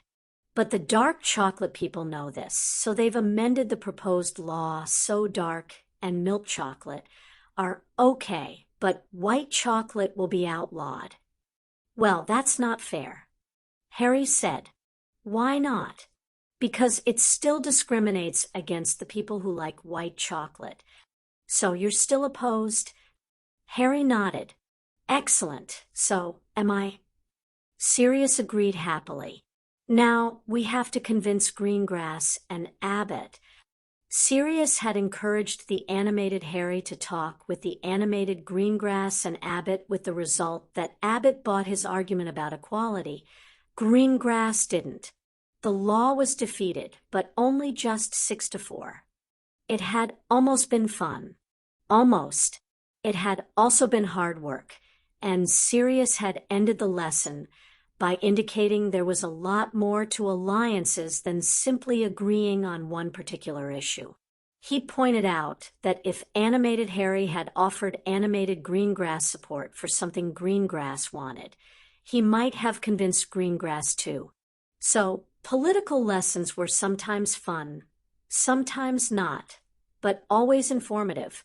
And even if Harry didn't want to know, he was so having a proxy for the rest of his life. Sirius was quite firm that he had to learn. Harry figured Hermione was going to love his journal. He hurriedly dragged his mind back to what he believed was going to be the latest lesson.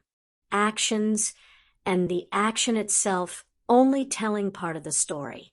Let's look at one of your actions. Sirius declared cheerfully. Harry grimaced. Do we have to? We have to, Sirius confirmed with a grin. After all, you know all of the story about your own actions. He guessed that made sense. So what action are we looking at? Sirius looked at him thoughtfully. How about your action in protecting the stone in your first year? What motivated you to protect it? He blinked at his godfather. Because Voldemort would have gotten it otherwise. Sirius hummed. So you wanted to ensure he failed in his objective. Harry shook his head. I mean, yes, but more like it wasn't so much me making sure he failed as much as it was about making sure I didn't fail to stop him. And why was that important to you? Because... Harry paused, unsure of his answer, and thought about it. Well, he began again. Some of it was the boy who lived stuff. I mean, I figured everyone expected me to stop him because I did before, you know? And I guess I kind of thought I had to because I was the one who'd stopped him before too. So that was part of it, but I also wanted to stop him because of Mom and Dad, because he killed them, and it wasn't right that he got to come back, and they didn't, and because it was the right thing to do. He added, wasn't it? I knew he was going after the stone. I couldn't just let him get it. Yes, it was the right thing to do. Sirius said softly, although I would have preferred it if you hadn't risked your life. He poked Harry in the ankle. But do you see how complicated your motivations were for protecting the stone? Multiple reasons, and not all of them obvious or apparent. Harry nodded. And the lesson is, Sirius prompted, people will have reasons for their actions, and that they could be many reasons and not all of them will be out there for you to see. Harry supplied. So, the headmaster leaving me with my aunt and not checking up on me, you said he did it to protect me, but there could be other reasons? Exactly.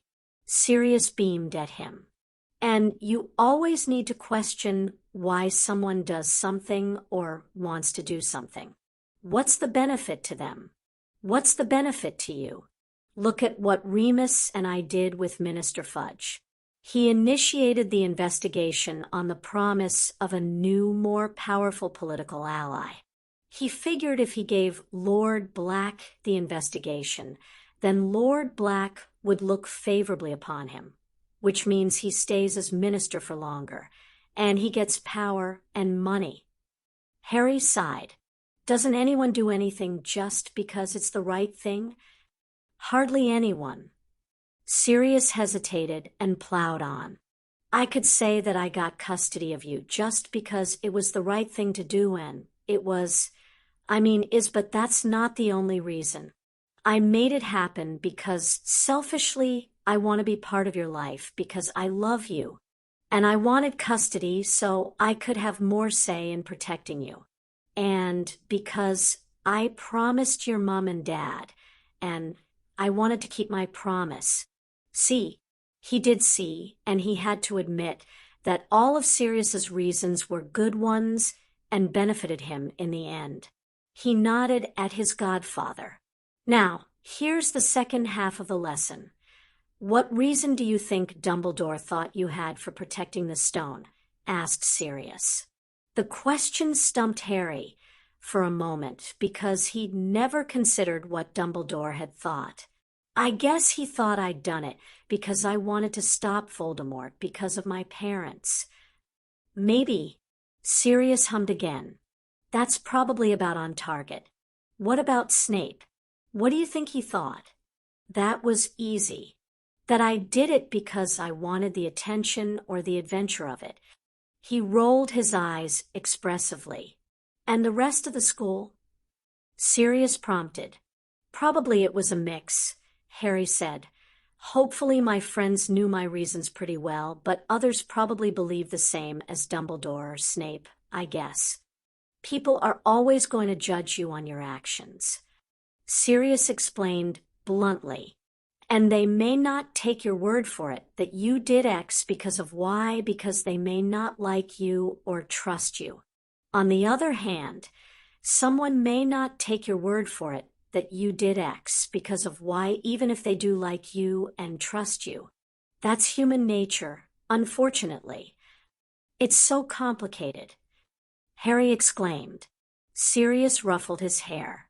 Here in death the lesson. But I want you to think back through some of your relationships with others and consider motivations, okay? Homework, Harry complained. Great. But he wasn't complaining really, and as Sirius helped him to his feet so they could walk back down the mountain to the cabin, he felt better about everything with Dumbledore. He didn't agree with Dumbledore's decision about leaving him with the Dursleys and not checking on him, but he could respect Dumbledore's reasons had probably been to protect him. But he wouldn't just blindly trust that Dumbledore held all the answers, or that he always did things for the right reasons. Not anymore. Healing Pronglet and Padfoot, Chapter 6. July 1st, 1994. Remus was annoyed. He was annoyed about the fact that he was walking up the path to Hogwarts. He was annoyed that he was going to have to talk to Albus. And he was doubly annoyed that he owed Sirius 5 galleons. When it gets out about my guardianship of Harry, Dumbledore will come after you for where I am. Sirius said sagely. I don't think he will. Remus countered. He won't have any reason to think we're in that close contact or that we've reconnected enough for you to inform you. Bollocks, Mooney. Sirius pointed at him. You're my closest friend. I bet you 5 galleons that he'll write you a wonderful letter asking you to meet with him as a favor to your old headmaster. And when you go along to his office, he'll use the fact that he allowed you to attend Hogwarts and gave you a job for a year to try and weasel the information out of you. He paused. It's lucky he can't read your mind. So I'll tell him I don't know. Remus replied. No, Sirius said, grinning. We should prank him. Remus sighed. This wasn't going to end well. And bugger it all. Sirius had been right. Remus muttered angrily to himself as he entered the castle and began the long walk to Dumbledore's office. He stood in front of the gargoyle and looked at it menacingly. "I'm here at the headmaster's request." The gargoyle moved aside. Remus continued up the stairs, and Dumbledore called for him to enter. Remus had seen the inside of the headmaster's office twice during his time as a student, once to go over the terms of his stay because of his lycanthropy. He'd been 11 and scared to death. And once when Dumbledore had quizzed him about how much he knew about Sirius taunting Snape into the tunnel on the night of the full moon. Nothing, and it took him months to forgive Sirius for almost letting Remus eat someone, even Snape. Remus took the offered chair, but declined the candy and tea with the excuse of another meeting to follow. He went straight on the offensive. "What can I do for you, Albus?" "Brilliant news about Sirius and Harry, isn't it?" "Yes, indeed." Albus smiled at him, eyes twinkling, although the smile was faintly forced. "Actually, it was on that very subject that I wanted to make a plea for assistance." "Oh." Remus crossed his legs and tried to look helpful. "I wanted to talk with Sirius before he returns from abroad about Harry." Albus explained. "There are things of which Sirius may be unaware that he needs to know." He continued seriously. "I fear Voldemort will soon rise again with Mr. Pettigrew's help, and his attention will undoubtedly turn to Harry the boy who banished him for so many years." "I agree," Remus said carefully. This was definitely more than either he or Sirius had thought Albus would share with them. Harry would be a target if Voldemort came back to power. "You always were a good student, Remus," Albus said, dropping the "remember who allowed you to be" one hint that Remus had been waiting for, "and an even better teacher, if I may say so. You understand that Harry will need every advantage in the coming dark days."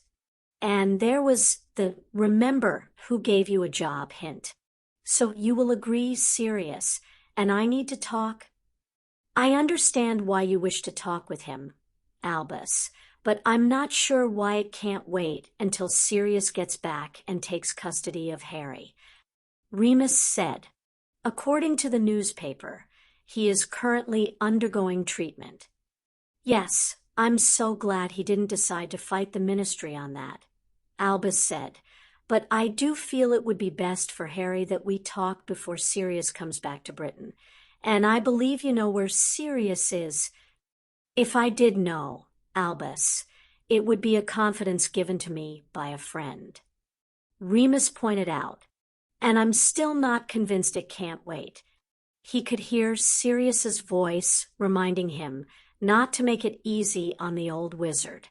"I understand, and while I wouldn't normally press you to betray the confidence of a friend, I think you know me well enough to know that I would never make such a request if it was not a matter of the utmost importance, dear boy," Albus said. "I wish I could explain more, but I feel it only fair to inform Sirius first, as it must be his decision if anyone else should be told." Remus considered Albus for a long moment before sighing, not so dramatically that it would be obvious, but enough to signal a surrender. He withdrew a parchment from the inside pocket of his robes. Sirius had prepared it before he went away, and handed it to Albus. Albus happily took the parchment and read it. "Remus, hope you've heard the excellent news. I have Harry. Well, not yet, but soon. Off to get myself sorted out. I've found a wonderful little clinic in Thailand. We'll be in touch when I get back. Sirius." "Thank you, Remus," Albus said warmly and passed the parchment back. "If Sirius asks," Remus began. Albus nodded at him. "I'll be sure to be mysterious about my sources." Remus got to his feet as he tucked the parchment back into his robes and decided some additional teasing wouldn't go amiss. I assume you've seen Harry. How did he take the news? I'm sure he must be delighted. Albus's twinkle faltered for a moment. Harry and the Dursleys remain away.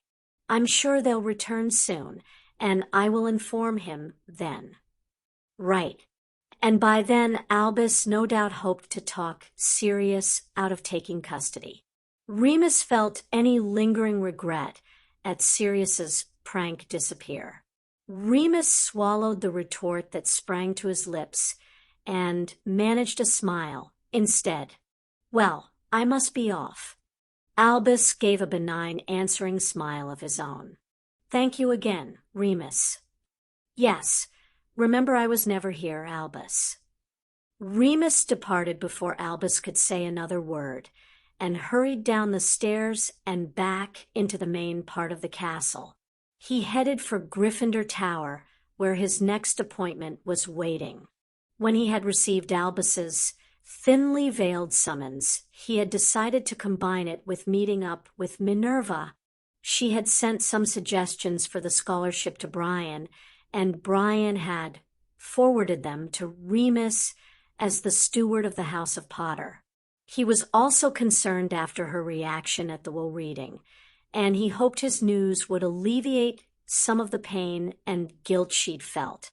He tapped lightly on her office door and opened it at her summons.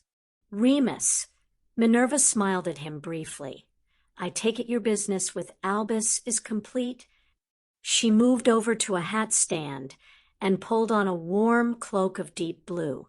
She placed her hat on her head and adjusted it. All done. Remus confirmed, looking enviously at an expensive box of chocolates that sat on her desk. He took a piece of parchment from his pocket and handed it to her.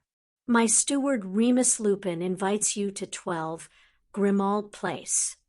Minerva looked up from the paper and considered him intently. Fidelius. One of two. Remus confirmed. The Floo address is Black Manor. Shall we? She nodded sharply and headed to the Floo. She tapped it with her wand, and the fire erupted. Remus went first, taking a pinch of Floo powder, and stating the address firmly. Minerva stepped through a moment after he arrived. She glanced around the room and breathed in sharply at the crest on the wall. The House of Black. She snapped her gaze to Remus inquisitively. Sirius assumed the head of house to secure his freedom. Remus explained, I'll explain more when we reach out next destination. He handed her a second piece of parchment. Remus Lupin invites you to Griffin House, Potter Lane. A smile flittered over Minerva's stern features. We thought the name was apt as the house is owned by 3 Gryffindors, and we named the lane ourselves in memory of James and Lily. Remus explained, the Floo address is Prongs. It will only be accessible through this Floo. Minerva nodded again. They repeated their trip through the Floo, and Remus shut it down as soon as Minerva was through. He watched as she took a long around the sunny hallway with its wide wooden door leading to the outside, and large window showing the open space in front of the house leading to a path that led out to a forest.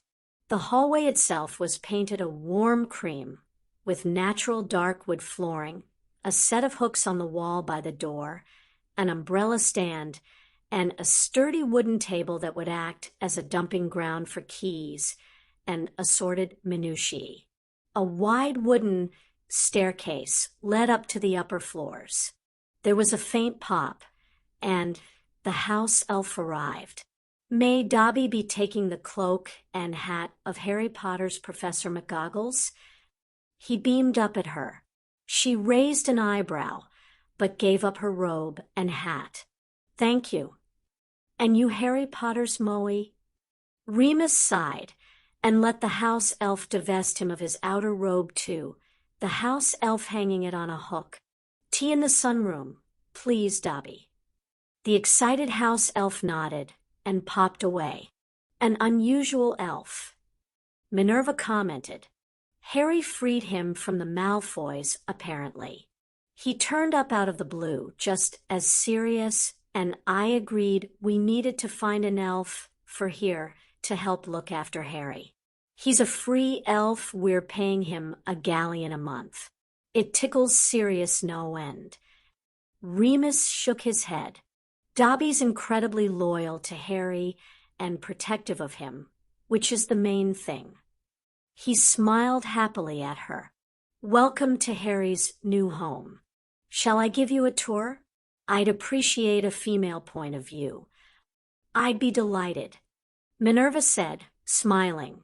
They went upstairs first. The attic room with its sloping roof and adjoining ensuite bathroom was Remus's. The sign on the door said Mooney.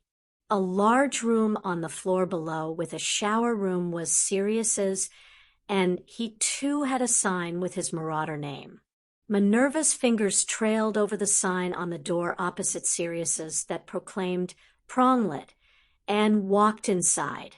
She nodded in approval at the warm chocolate color that predominated on the furnishings, linen, and curtains with cream and gold accents. The room wasn't overly large, but had the basics of a wardrobe, chest of drawers, bedside table, reading chair, and bed. A bookcase filled with Harry's school books, a desk and chair for study were set under the large window to the right that looked out onto the back garden and the countryside beyond. Hedwig snoozed happily on her owl perch beside the desk. There was a small shower room to the left, complete with toilet and sink. "We've set it up as similar to the room he has at Black Manor, but he can charm the colors here to something he prefers once he arrives," Remus explained. "Sirius wants him to have some say in making the room his." "An excellent idea," Minerva agreed. She waved her wand, turning the chocolate to Gryffindor red. "I believe Harry will find the familiarity comforting for his first night." Remus grinned and ushered her out and down the stairs, briefly showed her the 2 guest bedrooms before they ended up back in the hallway. There was a large, comfortable living room to the front of the house that Minerva exclaimed over. With Remus's permission, she conjured a tartan throw for the sofa and some cushions for the chairs.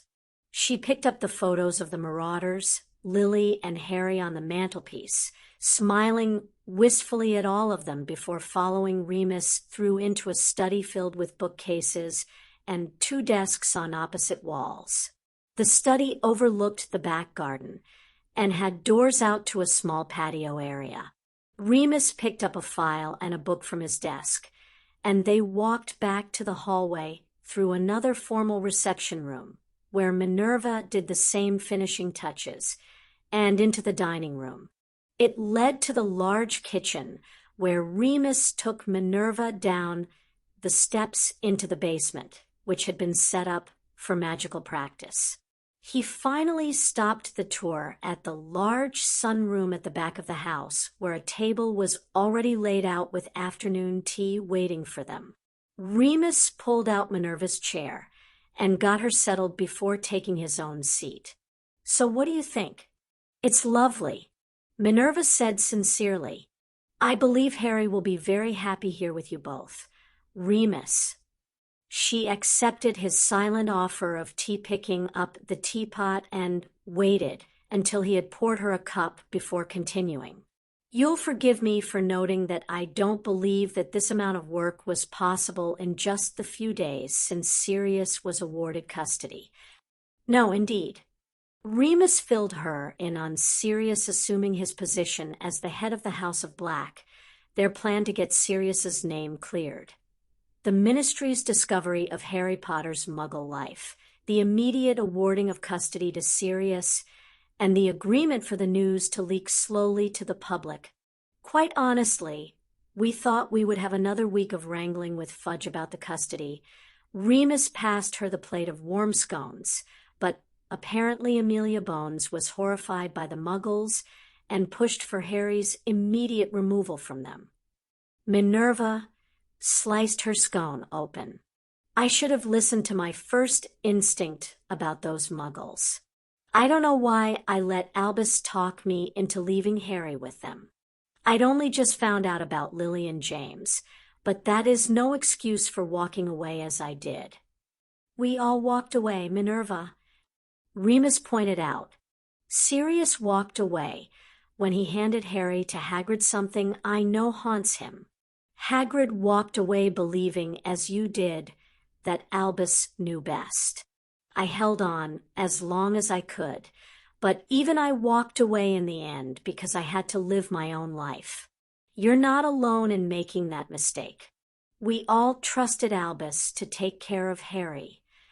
Minerva nodded, accepting the comfort as she bit into her scone. Remus buttered his own scone before he continued. If the will had emerged sooner, things would have been different, I'm sure. Perhaps. Minerva wiped her fingers on a napkin, although I find myself wondering if I wouldn't have allowed Albus to convince me that Harry was safer with the Muggles. She shook her head. I certainly allowed him to convince me that talking with Harry about his family was inappropriate, but then I do try not to show favoritism at the school. So no favoritism except in matters of Quidditch. Remus teased. You did make Harry the youngest Seeker for 100 years. That was not favoritism, Minerva retorted primly. It was desperation not to continue losing to Slytherin. Remus chuckled. I have come to realize with Harry that I have erred badly. Minerva confessed. I could have arranged to meet him during the Christmas or Easter break and offered him some knowledge of his family.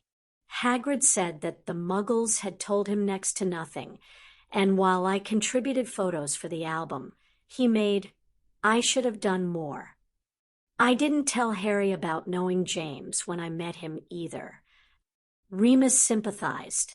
It's difficult as a professor to communicate that kind of personal information to a student. I didn't realize until I was a teacher just how difficult. Minerva picked up her cup. Well, I have decided to request a meeting with Harry once Sirius returns and takes custody of him. I'm sure he'll agree, but actually Sirius already has custody of Harry. Remus smiled at her shock. But Albus thinks Harry is away with his relatives. Remus nodded briskly, just as Sirius intended. He took Harry with him to a clinic for treatment. Harry was badly affected by the Dementors during the school year, and beyond that, Sirius was unhappy that Harry was, well, small for his age, shall we say? He wanted Harry to get fully checked out. A wise and responsible decision. Minerva agreed, blinking back her surprise. I'm hoping it's given them some time to bond.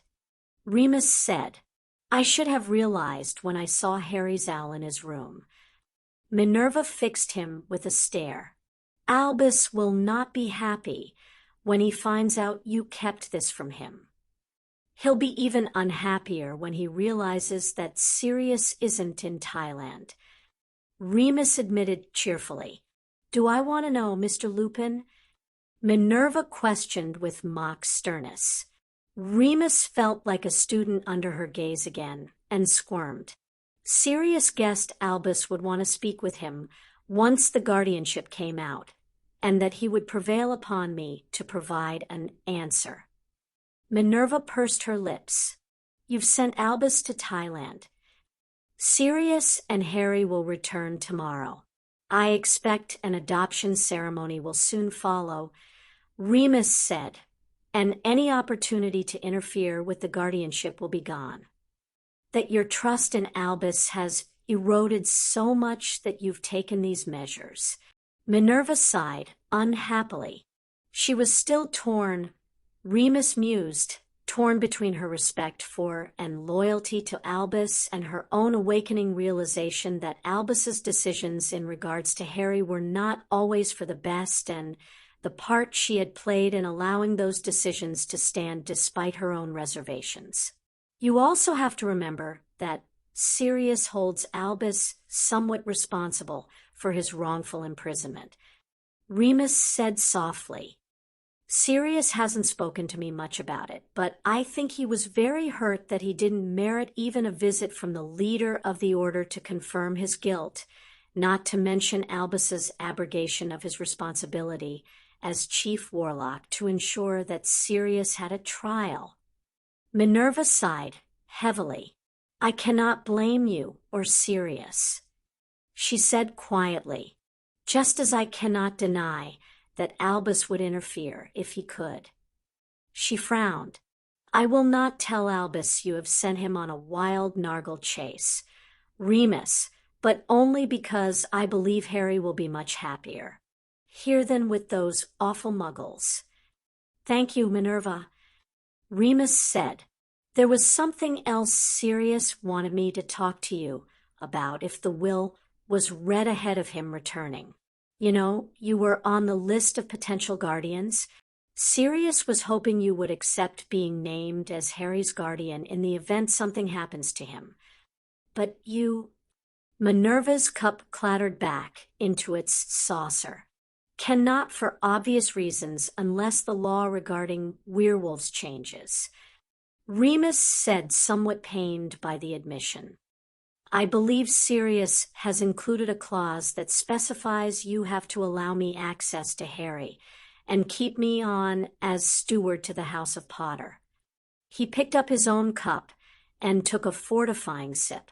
Sirius wanted to honor James and Lily's wishes in following the order of guardianship they laid out. "But if you refuse, he has others in mind." Minerva shook herself slightly. "I would be honored." She smiled at him. "And I have no objection to the clause regarding yourself, Remus. Indeed, such a tragedy occur, I would be grateful for your help. I'll confirm the details with Brian, then." Remus smiled at her gratefully. "Speaking of Brian, I guess we should cover the changes to the scholarship that you wanted to make." "Of course, you're the steward," Minerva realized out loud. She shook herself and smiled at Remus fondly. "You deserve the position, Remus, although what society is going to think of Sirius holding both the House of Black and the regency of the House of Potter? It will certainly be interesting." Remus flipped open the folder and took out a piece of parchment. "Firstly, the change you wish to make to name an unpaid deputy for the scholarship to assist in the selection of the student and oversee anything should you be unavailable. Neither Brian nor I have any problems with that. Do you have someone in mind?" "I was thinking of Phileas. He adored Lily when she was a student, and he's always had a soft spot for Muggle-born children." Minerva said. "He actually made the other suggestion. Phileas should be fine. The only person I would have seriously objected to is Sirius," Remus explained. "Although he was friends with Lily, his treatment of Harry prohibits it." "I agree with you," Minerva said. "Albus has spoken with Sirius, but we shall see. The proof is in the casting after all." "The other suggestion Phileas's, was it? It's an admirable sentiment wanting to either offer the scholarship in retrospect to a deserving Muggle-born student from each year since '82, when the scholarship should have gone into effect, or 2 students going forward for the next 12 years. Remus said. "Unfortunately, legally, Brian says we can't do it under the terms of the current scholarship.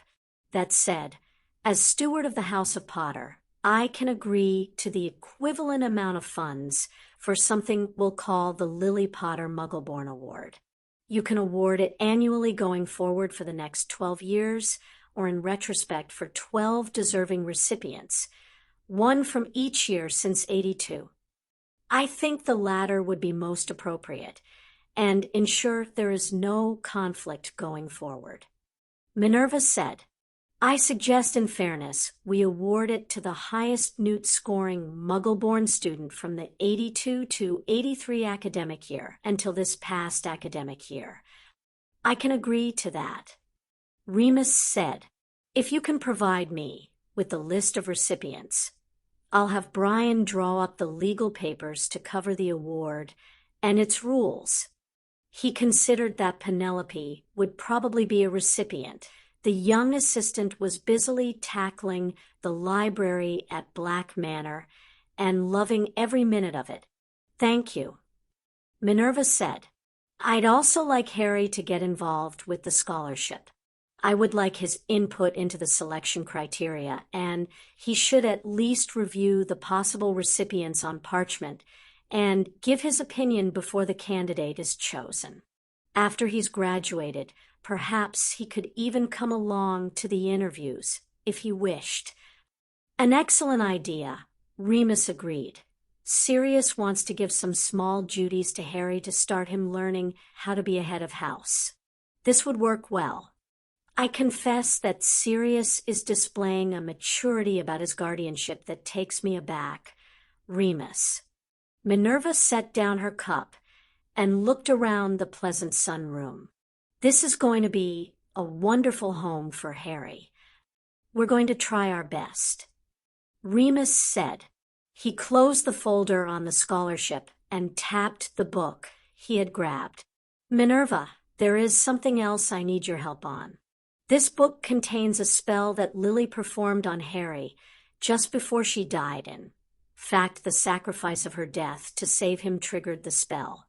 We think it was partially responsible for helping Harry survive the killing curse. There's a second ritual to maintain the protection that I've marked. I'd like a second opinion.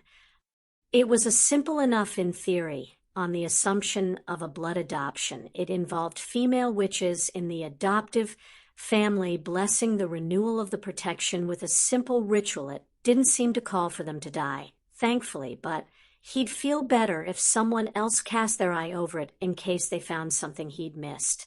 Minerva's eyebrows were almost at her hairline. I'd be happy to take a look, Remus. She examined his face intently. You intend to do it if it's possible. Sirius will do everything and anything needed to protect Harry. Minerva, Remus said simply, anything. He paused as he held her gaze. And so will I. I won't walk away again. Her expression shifted to determination, and she nodded slowly.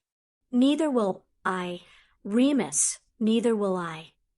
Time bubble, August 31st, 1994. Harry shrieked as Hewitt dragged him back under the water, and Kimmy squirted a water gun at her cousin. The sight of his godson playing with such carefree abandon made Sirius smile, so much that his face ached. It is a happy sight. Nashi said beside him. They were ostensibly keeping an eye on the kids playing in the pool from the safety of the cabin's deck. It was a leaving party for Harry and Sirius, mostly for Harry as they were heading home the next day. Sirius tilted his pumpkin juice in the direction of the pool. It is. I should thank you for introducing them. Harry's made two great friends. After the events of Monday, I am surprised you are thanking me. Nashi said with a rueful smile. Monday when Harry had gone to Hewitt's for dinner, and somehow all three kids had ended up soused on Muggle beer. A drunk Harry didn't have control of his magic, and it was a wonder that the damage to Hewitt's house had been localized to the teen's bedroom. Luckily, Hewitt and Kimmy had also emerged unscathed. Hewitt's parents had been warned by the house wards and managed to get Harry sobered up, back to the clinic, and into isolation overnight before anything else had happened. Sirius had run the gamut of emotions that night, concerned at the news Harry was in isolation, angry that Harry had been irresponsible in getting drunk, relieved beyond anything he was fine, a little amused in truth that Harry was being a typical teenager, and more than a little anxious at the realization he was going to have to man up, be a parent, and punish him. How did Hewitt get hold of the beer, anyway? Sirius asked. Quiet, sensible Hewitt would have been the last person he'd have picked to break the rules. But then Remus had been the same way in hindsight. He should have known. His older brother gave it to him on learning that Hewitt's relationship with his girlfriend had ended. Nashi sighed. He advised Hewitt to drown his sorrows. Their mother is not best pleased with either of them. I had to intercede to allow Hewitt to come to this farewell meal. Thank you, Sirius murmured. I can appreciate her point of view. Harry and I had a long talk about his punishment, but I couldn't take today away from him for a first offense. First offense, Nashi said, eyes twinkling with amusement. Charles Potter's punishment system. I figured James would have used it on Harry, and Harry would respect it knowing it was his grandfather's system. Sirius explained. For minor stuff, there were 3 stages of punishment. First offense. You did something you know or suspected was wrong, but probably didn't anticipate the consequences. Second offense. You repeated something you know was wrong and were aware of the consequences. Third offense, you're a repeat offender and clearly don't care about the consequences. Then there was the major stuff, which was considered a capital offense if you did things that were not allowed under any circumstances, rules that couldn't be broken, such as hurting someone unless in self-defense, deliberately destroying property in anger, that kind of thing. And punishment increases on the severity of the offense. Nashi nodded. It's a good system. I also followed Healer Faye's advice and asked Harry what he thought his punishments should be for each offense. Sirius took a sip of his juice. She was right that he responded well to that. He knows exactly what he'll get now and has agreed to it. For Monday, he lost his flying privileges and was grounded for a week. And his friend's ban, because he didn't do it alone, has only been revoked today for extraordinary circumstances. A fair punishment. Nashi commented. I am glad Healer Faye advised you well. She also told me it was a good sign that he's comfortable enough to test our relationship with bad behavior. Sirius commented wryly. It's not exactly the way I wanted proof that he'd settled. Nashi gave a short laugh. But she is right that he feels secure enough to test your boundaries is encouraging. I hate having to punish him, Sirius admitted. I feel like a complete fraud after everything I did as a teenager. I can't wait until he's an adult, and I don't have to do it anymore. I was also pleased when my children became fully adult, but then I realized I had also lost the ability to punish them when they were being stupid. Nashi commented, You cannot win as a parent. I guess not. Sirius said, laughing. He sobered a little, gaze drifting back to Harry, who had gotten hold of the water pistol and had started shooting a shrieking Kimmy. I am also very thankful we found out that he had this problem with alcohol here and not at home. You will need to be certain that he understands the dangers. Nashi agreed, until he is older and the control of his magic is as second nature to him. And even then, I am not sure I would not recommend he partake of any alcohol with the power he has.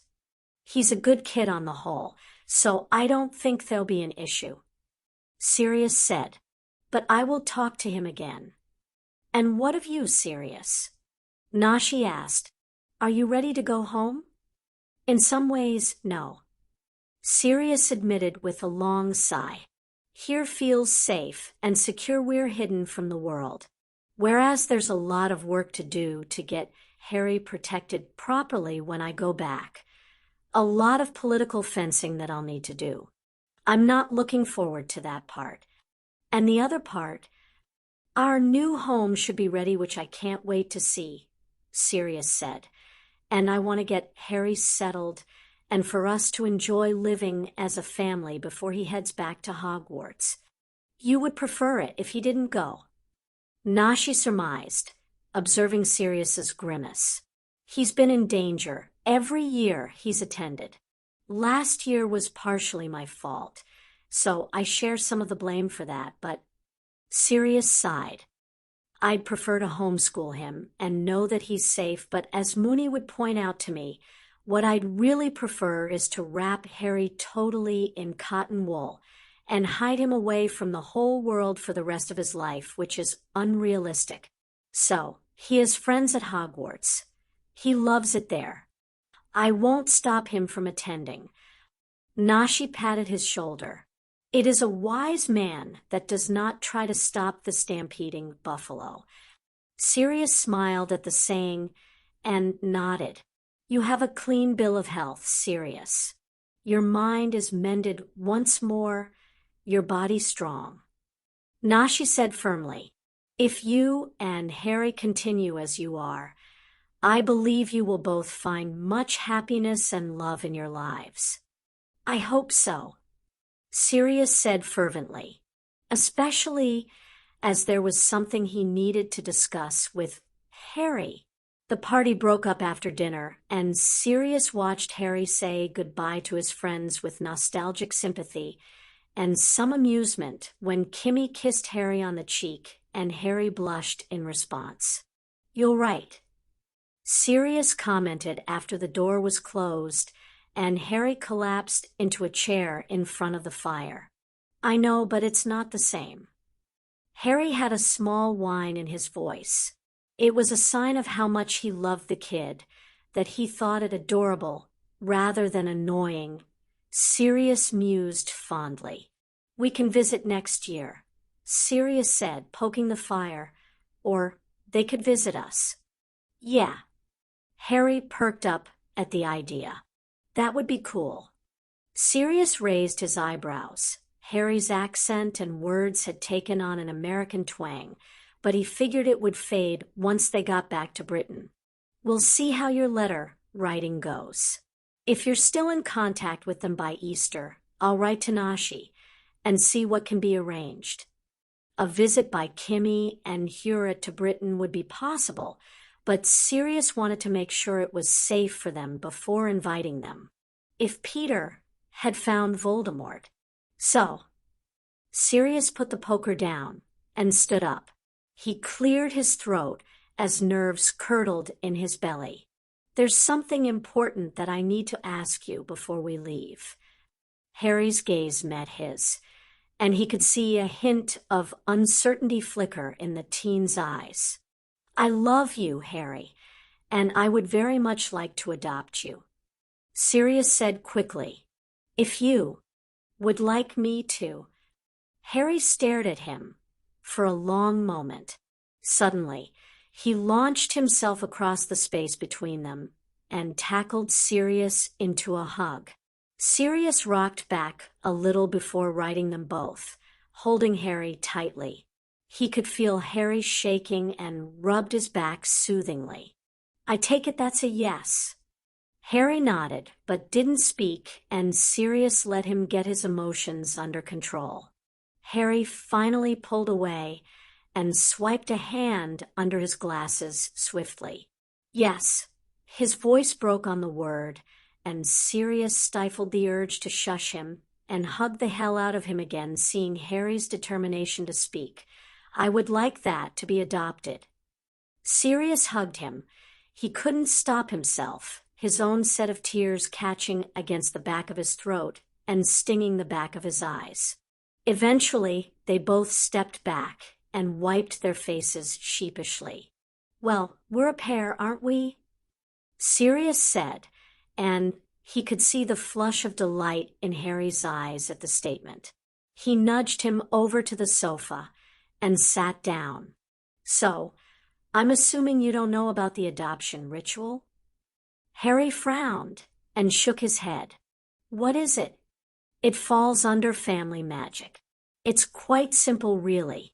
I prick my finger, put some blood in a ritual bowl, and swear an oath that I take you to be my son. You do the same, only you swear an oath that you take me to be your father. Sirius continued. Legally, it has no meaning, and we still have to file papers with the WO for the legal side of things. But from a magical perspective, you'd be my son. So I become a Black instead of a Potter? Harry asked, confusion in his green eyes. Does that mean I stop being the Potter heir, or... No. Sirius said firmly. You will always be your dad's heir, in all respects your mum's too. They made you, so you're theirs always. This just magically adds me to the list of parents. As for your name, he gestured at Harry. You could be Harry James Potter, Lord Potter Black, or Lord Harry James Potter Black, or Harry James Black, Lord Potter Black. It's entirely up to you. Having said that, Potter, well, it's your dad's name, and I respect that. I don't need you to take mine.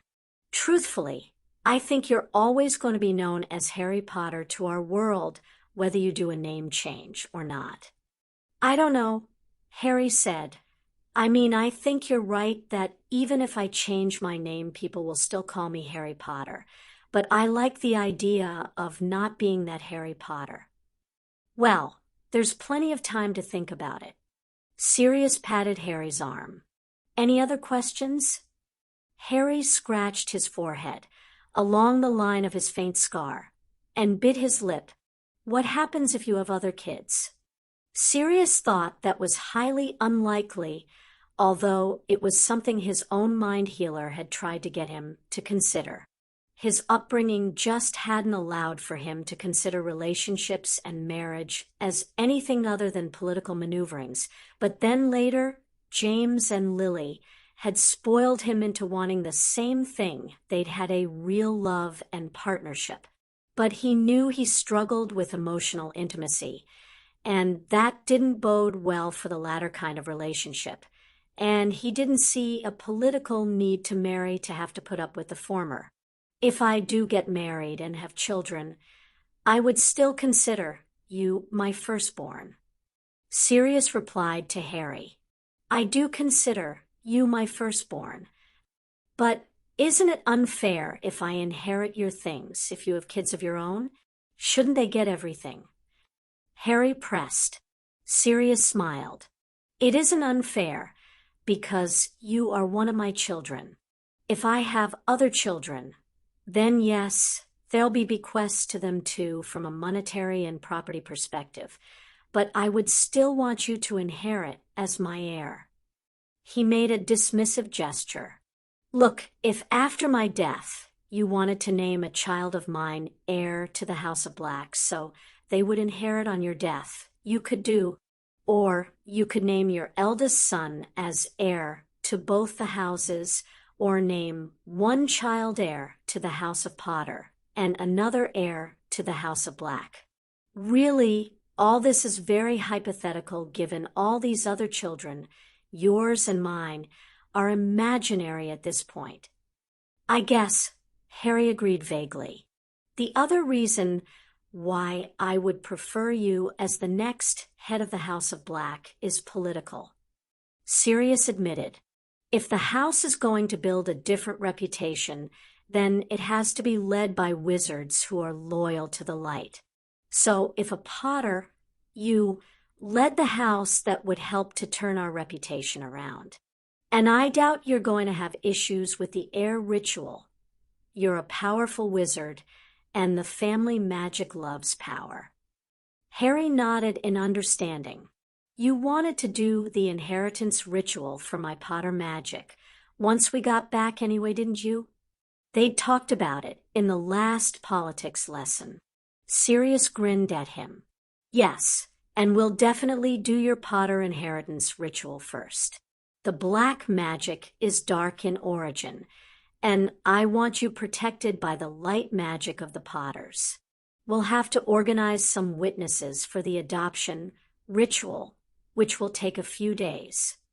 Harry nodded, and halfway through yawned widely. Bed. Sirius declared. We have an early start again tomorrow. He enjoyed the brief hug Harry gave him and watched him head off to his room with a giddy joy. Harry had said yes to the adoption. He did a happy little dance around the fireplace before banking the fire and heading to his own bed. The morning dawned bright and early. Harry complained good-naturedly at taking the de-aging potion again. And as soon as 5-year-old Harry made an appearance, he was just as adorably cute as ever and wanted his stuffed bear back. Sirius watched with amusement as he turned Healer Fay and Dr. Jordan to mush. He shook his head as Harry hugged Nashi goodbye, holding onto the bear all the while. If only he had a camera, thought Sirius. The blackmail opportunities were immense. Harry clambered into the waiting car, where a grinning Mick waited to drive them to the airport. Sirius turned to the healers to say his own goodbyes. Don't forget to keep up with your exercise. Dr. Jordan nagged as she accepted his hug. Healer Fay, a young brunette, surreptitiously wiped her eyes. I'm going to miss Harry. Make sure he does his occlumency exercises. And if you need advice, thank you. Sirius said, truly grateful. I believe my colleagues have covered everything. Nashi held out his hand, and Sirius shook it warmly. Nashi froze, and his eyes took on a distant look before refocusing on Sirius with a gravity in them that turned Sirius's stomach. What? Demanded Sirius as the old wizard released his hand. You will bring Harry to me again. Nashi said with a deep sigh. He will face a great evil, and you will bring him here to heal. Sirius shivered, a cold dread stealing over him. When Nashi shrugged apologetically. Perhaps a year, maybe more. He grimaced. I cannot be certain. Sirius nodded sharply, remembering how they had talked of sight and prophecy. Thank you for everything. Goodbye, my friend. Nashi said. He made his way to the car and coaxed Harry into his seatbelt. But as the car pulled away from the clinic and made its way down the driveway, Sirius couldn't help but want to turn back to the safety of the place. He glanced over at Harry, who grinned at him. Bugger the vision Nashi had seen. Sirius smiled back at his godson and brushed a hand over Harry's head. Sirius would keep Harry safe. He'd keep him safe no matter what. That wraps up part 3 of A Marauder's Plan. Harry's world is shifting, no longer the boy who waits for rescue, but the boy who quietly prepares for revolution. Which revelation hit hardest for you? What do you think of Sirius's methods? Are they clever or crossing a line? Let us know in the comments. Your insight fuels great discussion in the fandom. Make sure to like, subscribe, and share this audiobook with fellow fans of smart, slow-burn fanfiction. And to our amazing wizard army, thank you for keeping this magic alive. Did you know? A Marauder's Plan is widely respected in fanfiction communities for blending canon with realism, especially how it portrays child guardianship, magical politics, and emotional healing after trauma. Stay tuned for part 4, where loyalties are tested, friendships deepen, and the Marauder's influence spreads even further. Until next time, being underestimated is the greatest advantage, especially when you're planning something brilliant. Stay sharp, stay brave, and, as always, stay magical.